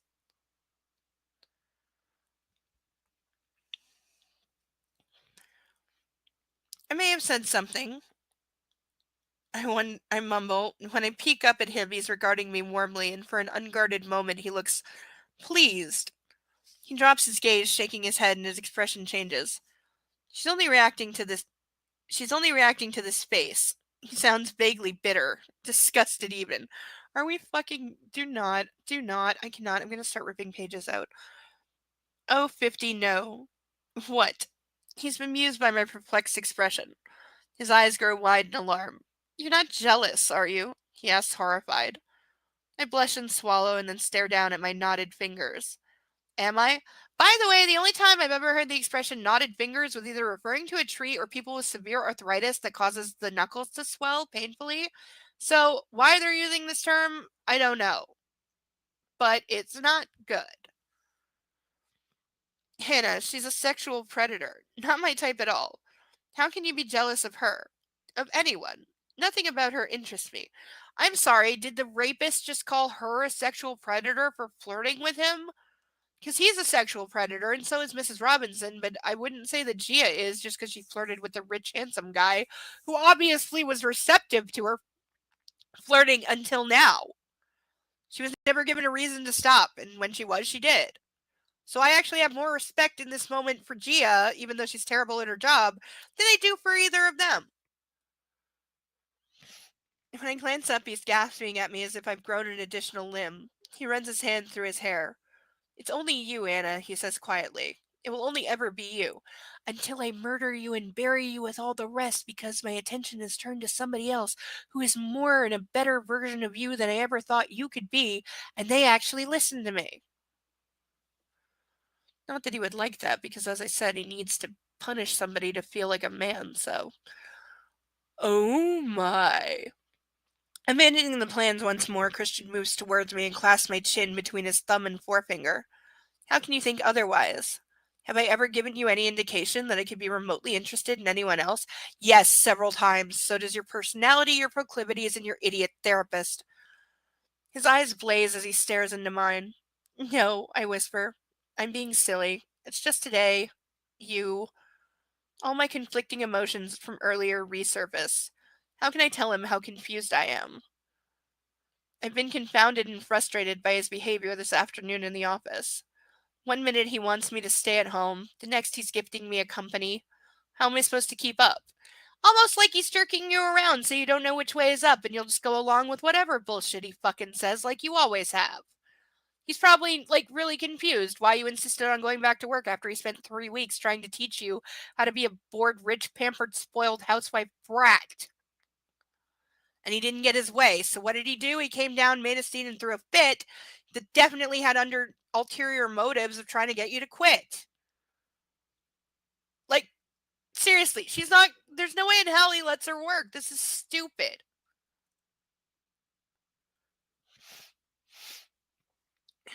What about me? Oh, Christian, my bottom lip trembles. I'm trying to adapt to this new life that I never imagined for myself. Everything is being handed to me on a plate. The job, you, my beautiful husband who I never knew I'd love this way. This hard, this fast, this indelibly. Ooh, lipstick on my hand. I take a deep, steadying breath as his mouth drops open. This is out of nowhere, by the way. I'm going to say this is the hormones talking because it's stupid and makes no fucking sense and is way too saccharine. But you're like a freight train, and I don't want to get railroaded because the girl you fell in love with will be crushed. And what'll be left? All that would be left is a vacuous social x-ray flitting from charity function to charity function. That's what he wants. I pause once more, struggling to find the words to convey how I feel. And now you want me to be a company CEO, which has never been on my radar. I'm bouncing between all these ideas, struggling. You want me at home, you want me to run a company. It's so confusing. I stop, tears threatening, and I force back a sob. How about stop focusing on what he wants? Who gives a flying fuck what he wants? What do you want? Tell him to shove the rest. God, she's useless. You've got to let me make my own decisions. Never gonna happen. Take my own risks. Never in a million years. And make my own mistakes. Not in a billion fucking years. And let me learn from them. Never going to happen. Never, ever, ever, ever, ever, ever, ever going to happen. I need to walk before I can run, Christian, don't you see? I want some independence. That's what my name means to me. There, that's what I wanted to say this afternoon. Except this is dumbass. That's not the fucking reason. The fucking reason is you wanted people to not think hubby bought me the job, which he then confirmed to you that he did. So keeping your maiden name ain't gonna do shit, princess. Everybody already knows that you rode his dick to get the job, and you will never, ever, ever, ever, ever be respected in this industry because you don't deserve respect. You threw that the fuck away, and you're content to continue doing so, and you think some dumbass stunt of keeping your maiden name is gonna make anybody think otherwise about you? This is why she's too stupid to be running anything or even being an assistant to head of anything, and she's too stupid to be married. Like, again, I hope he just snaps her fucking neck at some point and starts dating somebody with a brain, but that's not gonna happen. You feel railroaded, he whispers. Well, what the fuck else is she supposed to feel? She hasn't made her own decisions about anything since the day the two of you met. I nod. He closes his eyes, agitated. I want to give you the world, Anna. Everything and anything you want, and save you from it, too. Keep you safe. Before you were given freedom to, now you're being given freedom from. He's quoting Handmaid's Tale. But I also want everyone to know you're mine. I panicked today when I got your email. Why didn't you tell me about your name? It's none of your business. I flush. He has a point. No, he doesn't. No, he doesn't have a point. No, he fucking doesn't. Because it's obvious to anybody on planet Earth that she kept her maiden name to try and have some kind of respect at work. Like, I know people who've been married for 20 years that still have their like nursing license or their PhD in whatever that's issued in their maiden name. You know why most of them keep it in their maiden name? Not only for professional respect reasons, but also it costs money to change that shit. Or at least some people told me that, which I think is a dumb reason. And I don't think it should cost money to change your certification name if you get married. I think that's a pink tax for sure. I think it's definitely a pink tax, 100%.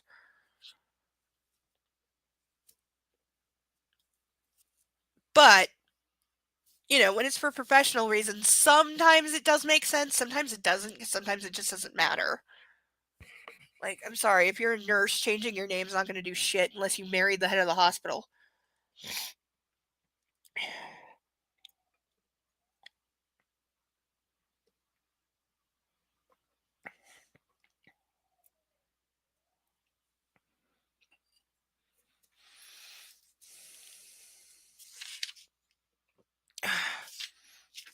Okay, I'm looking for a space break. There isn't one for several pages, and I'm not reading like 5 more pages. 6. Okay, there's no break for like the next 8 pages. There's literally no break. God damn it. Yeah, the next actual page break is 11 pages away. I don't have that right now. Let's see. Hold on, I gotta pick a place to stop.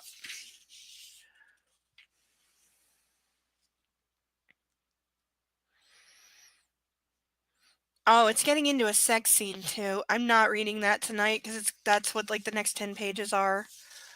That's why there's no break, because it's like some long sex scene. I'm not fully reading ahead. I'm just like skimming, trying to see where's a good place to stop.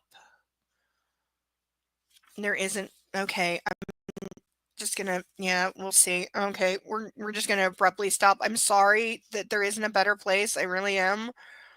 I was hoping to like even this out more. We are hitting the 10-page mark in this chapter, so I am going to stop. And we'll pick up where we left off and continue this chapter in the next chapter next week. Where were we? I really hate like my OCD and my autism are going crazy because it's not like a clean break or even it's gonna bug me, by the way. It's gonna fucking bug me all week. Just know that all week there's gonna be nails on a chalkboard in my brain because E.L. James can't fucking write. Or leave a decent break, or have decently paced chapters with even numbers of page breaks. Because the last chapter really could have been broken at least in half, if not in 3, and then I wouldn't be having this problem. I have no doubt this chapter will be the same. I only thought about it while we were on our honeymoon, and well, I didn't want to burst the bubble, and I forgot about it. I only remembered yesterday evening. And then Jack, it was distracting. I'm sorry. I should have told you or discussed it with you, but I can never seem to find the right time. Honest to God, they're making such a big deal out of something that's this fucking stupid. Christian's intense gaze is unwavering. It's as if he's trying to will his way into my skull. But he says nothing. Yeah, he's thinking about when he's gonna have one of those Elon Musk brain implant chips implanted so he can just literally control your thoughts. Or like that serum from original X-Men 3. Why did you panic? I ask. I just didn't want you to slip through my fingers. For heaven's sake, I'm not going anywhere. When are you going to get that through your incredibly thick skull? I love you. I wave my hand in the air like he does sometimes to emphasize my point. More than eyesight, space, or liberty. Okay, so you're trying to say like he's like afraid when she didn't change her name that means she's gonna leave him. I can believe he's that stupid and immature. I really can. I can't believe she's this fucking stupid to not call him out and say, if you are really that fucking immature and that fucking insecure, we should never have gotten married. So either get your head out of your ass and grow the fuck up, or I'm going to hand you back the ring and you will have made your own worst fears come true by acting in such a disgusting, spoiled brat, atrocious, out of line, never do it again manner. You know what you don't do to a spoiled child? Encourage them to still acting like a spoiled brat. You don't make excuses for them and say, well, I know you only did that because this and this, so it's okay. And it's okay for you to do it again because I understand why you're doing it. No. That's how we get a generation of entitled, spoiled, stupid brats. Though I do think the word entitled is highly overused. If I could strike probably one word from the English language right now, it would be that, because it gets over fucking applied. And I see, again, I'm going to start reacting to police cam videos. I have 3 of them lined up that I will be recording reactions to either tonight or tomorrow. Where I'm going to post them, I'm thinking of maybe starting a spin-off channel just to do police body cams so they don't lose my main channel again if it gets challenged. I'm debating with what to call it. I'm toying some ideas. But it would be a good separation. But part of the reason I'm going to do that, even though I know I'm going to get pounced on and called a libtard snowflake by everybody, is because I'm sick to death of seeing videos where somebody gets called entitled just because they ask a cop, why did you pull me over? Or don't immediately get on their knees and start licking their boots when they walk up to them. I'm sick of it. Like, it's not the truth, it's not reality, and it should not be perpetuated. So that's why I'm going to start doing it, because I can't keep my mouth shut anymore for whatever comes of it. So look for that soon, especially if you're on my Discord. All the links will be there once I get it up and going. But it's because of stupid shit like this. It's because I see way too many people in the comments. Like earlier tonight, I was in the chat of somebody's live stream. We were watching a video from a couple days ago that is on my list of ones I plan to react to. It's already on my list. This channel happened to react to it, and I was the only person in the chat saying the cops were out of line. I was also saying the person being dealt with was out of line, but the cops were also out of line, and they were clearly acting out of being pissed off and not actually having a crime. They didn't like that somebody, to their mind, disrespected them, and so they abused their authority and then made up a reason why later. I've seen at least 3 videos in the last 2 days of that exact shit, and I've seen it 100 times in the last 2 years, and I'm sick of it. And no, you don't get to say, well, that person was loud, or they weren't doing what they were told, or they this, or they that. I don't give a flying fuck. Because 9 times out of 10, it's not true. And being loud is not a reason for somebody to be arrested. It may be news to a lot of people, but disrespecting a cop or being loud at them or being rude to them, not a crime. And the very first video I'm going to put up is going to deeply articulate that. And if you want to call me a snowflake right now, I'm going to tell you that a channel full of cops, former cops, reacted to the same video, and they said exactly what I had said 12 hours earlier. And that's why I'm going to react to this video, because that gave me the nerve to say, hey, I am actually right, even though 500 people on a chat 4 days ago jumped down my throat for saying the cops were utterly out of line and should be arrested themselves for how they behaved. But look for that in the coming week. I'm going to try to get it up by Wednesday. We'll see. And like I said, there's 2 others hot behind, and then we'll see what comes. There's a few others I might react to, but there's going to be a criteria. I'm not just going to react to anything. There's going to be a criteria. So we'll see where it goes. His eyes widen. A daughter's love? He gives me an ironic smile. Okay, so he's now literally saying, will you choose me over our child? Will you love me more than you love our child? Because I'm the baby, I'm the baby, I'm the baby, and I want mommy's full attention. Wham, wham, wham. No, I laughed despite myself. It's the only quote that came to mind. Mad King Lear. Dear, dear Mad King Lear. Okay, I guess she was quoting King Lear. I've never read it. I had a teacher who hated it, so she substituted Romeo and Juliet. So I've never read King Lear. I caress his face and he leans into my touch, closing his eyes. Would you change your name to Christian Steele so everyone would know you belong to me? Christian's eyes fly open and he gazes at me as if I've just said the world is flat. Nowadays, not such a... Belong to you, he murmurs, testing the words. Mine. Yours, he says, repeating the words spoken in the playroom yesterday. Yes, I would if it meant that much to you. Bullshit! Oh my. Does it mean that much to you? Yes, he says unequivocally. Okay, I will do this for him. Give him the reassurance he needs. You shouldn't, because you're only reinforcing the problem here. He needs to grow the fuck up. You're not making it better by giving in to his childish, selfish, spoiled, stupid demands. I thought you already agreed to this. Yes, I have, but now we've discussed it further, I'm happier with my decision.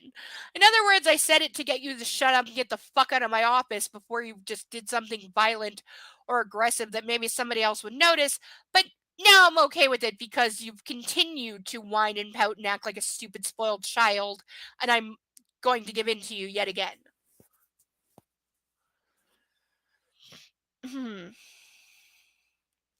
Okay, where am I going to stop? Because there's no breaks on these fucking pages. Okay, I think I've got a place. We're just gonna stop at some point. Just enough. Oh, he mutters, surprised. Then he smiles his beautiful, boyish, yes, I am really kinda young smile and takes my breath away. Grabbing me by the waist, he swings me around. I squeal and start to giggle. I don't know if he's just happy or relieved or what. Mrs. Gray, do you know what this means to me? I do now. He leans down and kisses me, his fingers moving into my hair, holding me in place. Stop that. It means 7 shades of Sunday. Stop that, too. He murmurs against my lips and runs his nose along mine. You think? I lean back to gaze at him. Certain promises were made. An offer extended, a deal brokered, he whispers, his eyes sparkling with wicked delight. I'm still reeling, trying to follow his mood. Also a sign that you're in a terrible relationship. He reneging on me? He asks uncertainly, and a speculative look crosses his face. I have an idea, he adds. Oh, what kinky fuckery is this? Okay, we're gonna stop there. Done. We're gonna stop right there. I'm gonna highlight the line so that I know where we stopped. We are over 10 pages into the new chapter. I have fulfilled my quota. And the rest of the chapter has another 20 pages left. So, yeah, not even gonna attempt that. Looking at the page count, next week it's manageable to finish.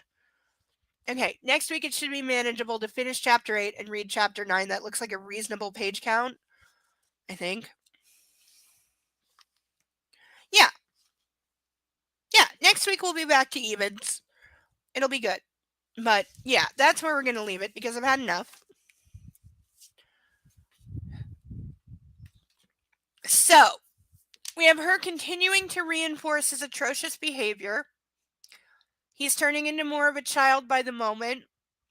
She's getting dumber by the moment. And they're both horribly atrocious, toxic people that I can't stand at this point.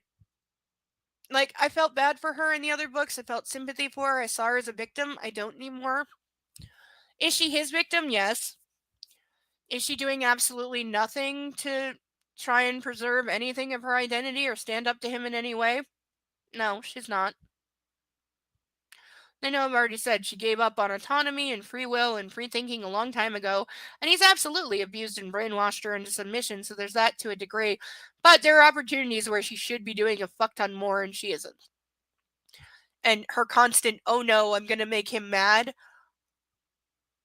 that is just disgusting on a whole other level because that's what domestic violence victims live with every day. Is worrying about the moment when you make him mad and he loses his temper and he beats the fuck out of you, and maybe this time he beats you to death. That's effectively what she is living in, and you're portraying it as romantic. Go fuck yourself, fuck these books, fuck these movies, fuck the fact that they made money and got spin-offs and another series that is going to be made into movies that is worse, somehow worse than these, and yet in other ways not quite as bad, but also still worse. So thank you everyone for being here tonight. Thank you to everyone new who showed up. We had quite a few new people through the chat. Thank you so much. I hope you will come back next week. Consider sponsoring a duck. Whoever was saying, what will I do for a higher level of donation? I told you. Make some suggestions. I don't have a plan for that level, but throw out some ideas. We'll talk about it. You have my Discord, message me privately. We can talk. If you have ideas, post them in the book club tab. Also, anybody watching, if you have things that you would like me to put on the donation tiers, let me know what they are. If there's something you want me to do or see me do, please make suggestions. I am always open to suggestions. I would very much welcome them because I want to do things that people want to see. I want to make my audience happy. So if you have an idea for something you would like me to do and you'd be willing to tip to see it, reach out. Let me know what it is. As long as it's within reason, you got a good shot of seeing it. So there's that. But otherwise, everyone have a good Saturday. Love your fur babies. It's Sunday now. Have a good Sunday. Love on your fur babies. Love yourself. Have a good evening. Take care of yourself. Come back next week and join us for more. Thank you all for being here. And I love you all. Bye-bye.